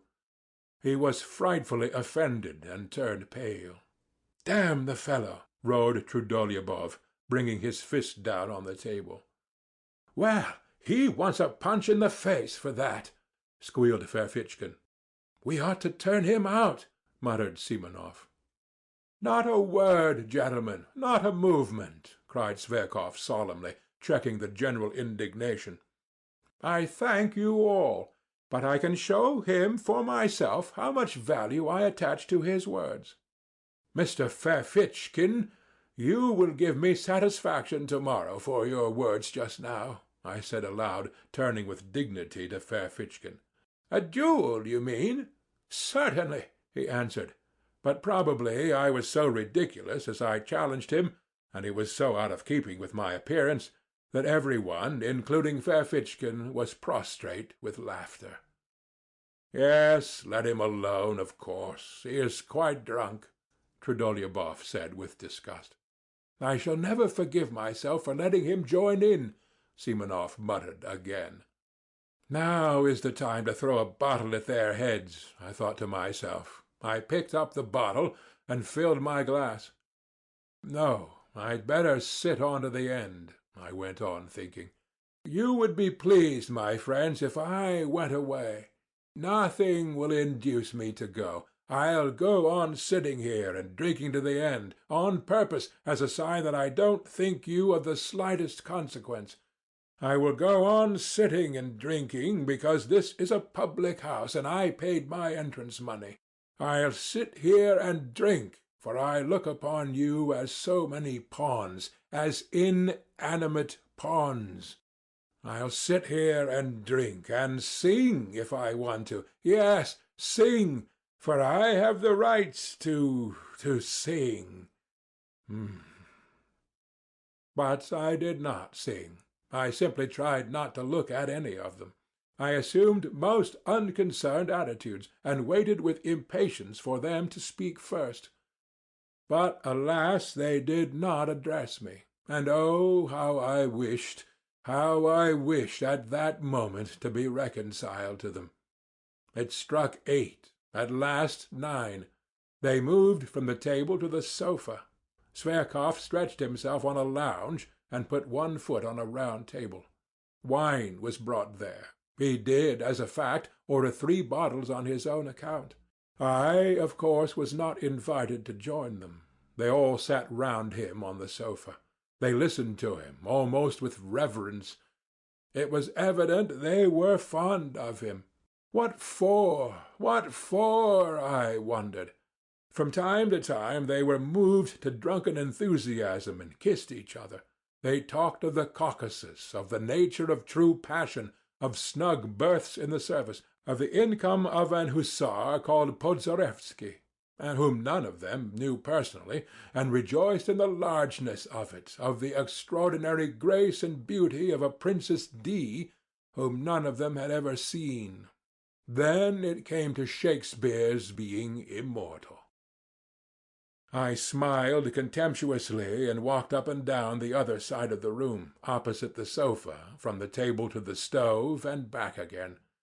I tried my very utmost to show them that I could do without them, and yet I purposely made a noise with my boots, thumping with my heels. But it was all in vain. They paid no attention. I had the patience to walk up and down in front of them from 8 o'clock till 11, in the same place, from the table to the stove and back again. I walk up and down to please myself, and no one can prevent me. The waiter who came into the room stopped from time to time to look at me. I was somewhat giddy from turning round so often. At moments it seemed to me that I was in delirium. During those 3 hours I was 3 times soaked with sweat and dry again. At times, with an intense acute pang, I was stabbed to the heart by the thought that 10 years, 20 years, 40 years would pass, and that even in 40 years I would remember with loathing and humiliation those filthiest, most ludicrous, and most awful moments of my life. No one could have gone out of his way to degrade himself more shamelessly, and I fully realized it. Fully. And yet I went on, pacing up and down from the table to the stove. Oh, if they only knew what thoughts and feelings I am capable of, how cultured I am, I thought at moments, mentally addressing the sofa on which my enemies were sitting. But my enemies behaved as though I were not in the room. Once, only once, they turned towards me, just when Zverkov was talking about Shakespeare, and I suddenly gave a contemptuous laugh. I laughed in such an affected and disgusting way that they all at once broke off their conversation, and silently and gravely for 2 minutes watched me walking up and down from the table to the stove, taking no notice of them. But nothing came of it. They said nothing, and 2 minutes later they ceased to notice me again. It struck 11. "Friends," cried Zverkov, getting up from the sofa, "let us all be off now, there." Of course," the others assented. I turned sharply to Zverkov. I was so harassed, so exhausted, that I would have cut my throat to put an end to it. I was in a fever. My hair, soaked with perspiration, stuck to my forehead and temples. Zverkov, I beg your pardon," I said abruptly and resolutely. "Ferfitchkin, yours too, and everyone's. I have insulted you all." "Aha! A duel is not in your line, old man," Ferfitchkin hissed venomously. It sent a sharp pang to my heart. "No, it's not the duel I am afraid of, Ferfitchkin. I am ready to fight you to-morrow, after we are reconciled. I insist upon it, in fact, and you cannot refuse. I want to show you that I am not afraid of a duel. You shall fire first, and I shall fire into the air." "He is comforting himself," said Simonov. "He's simply raving," said Trudolyubov. "But let us pass. Why are you barring our way? What do you want?" Zverkov answered disdainfully. They were all flushed, their eyes were bright, they had been drinking heavily. "I ask for your friendship, Zverkov. I insulted you, but—" "Insulted? You insulted me? Understand, sir, that you never, under any circumstances, could possibly insult me. And that's enough for you. Out of the way," concluded Trudolyubov. "Olympia is mine, friends. That's agreed," cried Zverkov. "We won't dispute your right," the others answered, laughing. I stood as though spat upon. The party went noisily out of the room. Trudolyubov struck up some stupid song. Simonov remained behind for a moment to tip the waiters. I suddenly went up to him. "Simonov, give me 6 roubles," I said with desperate resolution. He looked at me in extreme amazement, with vacant eyes. He too was drunk. "You don't mean you are coming with us?" "Yes." "I've no money," he snapped out, and with a scornful laugh he went out of the room. I clutched at his overcoat. It was a nightmare. "Simonov, I saw you had money. Why do you refuse me? Am I a scoundrel? Beware of refusing me. If you knew why I am asking. My whole future, my whole plans depend upon it." Simonov pulled out the money and almost flung it at me. "Take it, if you have no sense of shame," he pronounced pitilessly, and ran to overtake them. I was left for a moment alone. Disorder, the remains of dinner, a broken wine-glass on the floor, spilt wine, cigarette ends, fumes of drink and delirium in my brain, an agonizing misery in my heart, and finally the waiter, who had seen and heard all, and was looking inquisitively into my face. "I am going there," I cried. "Either they shall all go down on their knees to beg for my friendship, or I will give Zverkov a slap in the face." 5. "So this is it. This is it at last. Contact with real life," I muttered as I ran headlong downstairs. "This is very different from the Pope's leaving Rome and going to Brazil, very different from the ball on Lake Como. You are a scoundrel, a thought flashed through my mind, if you laugh at this now. No matter, I cried, answering myself. Now everything is lost.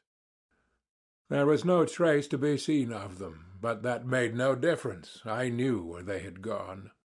At the steps was standing a solitary night sledge-driver in a rough peasant coat, powdered over with the still falling, wet, and, as it were, warm snow.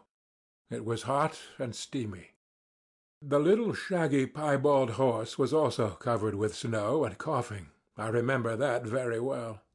I made a rush for the roughly made sledge, but as soon as I raised my foot to get into it, the recollection of how Simonov had just given me 6 roubles seemed to double me up, and I tumbled into the sledge like a sack. "No, I must do a great deal to make up for all that," I cried. "But I will make up for it, or perish on the spot this very night. Start!" We set off. There was a perfect whirl in my head. They won't go down on their knees to beg for my friendship. That is a mirage, cheap mirage, revolting, romantic, and fantastical. That's another ball on Lake Como. And so I am bound to slap Zverkov's face. It is my duty to. And so it is settled. I am flying to give him a slap in the face. Hurry up! The driver tugged at the reins. As soon as I go in, I'll give it to him. Ought I, before giving him the slap, to say a few words by way of preface? No. I'll simply go in and give it him. They will all be sitting in the drawing-room, and he with Olympia on the sofa. That damned Olympia! She laughed at my looks on one occasion and refused me. I'll pull Olympia's hair and pull Zverkov's ears. No, better one ear and pull him by it round the room. Maybe they will all begin beating me and will kick me out. That's most likely indeed. No matter. Anyway, I shall first slap him. The initiative will be mine, and by the laws of honor that is everything. He will be branded, and cannot wipe off the slap by any blows, by nothing but a duel. He will be forced to fight. And let him beat me now. Let them, the ungrateful wretches. Trudolyubov will beat me hardest. He is so strong. Ferfitchkin will be sure to catch hold sideways and tug at my hair. But no matter. No matter. That's what I am going for. The blockheads will be forced at last to see the tragedy of it all. When they drag me to the door, I shall call out to them that in reality they are not worth my little finger. "Get on, driver, get on!" I cried to the driver. He started and flicked his whip, I shouted so savagely. We shall fight at daybreak. That's a settled thing. I've done with the office. Ferfitchkin made a joke about it just now. But where can I get pistols? Nonsense. I'll get my salary in advance and buy them. And powder and bullets? Well, that's the second's business. And how can it all be done by daybreak? And where am I to get a second? I have no friends. Nonsense, I cried, lashing myself up more and more. It's of no consequence. The first person I meet in the street is bound to be my second, just as he would be bound to pull a drowning man out of water. The most eccentric things may happen. Even if I were to ask the director himself to be my second tomorrow, he would be bound to consent, if only from a feeling of chivalry, and to keep the secret. Anton Antonitch.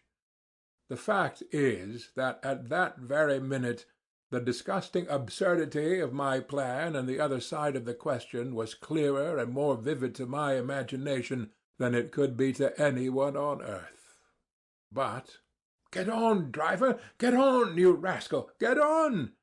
"Ah, sir," said the son of toil. Cold shivers suddenly ran down me. Wouldn't it be better to go straight home? My God, why did I invite myself to this dinner yesterday? But no, it's impossible. And my walking up and down for 3 hours from the table to the stove?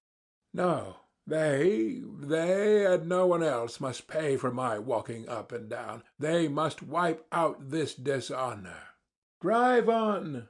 And what if they give me into custody? They won't dare. They'll be afraid of a scandal. And what if Zverkov is so contemptuous that he refuses to fight a duel? He is sure to. But in that case I'll show them. I will turn up at the posting-station when he's setting off tomorrow. I'll catch him by the leg. I'll pull off his coat when he gets into the carriage. I'll get my teeth into his hand. I'll bite him. See what lengths you can drive a desperate man to. He may hit me on the head, and they may belabor me from behind. I will shout to the assembled multitude, "Look at this young puppy who is driving off to captivate the Circassian girls after letting me spit in his face." Of course, after that, everything will be over. The office will have vanished off the face of the earth. I shall be arrested. I shall be tried. I shall be dismissed from the service, thrown in prison, sent to Siberia.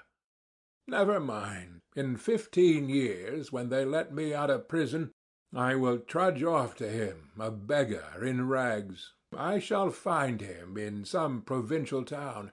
He will be married and happy. He will have a grown-up daughter. I shall say to him, 'Look, monster, at my hollow cheeks and my rags. I've lost everything, my career, my happiness, art, science, the woman I loved, and all through you. Here are pistols. I have come to discharge my pistol, and I forgive you.' Then I shall fire into the air, and he will hear nothing more of me." I was actually on the point of tears, though I knew perfectly well at that moment that all this was out of Pushkin's Silvio and Lermontov's Masquerade. And all at once I felt horribly ashamed, so ashamed that I stopped the horse, got out of the sledge, and stood still in the snow in the middle of the street. The driver gazed at me, sighing and astonished. What was I to do? I could not go on there. It was evidently stupid, and I could not leave things as they were, because that would seem as though— Heavens! How could I leave things, and after such insults?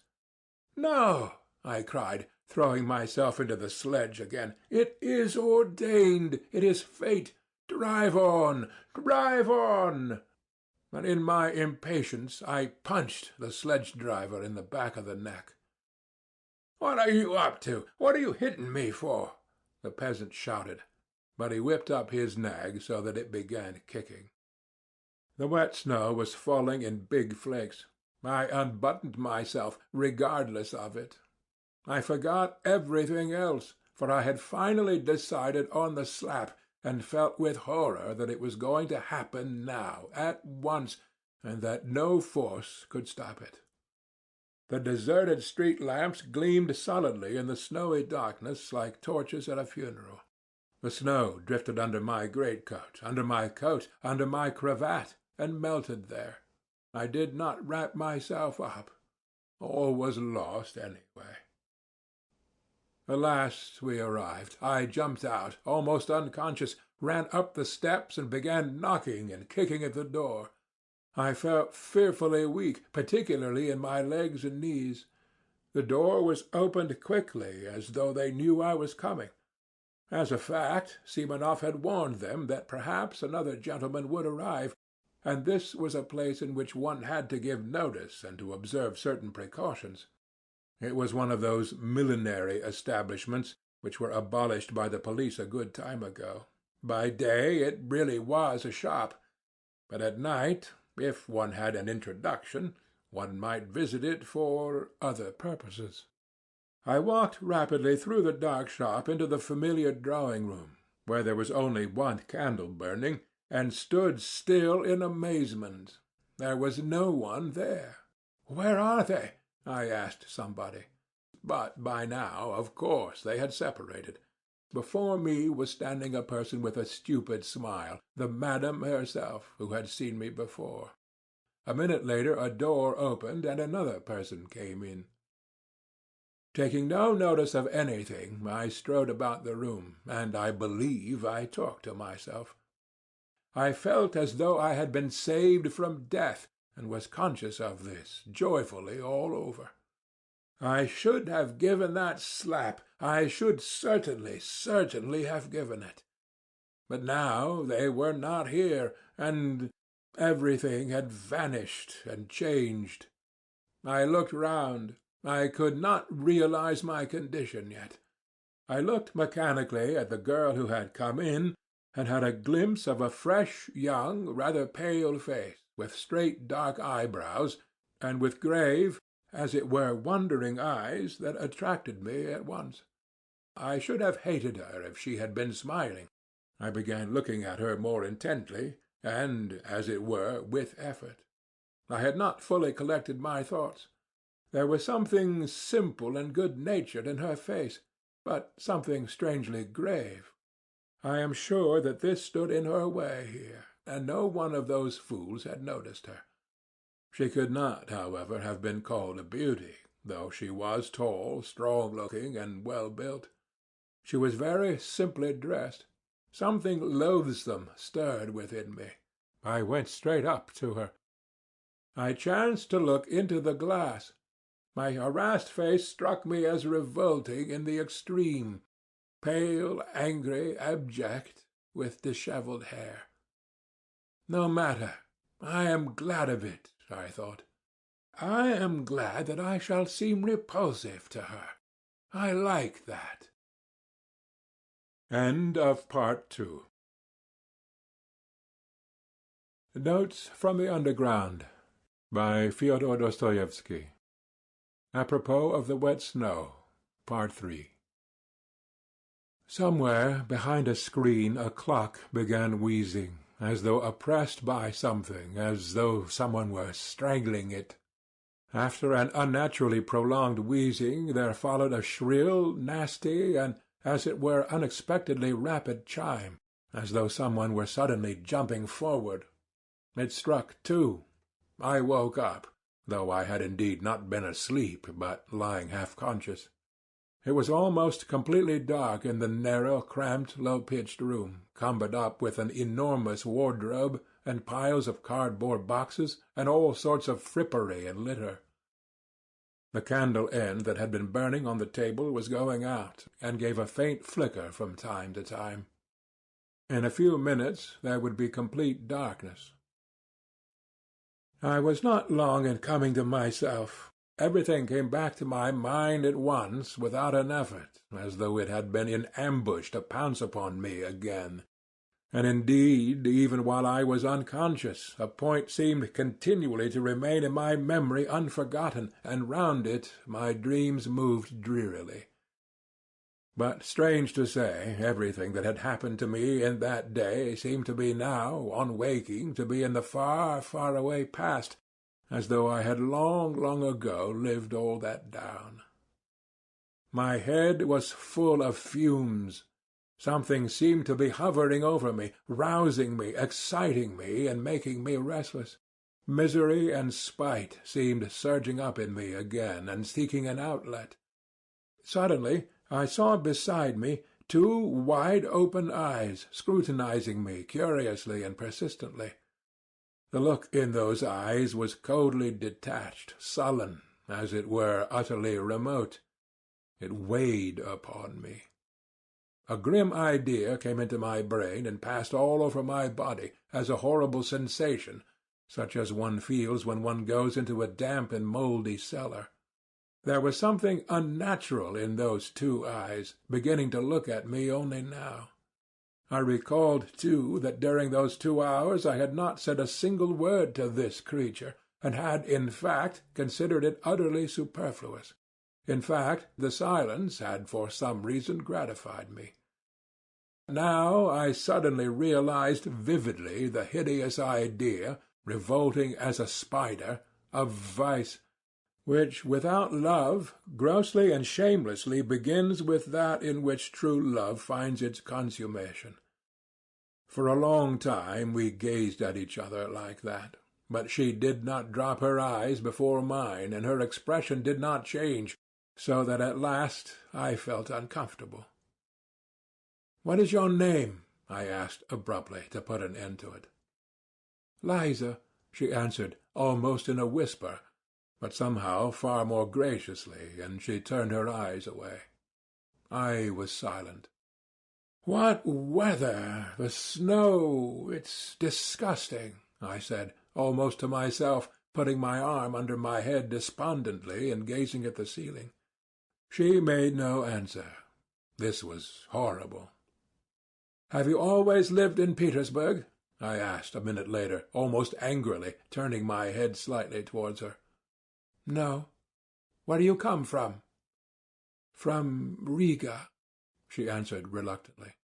"Are you a German?" "No, Russian." "Have you been here long?" "Where?" "In this house." "A fortnight." She spoke more and more jerkily. The candle went out. I could no longer distinguish her face. Have you a father and a mother? Yes? No. I have. Where are they? There, in Riga. What are they? Oh, nothing. Nothing? Why, what class are they? Tradespeople. Have you always lived with them? Yes. How old are you? 20. Why did you leave them? Oh, for no reason. That answer meant, let me alone. I feel sick, sad. We were silent. God knows why I did not go away. I felt myself more and more sick and dreary. The images of the previous day began of themselves, apart from my will, flitting through my memory in confusion. I suddenly recalled something I had seen that morning when, full of anxious thoughts, I was hurrying to the office. I saw them carrying a coffin out yesterday, and they nearly dropped it, I suddenly said aloud, not that I desired to open the conversation, but as it were by accident. A coffin? Yes, in the Haymarket. They were bringing it out of a cellar. From a cellar? Oh, not from a cellar, but a basement. Oh, you know, down below, from a house of ill fame. It was filthy all around, egg-shells, litter, a stench. It was loathsome. Silence. A nasty day to be buried, I began, simply to avoid being silent. Nasty? In what way? Oh, the snow, the wet. I yawned. It makes no difference, she said suddenly, after a brief silence. No, it's horrid. I yawned again. The grave-diggers must have sworn at getting drenched by the snow, and there must have been water in the grave. Why water in the grave? She asked, with a sort of curiosity, but speaking even more harshly and abruptly than before. I suddenly began to feel provoked. Why, there must have been water at the bottom a foot deep. You can't dig a dry grave in Volkovo Cemetery. Why? Why, the place is waterlogged. It's a regular marsh. So they bury them in water. I've seen it myself many times. I had never seen it once. Indeed, I had never been in Volkovo, and had only heard stories of it. Do you mean to say you don't mind how you die? But why should I die? She answered, as though defending herself. Why, some day you will die, and you will die just the same as that dead woman. She was a girl like you. She died of consumption. A wench would have died in hospital. She knows all about it already. She said wench, not girl.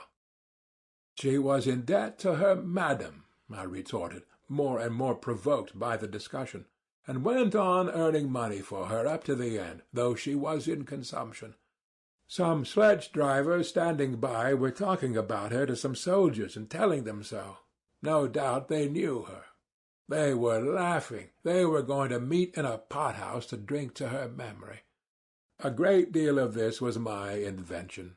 Silence followed, profound silence. She did not stir. And is it better to die in a hospital? Isn't it just the same? Besides, why should I die? She added irritably. If not now, a little later. Why a little later? Why, indeed? Now you are young, pretty, fresh. You fetch a high price. But after another year of this life, you will be very different. You will go off. In a year? Oh, anyway, in a year you will be worth less, I continued malignantly. You will go from here to something lower, another house. A year later to a third, lower and lower, and in 7 years you will come to a basement in the Haymarket. That will be if you were lucky. But it would be much worse if you got some disease, consumption, say, or caught a chill, or something or other. It's not easy to get over an illness in your way of life. If you catch anything, you may not get rid of it, and so you would die. Well, well, then I shall die, she answered quite vindictively, and she made a quick movement. But one is sorry. Sorry for whom? Sorry for life. Silence. Have you been engaged to be married? Huh?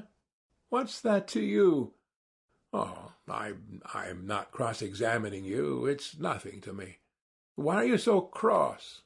Of course you may have had your own troubles. What is it to me? It's simply that I felt sorry. Sorry for whom? Sorry for you. No need, she whispered, hardly audibly, and again made a faint movement. That incensed me at once. What? I was so gentle with her, and she— Why, do you think that you are on the right path? I don't think anything. That's what's wrong, that you don't think. Realize it while there is still time. There still is time. You are still young, good-looking. You might love, be married, be happy. Not all married women are happy, she snapped out in the rude, abrupt tone she had used at first. Not all, of course, but anyway it is much better than the life here, infinitely better. Besides, with love one can live even without happiness. Even in sorrow life is sweet. Life is sweet, however one lives. But here, what is there but foulness? Phew. I turned away with disgust. I was no longer reasoning coldly. I began to feel myself what I was saying, and warmed to the subject. I was already longing to expound the cherished ideas I had brooded over in my corner. Something suddenly flared up in me. An object had appeared before me. Never mind my being here. I am not an example for you. I am, perhaps, worse than you are. I was drunk when I came here, though, I hastened, however, to say in self-defense. Besides, a man is no example for a woman. It's a different thing. I may degrade and defile myself, but I am not anyone's slave. I come and go, and that's an end of it. I shake it off, and I'm a different man. But you are a slave from the start. Yes, a slave. You give up everything, your whole freedom. If you want to break your chains afterwards, you won't be able to. You will be more and more fast in the snares. It is an accursed bondage, I know it. I won't speak of anything else. Maybe you won't understand. But tell me. No doubt you are in debt to your madam. There, you see, I added, though she made no answer, but only listened in silence, entirely absorbed. That's a bondage for you. You will never buy your freedom. They will see to that. It's like selling your soul to the devil. And besides, perhaps I too am just as unlucky. How do you know? And wallow in the mud on purpose, out of misery. You know men take to drink from grief. Well, maybe I am here from grief. Come, tell me, what is there good here? Here you and I came together just now, and did not say one word to one another all the time, and it was only afterwards you began staring at me like a wild creature, and I at you. Is that loving? Is that how one human being should meet another? It's hideous, that's what it is. Yes, she assented sharply and hurriedly. I was positively astounded by the promptitude of this yes. So the same thought may have been straying through her mind when she was staring at me just before. So she, too, was capable of certain thoughts. Damn it all! This was interesting. This was a point of likeness, I thought, almost rubbing my hands. And indeed it's easy to turn a young soul like that. It was the exercise of my power that attracted me most. She turned her head nearer to me, and it seemed to me in the darkness that she propped herself on her arm. Perhaps she was scrutinizing me. How I regretted that I could not see her eyes. I heard her deep breathing. "Why have you come here?" I asked her, with a note of authority already in my voice. "Oh, I don't know. But how nice it would be to be living in your father's house. It's warm and free. You have a home of your own. Oh, but what if it's worse than this?" I must take the right tone, flashed through my mind. I may not get far with sentimentality. But it was only a momentary thought. I swear she really did interest me. Besides, I was exhausted and moody, and cunning so easily goes hand in hand with feeling. "Who denies it?" I hastened to answer. "Anything may happen. I am convinced that someone has wronged you, and that you are more sinned against than sinning. Of course, I know nothing of your story, but it's not likely a girl like you has come here of her own inclination." "A girl like me?" she whispered, hardly audibly, but I heard it. Damn it all, I was flattering her. That was horrid. But perhaps it was a good thing. She was silent. "See, Liza, I will tell you about myself. If I had had a home from childhood, I shouldn't be what I am now. I often think that.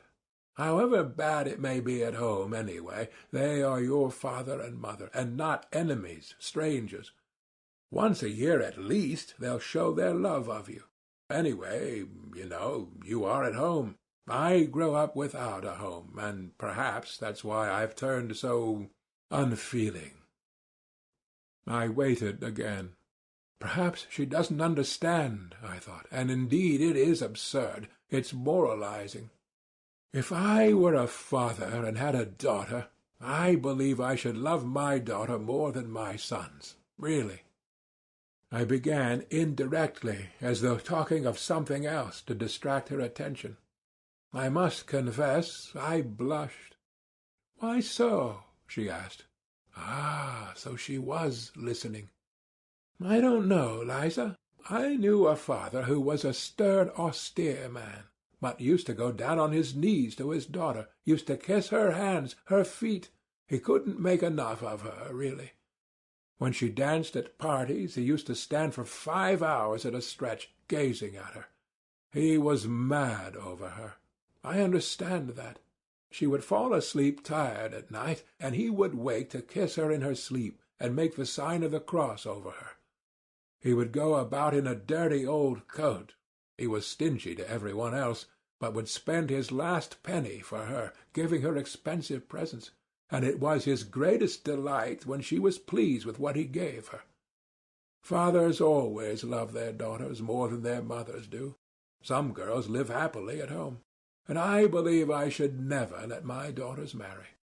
"What next?" she said, with a faint smile. "I should be jealous. I really should. To think that she would kiss anyone else, that she would love a stranger more than her father. It's painful to imagine it. Of course, that's all nonsense. Of course, every father would be reasonable at last. But I believe before I should let her marry I should worry myself to death. I should find fault with all her suitors. But I should end by letting her marry whom she herself loved. The one whom the daughter loves always seems the worst to the father, you know. That is always so. So many family troubles come from that. Some are glad to sell their daughters rather than marrying them honorably." Ah, so that was it. "Such a thing, Liza, happens in those accursed families in which there is neither love nor God," I retorted warmly. "And where there is no love, there is no sense either. There are such families, it's true, but I'm not speaking of them. You must have seen wickedness in your own family, if you talk like that. Truly, you must have been unlucky." That sort of thing mostly comes about through poverty." "And is it any better with the gentry, even among the poor, honest people who live happily?" Yes, perhaps. Another thing, Liza, man is fond of reckoning up his troubles, but does not count his joys. If he counted them up as he ought, he would see that every lot has enough happiness provided for it. And what if all goes well with the family, if the blessing of God is upon it, if the husband is a good one, loves you, cherishes you, never leaves you? There is happiness in such a family. Even sometimes there is happiness in the midst of sorrow, and indeed sorrow is everywhere. If you marry, you will find out for yourself." But think of the first years of married life with one you love. What happiness there sometimes is in it! And indeed it's the ordinary thing. In those early days even quarrels with one's husband end happily. Some women get up quarrels with their husbands just because they love them. Indeed, I knew a woman like that. She seemed to say that because she loved him, she would torment him and make him feel it. You know that you may torment a man on purpose through love. Women are particularly given to that, thinking to themselves, I will love him so, I will make so much of him afterwards, that it is no sin to torment him a little now. And all in the house rejoice in the sight of you, and you are happy and gay and peaceful and honorable. Then there are some women who are jealous. If he went off anywhere, I knew one such woman, she couldn't restrain herself, but would jump up at night and run off on the sly to find out where he was, whether he was with some other woman. That's a pity. And the woman knows herself it's wrong, and her heart fails her, and she suffers. But she loves. It's all through love. And how sweet it is to make up after quarrels, to own herself in the wrong, or to forgive him. And they both are so happy all at once, as though they had met anew, been married over again, as though their love had begun afresh. And no one should know what passes between husband and wife if they love one another, and whatever quarrels there may be between them, they ought not to call in their own mother to judge between them, and tell tales of one another. They are their own judges. Love is a holy mystery, and ought to be hidden from all other eyes, whatever happens. That makes it holier and better. They respect one another more, and much is built on respect. And if once there has been love, if they have been married for love, why should love pass away? Surely one can keep it. It is rare that one cannot keep love. If the husband is kind and straightforward, why should not love last? The first phase of married love will pass, it is true, but then there will come a love that is better still. Then there will be the union of souls. They will have everything in common. There will be no secrets between them. And once they have children, the most difficult times will seem to them happy, so long as there is love and courage. Even toil will be a joy. You may deny yourself bread for your children, and even that will be a joy. They will love you for it afterwards. So you are laying by for your future. As the children grow up, you feel that you are an example, a support for them, that even after you die, your children will always keep your thoughts and feelings, because they have received them from you. They will take on your semblance and likeness. So, you see, this is a great duty. How can it fail to draw the father and mother nearer? People say it's a trial to have children. Who says that? It is heavenly happiness. Are you fond of little children, Liza? I am awfully fond of them. You know, a little rosy baby boy at your bosom, and what husband's heart is not touched, seeing his wife nursing his child? A plump little rosy baby, sprawling and snuggling, chubby little hands and feet, clean tiny little nails, so tiny that it makes one laugh to look at them, eyes that look as if they understand everything, and while it sucks, it clutches at your bosom with its little hand. It plays. When its father comes up, the child tears itself away from the bosom, flings itself back, looks at its father, laughs as though it were fearfully funny, and falls to sucking again. Or it will bite its mother's breast when its little teeth are coming, while it looks sideways at her with its little eyes, as though to say, "Look, I am biting." Is not all that happiness when they are the three together, husband, wife, and child? One can forgive a great deal for the sake of such moments. Yes, Liza, one must first learn to live oneself before one blames others. It's by pictures like that one must get at you, I thought to myself, though I did speak with real feeling, and all at once I flushed crimson. What if she were suddenly to burst out laughing? What should I do then? That idea drove me to fury. Towards the end of my speech I really was excited, and now my vanity was somehow wounded. The silence continued. I almost nudged her. "Why are you—" she began and stopped. But I understood. There was a quiver of something different in her voice, not abrupt, harsh, and unyielding as before, but something soft and shamefaced, so shamefaced that I suddenly felt ashamed and guilty. "What?" I asked, with tender curiosity. "Why, you—" "What?" "Why, you speak somehow like a book," she said, and again there was a note of irony in her voice. That remark sent a pang to my heart. It was not what I was expecting.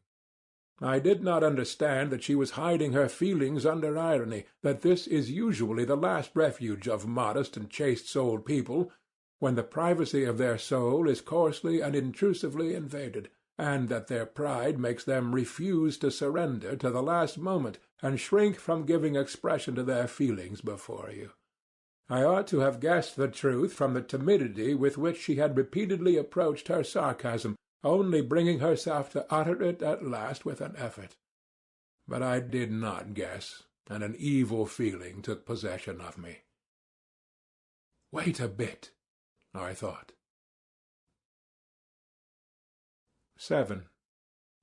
"Oh, hush, Liza!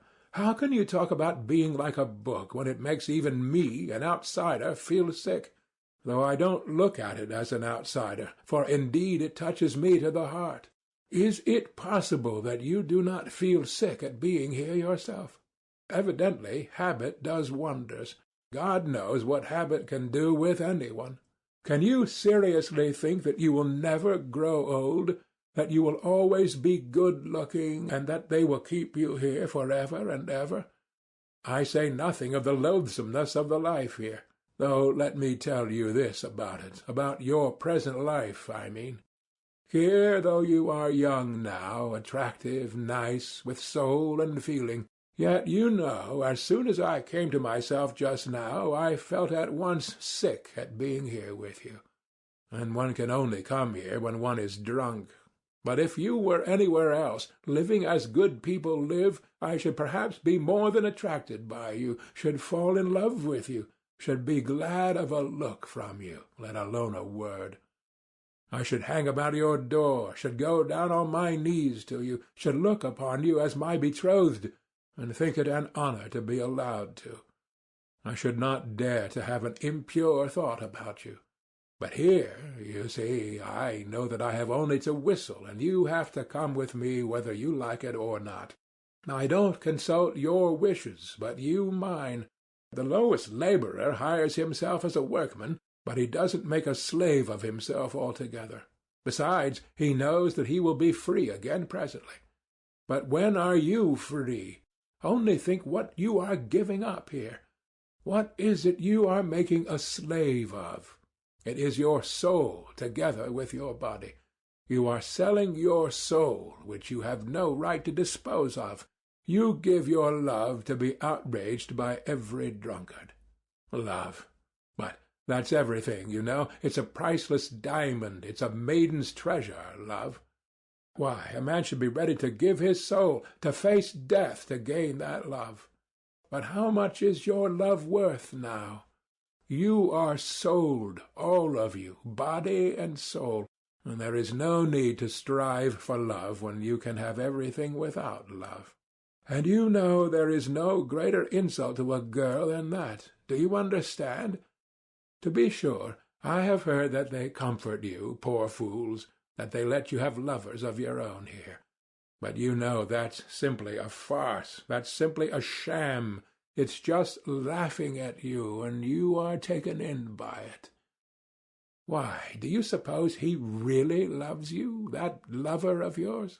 I don't believe it. How can he love you when he knows you may be called away from him any minute?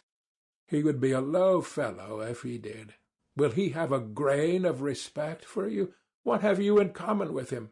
He laughs at you and rubs you. That is all his love amounts to.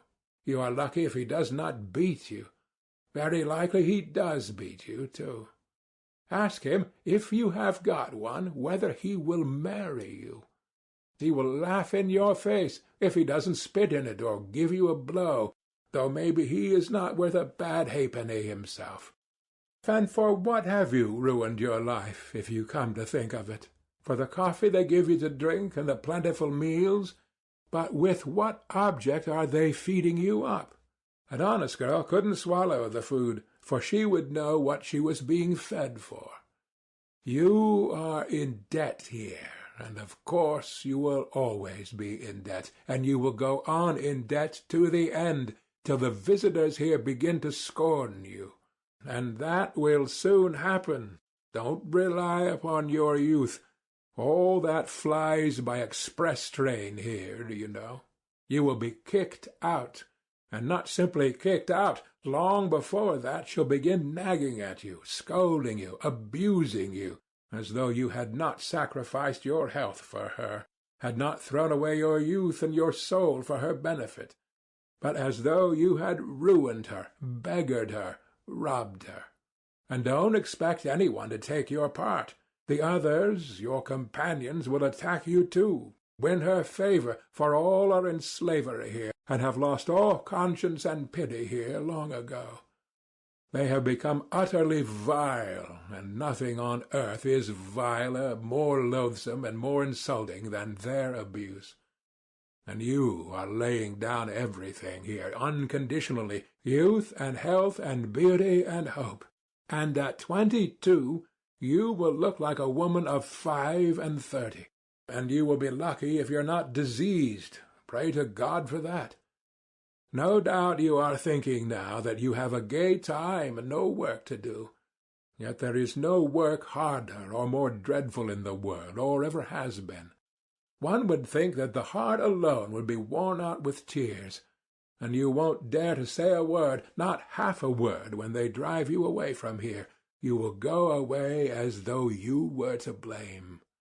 You will change to another house, then to a third, then somewhere else, till you come down at last to the Haymarket. There you will be beaten at every turn. That is good manners there. The visitors don't know how to be friendly without beating you. You don't believe that is so hateful there? Go and look for yourself some time. You can see with your own eyes. Once, one New Year's Day, I saw a woman at a door. They had turned her out as a joke, to give her a taste of the frost, because she had been crying so much, and they shut the door behind her. At 9 o'clock in the morning she was already quite drunk, dishevelled, half-naked, covered with bruises. Her face was powdered, but she had a black eye. Blood was trickling from her nose and her teeth. Some cabman had just given her a drubbing. She was sitting on the stone steps. A salt fish of some sort was in her hand. She was crying, wailing something about her luck, and beating with the fish on the steps, and cabmen and drunken soldiers were crowding in the doorway, taunting her. You don't believe that you will ever be like that? I should be sorry to believe it too, but how do you know? Maybe 10 years, 8 years ago, that very woman with the salt fish came here, fresh as a cherub, innocent, pure, knowing no evil, blushing at every word. Perhaps she was like you, proud, ready to take offence, not like the others. Perhaps she looked like a queen, and knew what happiness was in store for the man who should love her, and whom she should love. Do you see how it ended? And what if at that very minute, when she was beating on the filthy steps with that fish, drunken and dishevelled, what if at that very minute she recalled the pure early days in her father's house, when she used to go to school, and the neighbour's son watched for her on the way, declaring that he would love her as long as he lived, that he would devote his life to her, and when they vowed to love one another forever and be married as soon as they were grown up? No, Liza, it would be happy for you if you were to die soon of consumption in some corner, in some cellar, like that woman just now. In the hospital, do you say? You will be lucky if they take you. But what if you are still of use to the madam here? Consumption is a queer disease. It is not like fever. The patient goes on hoping till the last minute, and says he is all right. He deludes himself, and that just suits your madam. Don't doubt it. That's how it is. You have sold your soul, and what is more, you owe money, so you daren't say a word. But when you are dying, all will abandon you, all will turn away from you, for then there will be nothing to get from you. What's more, they will reproach you for cumbering the place, for being so long over dying. However you beg, you won't get a drink of water without abuse. Whenever are you going off, you nasty hussy? You won't let us sleep with your moaning. You make the gentleman sick. That's true. I have heard such things said myself. They will thrust you dying into the filthiest corner in the cellar, in the damp and darkness. What will your thoughts be, lying there alone? When you die, strange hands will lay you out, with grumbling and impatience. No one will bless you, no one will sigh for you. They only want to get rid of you as soon as may be. They will buy a coffin, take you to the grave as they did that poor woman to-day, and celebrate your memory at the tavern. In the grave, sleet, filth, wet snow. No need to put themselves out for you. Let her down, Vanuha. It's just like her luck. Even here she is head foremost, the hussy. Shorten the cord, you rascal. It's all right as it is. All right, is it? Why, she's on her side. She was a fellow creature, after all. But never mind. Throw the earth on her.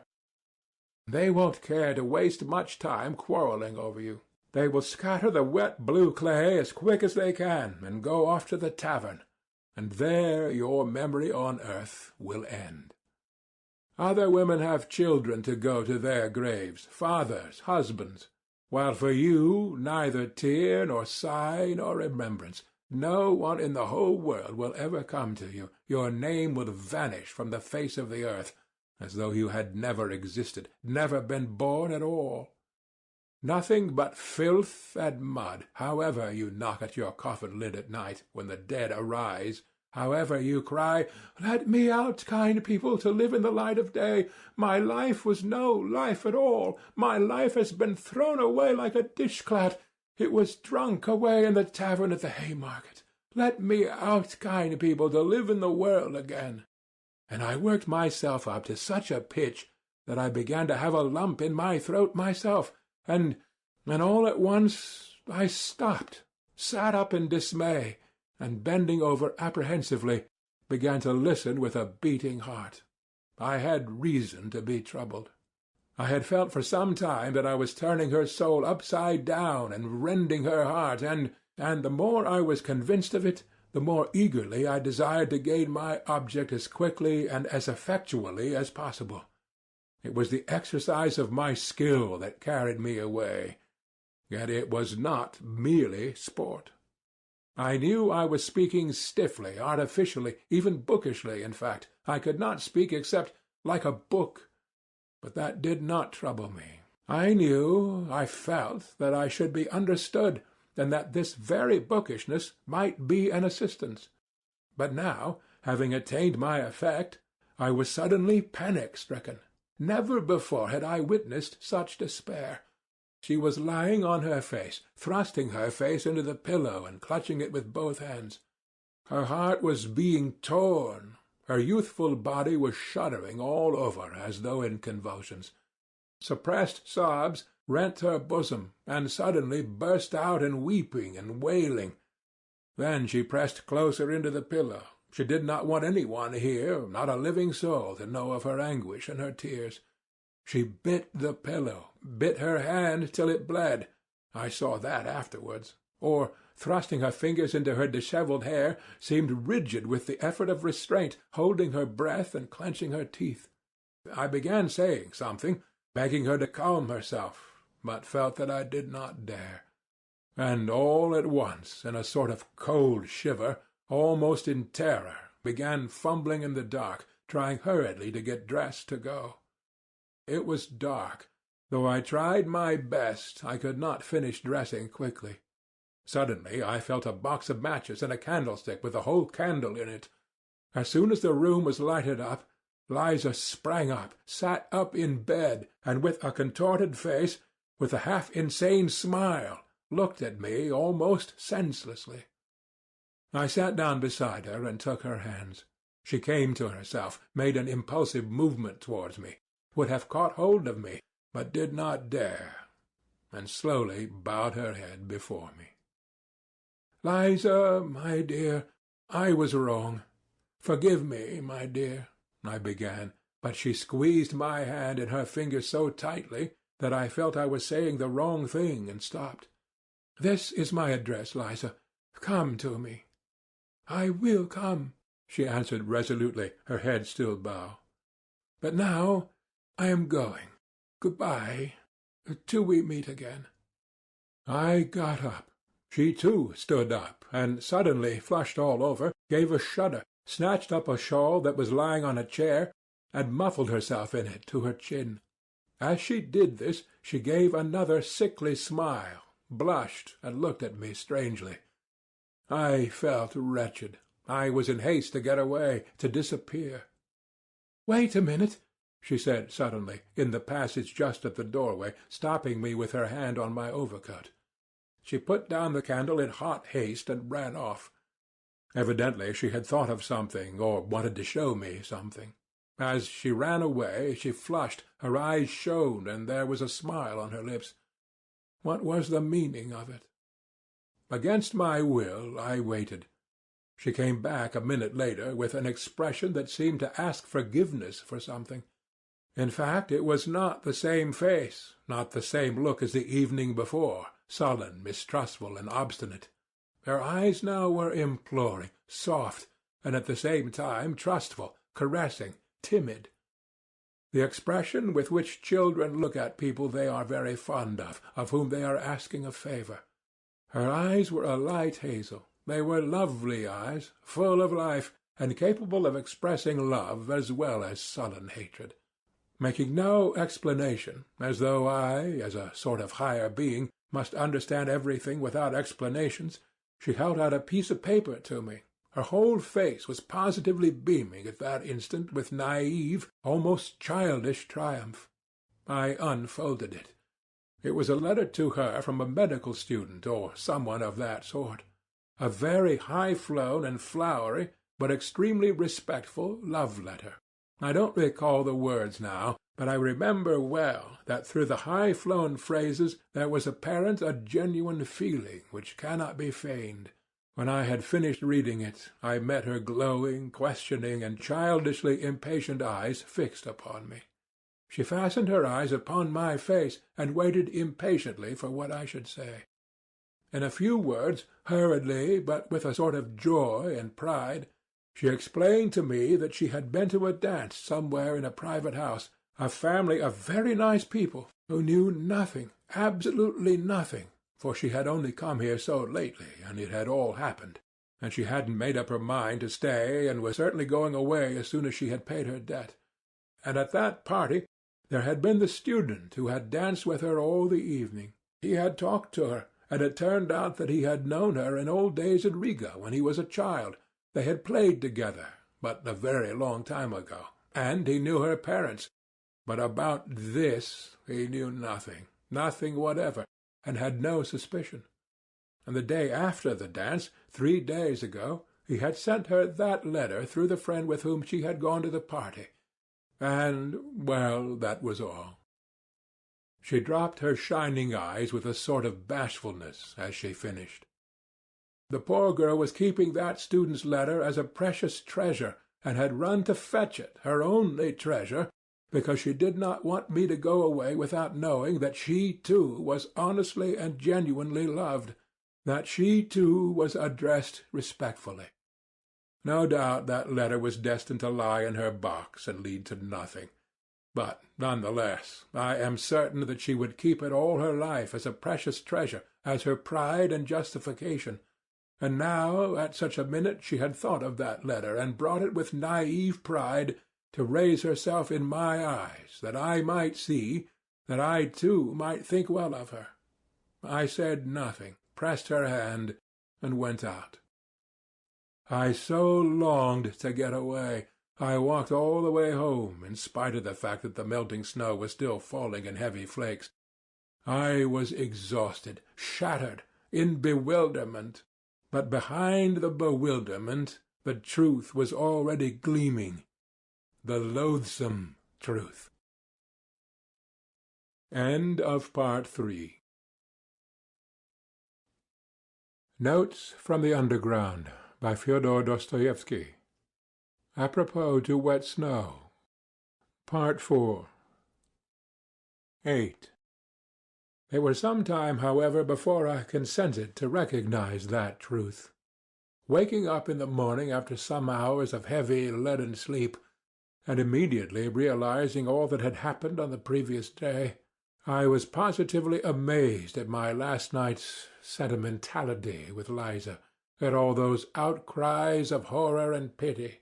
To think of having such an attack of womanish hysteria, I concluded. And what did I thrust my address upon her for? What if she comes? Let her come, though. It doesn't matter. But, obviously, that was not now the chief and the most important matter. I had to make haste, and at all costs save my reputation in the eyes of Zverkov and Simonov as quickly as possible. That was the chief business. And I was so taken up that morning that I actually forgot all about Liza. First of all, I had at once to repay what I had borrowed the day before from Simonov. I resolved on a desperate measure, to borrow 15 roubles straight off from Anton Antonitch. As luck would have it, he was in the best of humours that morning, and gave it to me at once, on the first asking. I was so delighted at this that, as I signed the IOU with a swaggering air, I told him casually that the night before I had been keeping it up with some friends at the Hôtel de Paris, and we were giving a farewell party to a comrade. In fact, I might say a friend of my childhood, and, you know, a desperate rake, fearfully spoilt, of course. He belongs to a good family, and has considerable means, a brilliant career. He is witty, charming, a regular Lovelace, you understand. We drank an extra half-dozen, and it went off all right. All this was uttered very easily, unconstrainedly, and complacently. On reaching home, I promptly wrote to Simonov. To this hour I am lost in admiration when I recall the truly gentlemanly, good-humoured, candid tone of my letter. With tact and good breeding, and above all entirely without superfluous words, I blamed myself for all that had happened. I defended myself, if I really may be allowed to defend myself, by alleging that being utterly unaccustomed to wine, I had been intoxicated with the first glass, which, I said, I had drunk before they arrived, while I was waiting for them at the Hôtel de Paris, between 5 and 6 o'clock. I begged Simonov's pardon especially. I asked him to convey my explanations to all the others, especially to Zverkov, whom, I seemed to remember as though in a dream, I had insulted. I added that I would have called upon all of them myself, but my head ached, and besides I had not the face to. I was particularly pleased with a certain lightness, almost carelessness, strictly within the bounds of politeness, however, which was apparent in my style, and better than any possible arguments, gave them at once to understand that I took rather an independent view of all that unpleasantness last night, that I was by no means so utterly crushed as you, my friends, probably imagine, but on the contrary looked upon it as a gentleman serenely respecting himself should look upon it. On a young hero's past no censure is cast. There is actually an aristocratic playfulness about it, I thought admiringly, as I read over the letter, and it's all because I am an intellectual and cultivated man. Another man in my place would not have known how to extricate himself, but here I have got out of it, and am as jolly as ever again, and all because I am a cultivated and educated man of our day. And indeed, perhaps, everything was due to the wine yesterday. No, it was not the wine. I did not drink anything at all between 5 and 6 when I was waiting for them. I had lied to Simonov. I had lied shamelessly, and indeed I wasn't ashamed now. Hang it all, though, the great thing was that I was rid of it. I put 6 roubles in the letter, sealed it up, and asked Apollon to take it to Simonov. When he learned that there was money in the letter, Apollon became more respectful and agreed to take it. Towards evening I went out for a walk. My head was still aching and giddy after yesterday. But as evening came on and the twilight grew denser, my impressions, and following them my thoughts, grew more and more different and confused. Something was not dead within me. In the depths of my heart and conscience it would not die, and it showed itself in acute depression. For the most part I jostled my way through the most crowded business streets, along Meshevchansky Street, along Sadovy Street, and in the Yusupov Garden. I always liked particularly sauntering along these streets in the dusk, just when there were crowds of working people of all sorts going home from their daily work, with faces looking cross with anxiety. What I liked was just that cheap bustle, that bare prose. On this occasion the jostling of the streets irritated me more than ever. I could not make out what was wrong with me. I could not find the clue. Something seemed rising up continually in my soul, painfully, and refusing to be appeased. I returned home completely upset. It was just as though some crime were lying on my conscience. The thought that Liza was coming worried me continually. It seemed queer to me that of all my recollections of yesterday this tormented me, as it were, especially, as it were, quite separately. Everything else I had quite succeeded in forgetting by the evening. I dismissed it all, and was still perfectly satisfied with my letter to Simonov. But on this point I was not satisfied at all. It was as though I were worried only by Liza. What if she comes? I thought incessantly. Well, it doesn't matter. Let her come. It's horrid that she should see, for instance, how I live. Yesterday I seemed such a hero to her, while now... It's horrid, though, that I have let myself go so. The room looks like the beggar's. And I brought myself to go out to dinner in such a suit, and my American leather sofa with the stuffing sticking out, and my dressing-gown which will not cover me, such tatters, and she will see all this, and she will see Apollon. That beast is certain to insult her. He will fasten upon her in order to be rude to me. And I, of course, shall be panic-stricken as usual. I shall begin bowing and scraping before her and pulling my dressing-gown round me. I shall begin smiling, telling lies. Oh, the beastliness! And it isn't the beastliness of it that matters most. There is something more important, more loathsome, viler. Yes, viler. And to put on that dishonest lying mask again. When I reached that thought, I fired up all at once. Why dishonest? How dishonest? I was speaking sincerely last night. I remember there was real feeling in me, too. What I wanted was to excite an honorable feeling in her. Her crying was a good thing. It will have a good effect. Yet I could not feel at ease. All that evening, even when I had come back home, even after 9 o'clock, when I calculated that Liza could not possibly come, still she haunted me, and what was worse, she came back to my mind always in the same position.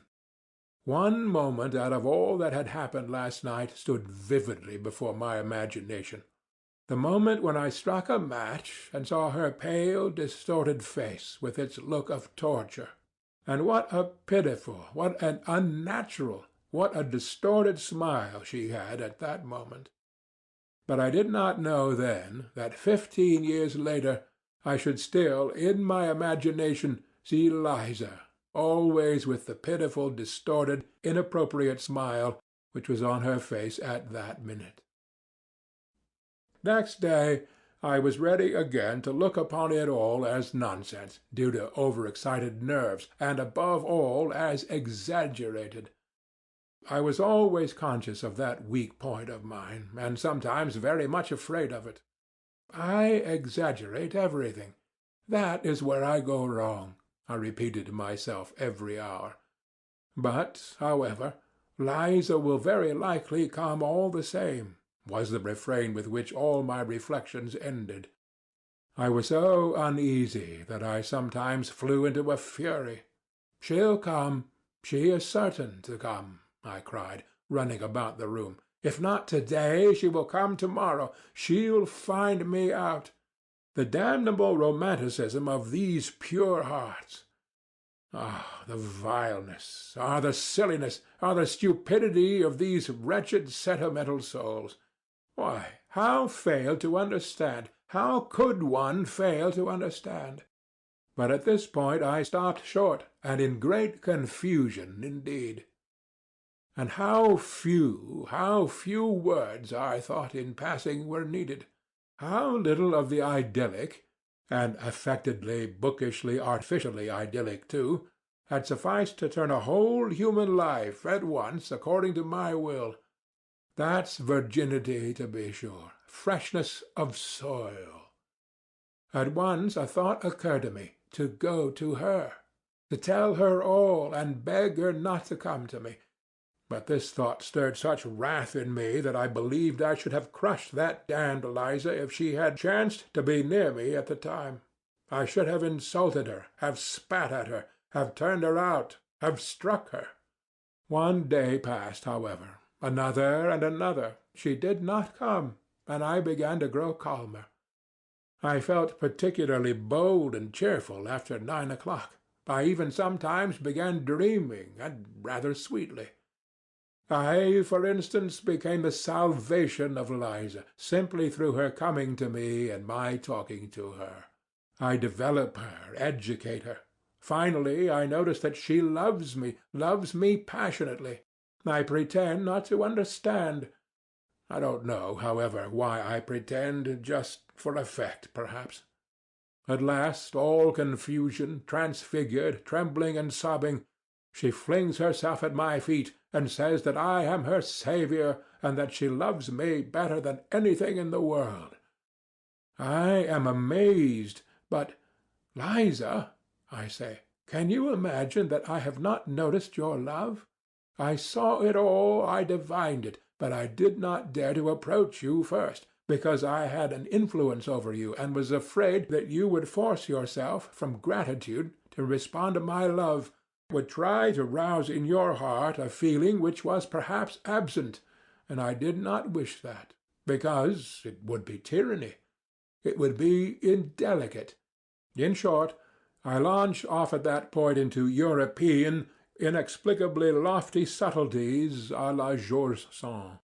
But now you are mine. You are my creation. You are pure. You are good. You are my noble wife.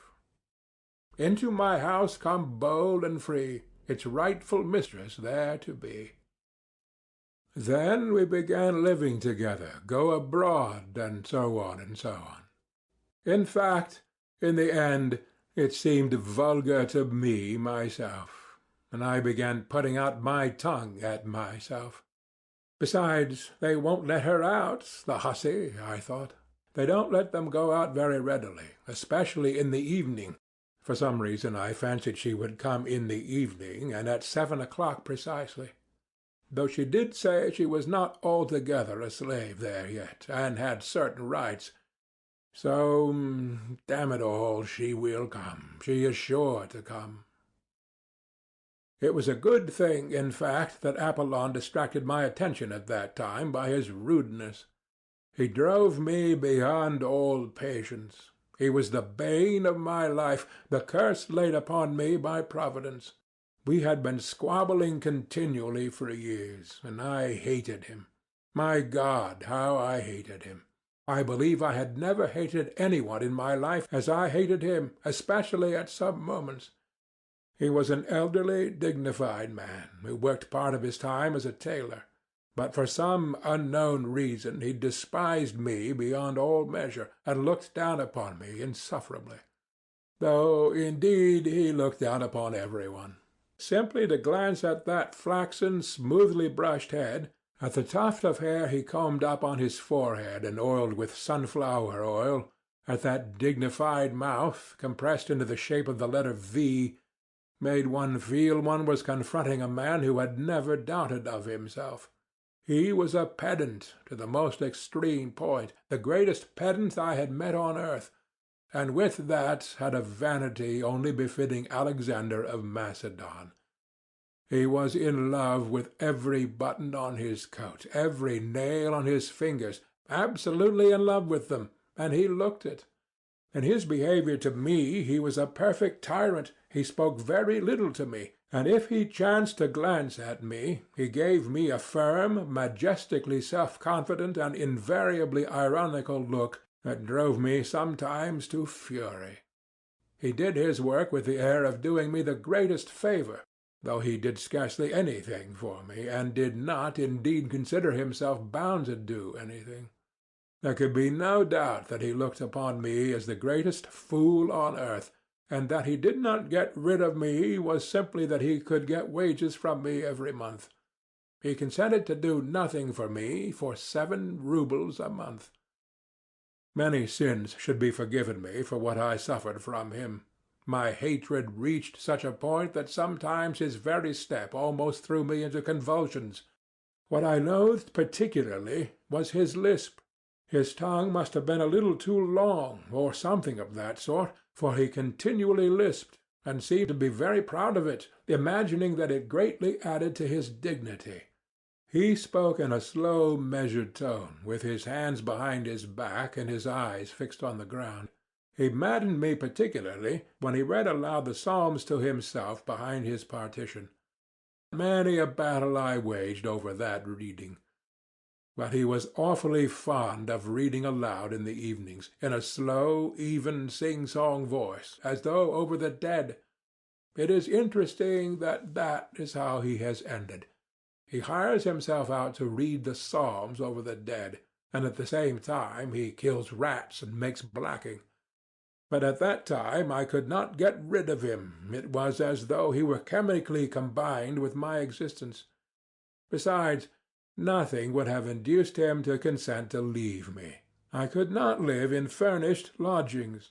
My lodging was my private solitude, my shell, my cave, in which I concealed myself from all mankind, and Apollon seemed to me, for some reason, an integral part of that flat, and for 7 years I could not turn him away. To be 2 or 3 days behind his wages, for instance, was impossible. He would have made such a fuss I should not have known where to hide my head. But I was so exasperated with every one during those days that I made up my mind for some reason and with some object to punish Apollon, and not to pay him for a fortnight the wages that were owing him.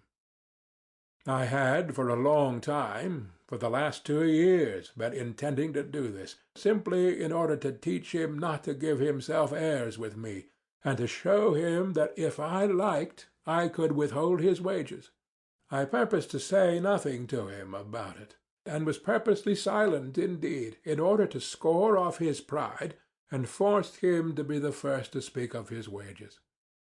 Then I would take the 7 roubles out of a drawer, show him I have the money put aside on purpose, but that I simply won't pay him his wages. I won't just because that is what I wish, because I am master, and it is for me to decide, because he has been disrespectful, because he has been rude. But if he were to ask respectfully, I might be softened and give it to him. Otherwise he might wait another fortnight, another 3 weeks, a whole month. But angry as I was, yet he got the better of me. I could not hold out for 4 days. He began as he always did begin in such cases, for there had been such cases already. There had been attempts, And it may be observed I knew all this beforehand. I knew his nasty tactics by heart. He would begin by fixing upon me an exceedingly severe stare, keeping it up for several minutes at a time, particularly on meeting me or seeing me out of the house. If I held out and pretended not to notice those stares, he would, still in silence, proceed to further tortures. All at once, apropos of nothing, he would walk softly and smoothly into my room when I was pacing up and down or reading, stand at the door, one hand behind his back and one foot behind the other, and fix upon me a stare more than severe, utterly contemptuous. If I suddenly asked him what he wanted, he would make no answer, but continue staring at me persistently for some seconds, then, with a peculiar compression of his lips and a most significant air, deliberately turn round and deliberately go back to his room. 2 hours later he would come out again and again present himself before me in the same way. It had happened that, in my fury, I did not even ask him what he wanted, but simply raised my head sharply and imperiously, and began staring back at him. So we stared at one another for 2 minutes. At last he turned with deliberation and dignity, and went back again for 2 hours. If I were still not brought to reason by all this, but persisted in my revolt, he would suddenly begin sighing while he looked at me, long deep sighs, as though measuring by them the depths of my moral degradation, and of course it ended at last by his triumphing completely. I raged and shouted, but still was forced to do what he wanted. This time the usual staring manoeuvres had scarcely begun when I lost my temper and flew at him in a fury. I was irritated beyond endurance apart from him. "Stay!" I cried in a frenzy, as he was slowly and silently turning, with one hand behind his back, to go to his room. "Stay! Come back, I tell you!" And I must have bawled so unnaturally that he turned round and even looked at me with some wonder.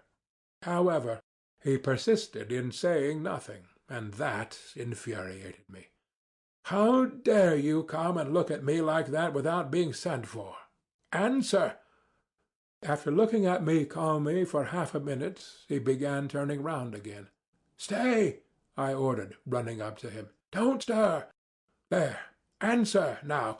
What did you come in to look at?" "If you have any order to give me, it's my duty to carry it out," he answered, after another silent pause, with a slow measured lisp, raising his eyebrows and calmly twisting his head from one side to another, all this with exasperating composure. "That's not what I am asking you about, you torturer!" I shouted, turning crimson with anger. "I'll tell you why you came here myself. You see, I don't give you your wages. You are so proud you don't want to bow down and ask for it, and so you come to punish me with your stupid stares, to worry me. And you have no suspicion how stupid it is. Stupid, stupid, stupid, stupid!" He would have turned round again without a word, but I seized him. "Listen!" I shouted to him. "Here's the money. Do you see? Here it is." I took it out of the table drawer. "Here's the 7 roubles complete. But you are not going to have it. You are not going to have it until you come respectfully, with bowed head, to beg my pardon. Do you hear?" "That cannot be," he answered, with the most unnatural self-confidence. "It shall be so," I said. "I give you my word of honor it shall be." "And there's nothing for me to beg your pardon for," he went on, as though he had not noticed my exclamations at all. "Why, besides, you called me a torturer, for which I can summon you at the police station at any time for insulting behavior." "Go, summon me!" I roared. "Go at once, this very minute, this very second. You are a torturer all the same, a torturer." But he merely looked at me, then turned, and regardless of my loud calls to him, he walked to his room with an even step and without looking round. If it had not been for Liza, nothing of this would have happened, I decided inwardly. Then, after waiting a minute, I went myself behind his screen with a dignified and solemn air, though my heart was beating slowly and violently. "Apollon," I said quietly and emphatically, though I was breathless, "go at once without a minute's delay, and fetch the police officer." He had meanwhile settled himself at his table, put on his spectacles, and taken up some sewing. But hearing my order, he burst into a guffaw. "At once! Go this minute! Go on, or else you can't imagine what will happen. You are certainly out of your mind," he observed, without even raising his head, lisping as deliberately as ever, and threading his needle. "Who ever heard of a man sending for the police against himself? And as for being frightened, you are upsetting yourself about nothing, for nothing will come of it." "Go!" I shrieked, clutching him by the shoulder. I felt I should strike him in a minute. But I did not notice the door from the passage softly and slowly open at that instant, and a figure come in, stop short, and begin staring at us in perplexity. I glanced, nearly swooned with shame, and rushed back to my room. There, clutching at my hair with both hands, I leaned my head against the wall and stood motionless in that position. 2 minutes later I heard Apollon's deliberate footsteps. "There is some woman asking for you," he said, looking at me with peculiar severity. Then he stood aside and let in Liza. He would not go away, but stared at us sarcastically. "Go away! Go away!" I commanded in desperation. At that moment my clock began whirring and wheezing, and struck 7. 9. Into my house come bold and free, its rightful mistress there to be.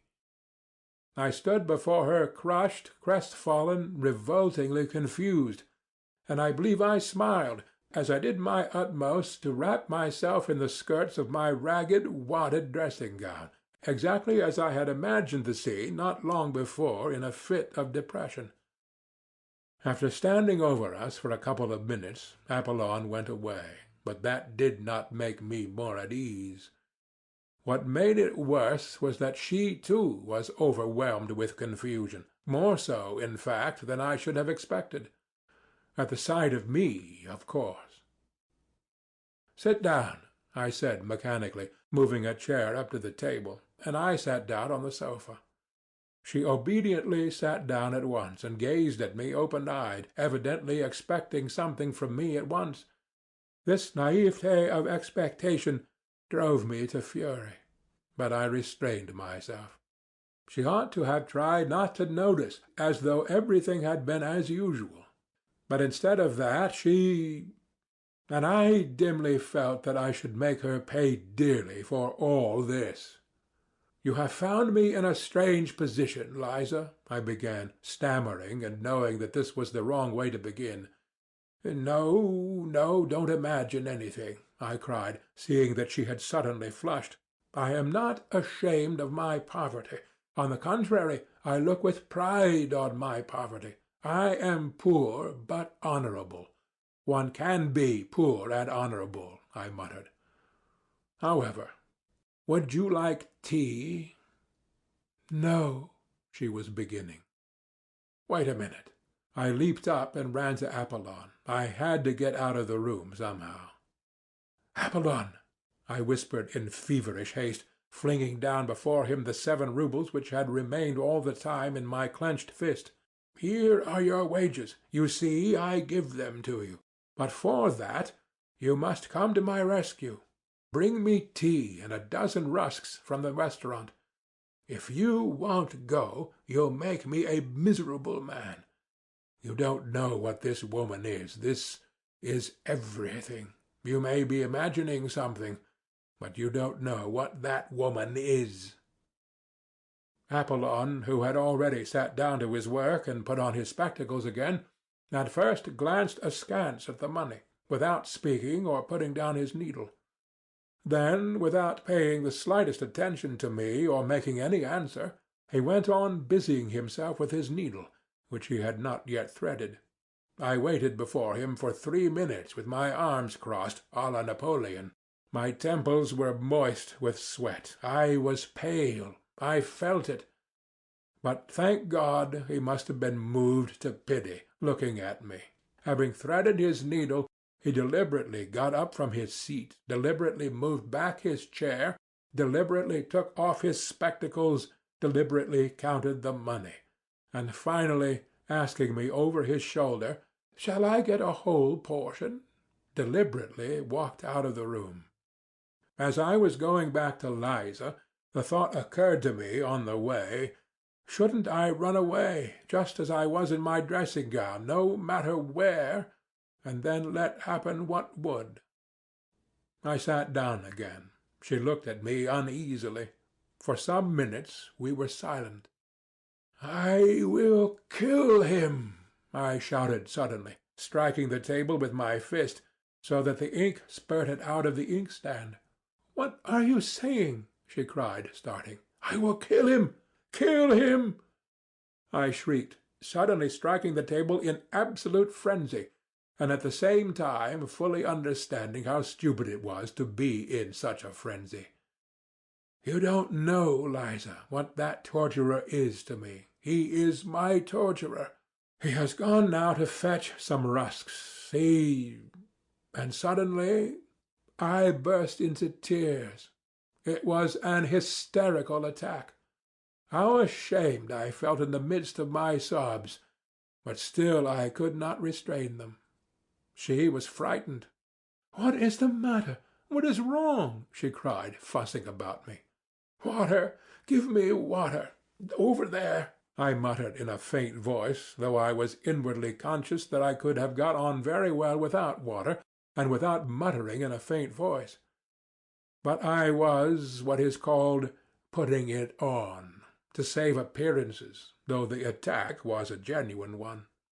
She gave me water, looking at me in bewilderment. At that moment Apollon brought in the tea. It suddenly seemed to me that this commonplace prosaic tea was horribly undignified and paltry after all that had happened, and I blushed crimson. Liza looked at Apollon with positive alarm. He went out without a glance at either of us. "Liza, do you despise me?" I asked, looking at her fixedly, trembling with impatience to know what she was thinking. She was confused, and did not know what to answer. "Drink your tea," I said to her angrily. I was angry with myself, but of course it was she who would have to pay for it. A horrible spite against her suddenly surged up in my heart. I believe I could have killed her. To revenge myself on her, I swore inwardly not to say a word to her all the time. She is the cause of it all, I thought. Our silence lasted for 5 minutes. The tea stood on the table. We did not touch it. I had got to the point of purposely refraining from beginning in order to embarrass her further. It was awkward for her to begin alone. Several times she glanced at me with mournful perplexity. I was obstinately silent. I was, of course, myself the chief sufferer, because I was fully conscious of the disgusting meanness of my spiteful stupidity, and yet at the same time I could not restrain myself. "I want to get away from there altogether," she began, to break the silence in some way.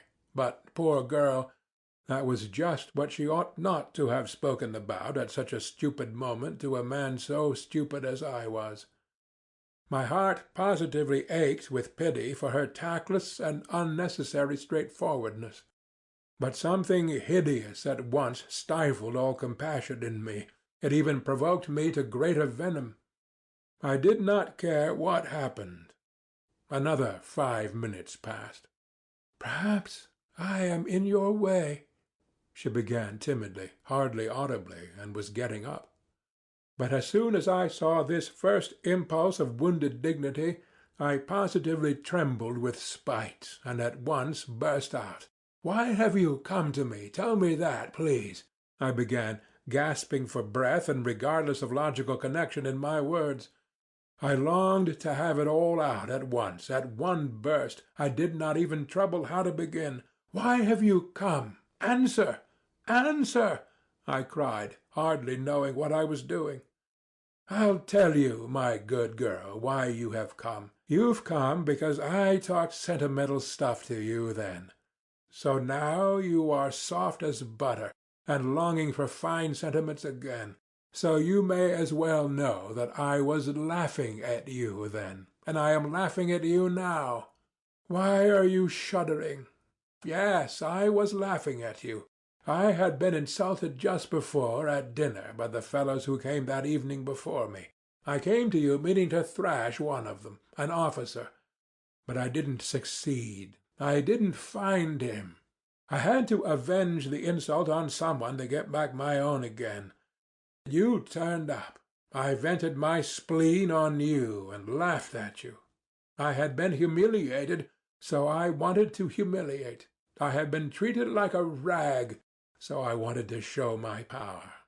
That's what it was, and you imagined I had come there on purpose to save you. Yes, you imagined that? You imagined that? I knew that she would perhaps be muddled and not take it all in exactly, but I knew, too, that she would grasp the gist of it very well indeed, and so, indeed, she did. She turned white as a handkerchief, tried to say something, and her lips worked painfully, but she sank on a chair as though she had been felled by an axe, and all the time afterwards she listened to me with her lips parted and her eyes wide open, shuddering with awful terror. The cynicism of my words overwhelmed her. "Save you," I went on, jumping up from my chair and running up and down the room before you. "Save you from what? But perhaps I am worse than you myself. Why didn't you throw it in my teeth when I was giving you that sermon?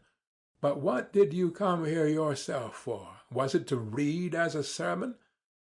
Power was what I wanted then. Sport was what I wanted. I wanted to wring out your tears, your humiliation, your hysteria. That was what I wanted then. Of course I couldn't keep it up then, because I am a wretched creature. I was frightened, and the devil knows why, gave you my address in my folly. Afterwards, before I got home, I was cursing and swearing at you because of that address. I hated you already because of the lies I had told you. Because I only like playing with words, only dreaming. But do you know, what I really want is that you should all go to hell. That is what I want. I want peace. Yes, I'd sell the whole world for a farthing, straight off, so long as I was left in peace. Is the world to go to pot, or am I to go without my tea? I say that the world may go to pot for me, so long as I always get my tea. Did you know that, or not? Well, anyway, I know that I am a blackguard, a scoundrel, an egoist, a sluggard. Here I have been shuddering for the last 3 days at the thought of your coming, and do you know what has worried me particularly for those 3 days? That I posed as such a hero to you, and now you would see me in a wretched, torn dressing-gown, beggarly, loathsome. I told you just now that I was not ashamed of my poverty, so you may as well know that I am ashamed of it. I am more ashamed of it than of anything, more afraid of it than of being found out if I were a thief, because I am as vain as though I had been skinned and the very air blowing on me hurt. Surely by now you must realize that I shall never forgive you for having found me in this wretched dressing-gown, just as I was flying at Apollon like a spiteful cur.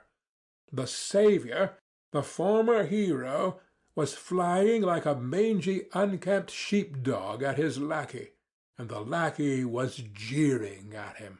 And I shall never forgive you for the tears I could not help shedding before you just now, like some silly woman put to shame. And for what I am confessing to you now I shall never forgive you either. Yes, you must answer for it all, because you turned up like this, because I am a blackguard, because I am the nastiest, stupidest, absurdest, and most envious of all the worms on earth, who are not a bit better than I am, but, the devil knows why, are never put to confusion, while I shall always be insulted by every louse. That is my doom. And what is it to me that you don't understand a word of this? And what do I care? What do I care about you and whether you go to ruin there or not? Do you understand? How I shall hate you now after saying this, for having been here and listening. Why, it's not once in a lifetime a man speaks out like this, and then it is in hysterics. What more do you want? Why do you still stand confronting me after all this? Why are you worrying me? Why don't you go? But at this point a strange thing happened. I was so accustomed to think and imagine everything from books and to picture everything in the world to myself just as I had made it up in my dreams beforehand, that I could not all at once take in this strange circumstance. What happened was this. Liza, insulted and crushed by me, understood a great deal more than I imagined. She understood from all this what a woman understands first of all, if she feels genuine love. That is, that I was myself unhappy. The frightened and wounded expression on her face was followed first by a look of sorrowful perplexity. When I began calling myself a scoundrel and a blackguard, and my tears flowed, the tirade was accompanied throughout by tears, her whole face worked convulsively. She was on the point of getting up and stopping me. When I finished, she took no notice of my shouting, "Why are you here? Why don't you go away?" but realized only that it must have been very bitter to me to say all this. Besides, she was so crushed, poor girl. She considered herself infinitely beneath me. How could she feel anger or resentment? She suddenly leaped up from her chair with an irresistible impulse and held out her hands, yearning towards me, though still timid and not daring to stir. At this point there was a revulsion in my heart too. Then she suddenly rushed to me, threw her arms round me, and burst into tears. I, too, could not restrain myself, and sobbed as I never had before. "They won't let me. I can't be good," I managed to articulate. Then I went to the sofa, fell on it face downwards, and sobbed on it for a quarter of an hour in genuine hysterics. She came close to me, put her arms round me, and stayed motionless in that position. But the trouble was that the hysterics could not go on forever, and, I am writing the loathsome truth, lying face downwards on the sofa with my face thrust into my nasty leather pillow, I began by degrees to be aware of a far-away, involuntary, but irresistible feeling that it would be awkward now for me to raise my head and look Liza straight in the face. Why was I ashamed? I don't know, but I was ashamed. The thought, too, came into my overwrought brain that our parts now were completely changed, that she was now the heroine, while I was just a crushed and humiliated creature, as she had been before me that night 4 days before. And all this came into my mind during the minutes I was lying on my face on the sofa. My God!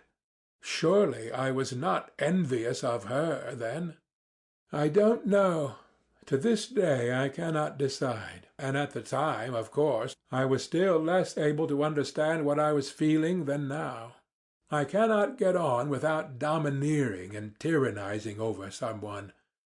But there is no explaining anything by reasoning, and so it is useless to reason. I conquered myself, however, and raised my head. I had to do so sooner or later, and I am convinced to this day that it was just because I was ashamed to look at her that another feeling was suddenly kindled and flamed up in my heart, a feeling of mastery and possession. My eyes gleamed with passion, and I gripped her hands tightly. How I hated her, and how I was drawn to her at that minute! The one feeling intensified the other. It was almost like an act of vengeance. At first there was a look of amazement, even of terror, on her face, but only for one instant. She warmly and rapturously embraced me. 10.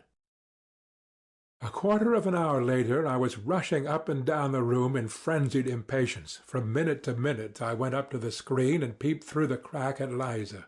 She was sitting on the ground with her head leaning against the bed, and must have been crying. But she did not go away, and that irritated me. This time she understood it all.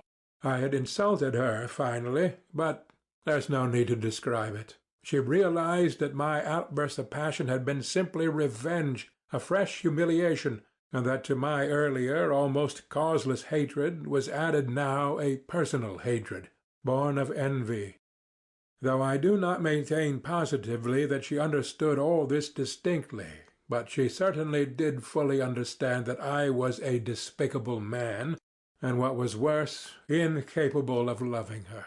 I know I shall be told that this is incredible, but it is incredible to be as spiteful and stupid as I was. It may be added that it was strange I should not love her, or at any rate appreciate her love. Why is it strange? In the first place, by then I was incapable of love, for I repeat, with me loving meant tyrannizing and showing my moral superiority. I have never in my life been able to imagine any other sort of love, and have nowadays come to the point of sometimes thinking that love really consists in the right, freely given by the beloved object, to tyrannize over her. Even in my underground dreams I did not imagine love except as a struggle. I began it always with hatred and ended it with moral subjugation, and afterwards I never knew what to do with the subjugated object. And what is there to wonder at in that, since I had succeeded in so corrupting myself, since I was so out of touch with real life, as to have actually thought of reproaching her and putting her to shame for having come to me to hear fine sentiments, and did not even guess that she had not come to hear fine sentiments, but to love me, because to a woman all reformation, all salvation from any sort of ruin, and all moral renewal is included in love, and can only show itself in that form. I did not hate her so much, however, when I was running about the room and peeping through the crack in the screen. I was only insufferably oppressed by her being here. I wanted her to disappear. I wanted peace, to be left alone in my underground world. Real life oppressed me with its novelty so much that I could hardly breathe. But several minutes passed, and she still remained, without stirring, as though she were unconscious. I had the shamelessness to tap softly at the screen, as though to remind her. She started, sprang up, and flew to seek her kerchief, her hat, her coat, as though making her escape from me. 2 minutes later she came from behind the screen and looked with heavy eyes at me. I gave a spiteful grin, which was forced, however, to keep up appearances, and I turned away from her eyes. "Good-bye," she said, going towards the door. I ran up to her, seized her hand, opened it, thrust something in it, and closed it again. Then I turned at once and dashed away in haste to the other corner of the room, to avoid seeing anyway. I did mean a moment since to tell a lie, to write that I did this accidentally, not knowing what I was doing, through foolishness, through losing my head. But I don't want to lie, and so I will say straight out that I opened her hand and put the money in it from spite. It came into my head to do this while I was running up and down the room, and she was sitting behind the screen. But this I can say for certain. Though I did that cruel thing purposely, it was not an impulse from the heart, but came from my evil brain. This cruelty was so affected, so purposely made up, so completely a product of the brain, of books, that I could not even keep it up a minute. First I dashed away to avoid seeing her, and then in shame and despair rushed after Liza. I opened the door in the passage and began listening. "Liza! Liza!" I cried on the stairs, in a low voice, not boldly. There was no answer, but I fancied I heard her footsteps lower down on the stairs. "Liza!" I cried more loudly. No answer. But at that minute I heard the stiff outer glass door open heavily with a creak and slam violently. The sound echoed up the stairs. She had gone. I went back to my room in hesitation. I felt horribly oppressed. I stood still at the table beside the chair on which she had sat and looked aimlessly before me. A minute passed. Suddenly I started. Straight before me, on the table, I saw— In short, I saw a crumpled blue 5-ruble note, the one I had thrust into her hand a minute before. It was the same note. It could be no other, for there was no other in the flat. So she had managed to fling it from her hand on the table at the moment when I had dashed into the further corner. Well, I might have expected that she would do that. Might I have expected it? No, I was such an egoist, I was so lacking in respect for my fellow creatures, that I could not even imagine she would do so. I could not endure it. A minute later I flew like a madman to dress, flinging on what I could at random, and ran headlong after her.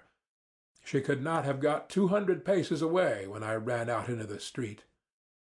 It was a still night, and the snow was coming down in masses and falling almost perpendicularly, covering the pavement and the empty street as though with a pillow. There was no one in the street, no sound was to be heard. The street lamps gave a disconsolate and useless glimmer. I ran 200 paces to the crossroads and stopped short. Where had she gone? And why was I running after her? Why? To fall down before her, to sob with remorse, to kiss her feet, to entreat her forgiveness.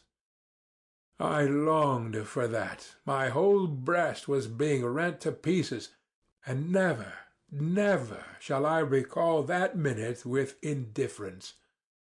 But what for? I thought. Should I not begin to hate her, perhaps even tomorrow, just because I had kissed her feet today? Should I give her happiness?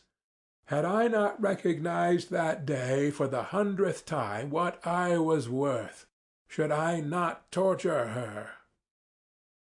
I stood in the snow, gazing into the troubled darkness, and pondered this. And will it not be better, I mused fantastically, afterwards at home, stifling the living pang of my heart with fantastic dreams, will it not be better that she should keep the resentment of the insult forever? Resentment? Why, it is purification. It is a most stinging and painful consciousness. Tomorrow I should have defiled her soul and have exhausted her heart, while now the feeling of insult will never die in her heart, and however loathsome the filth awaiting her, the feeling of insult will elevate and purify her by hatred. Perhaps, too, by forgiveness. Would all that make things easier for her, though? And, indeed, I will ask on my own account here an idle question. Which is better, cheap happiness or exalted sufferings? Well, which is better? So I dreamed as I sat at home that evening, almost dead with the pain in my soul. Never had I endured such suffering and remorse. Yet could there have been the faintest doubt when I ran out from my lodging that I should turn back half-way? I never met Liza again, and I have heard nothing of her. I will add, too, that I remained for a long time afterwards pleased with the phrase about the benefit from resentment and hatred, in spite of the fact that I almost fell ill from misery. Even now, so many years later, all this is somehow a very evil memory. I have many evil memories now, but hadn't I better end my notes here? I believe I made a mistake in beginning to write them. Anyway, I have felt ashamed all the time I've been writing this story, so it's hardly literature so much as a corrective punishment.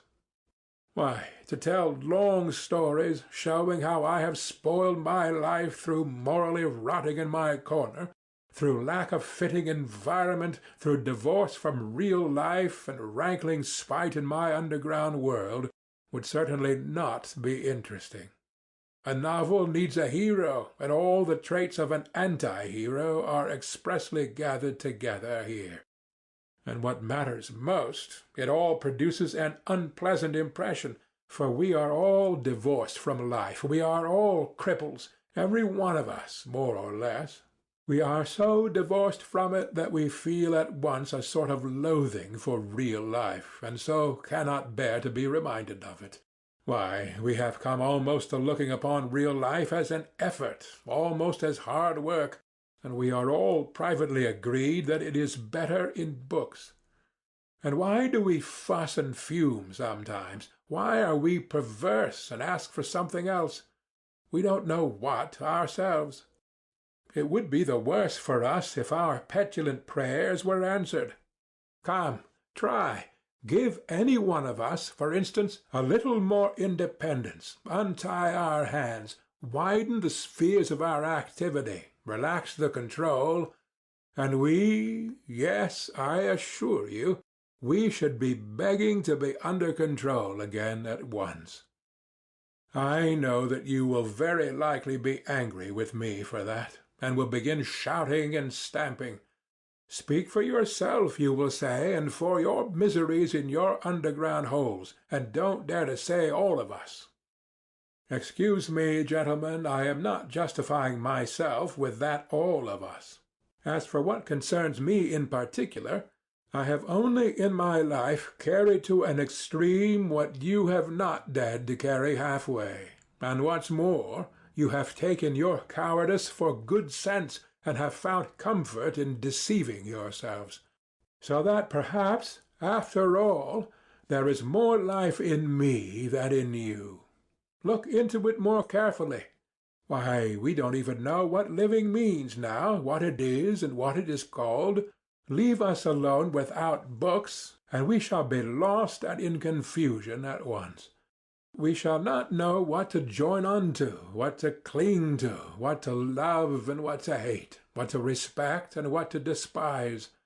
We are oppressed at being men, men with a real individual body and blood. We are ashamed of it. We think it a disgrace and try to contrive to be some sort of impossible generalized man. We are stillborn, and for generations past have been begotten not by living fathers, and that suits us better and better. We are developing a taste for it. Soon we shall contrive to be born somehow from an idea. But enough. I don't want to write more from underground. The notes of this paradoxalist do not end here, however. He could not refrain from going on with them, but it seems to us that we may stop here. End of Notes from the Underground by Fyodor Dostoevsky. Translated by Constance Garnett.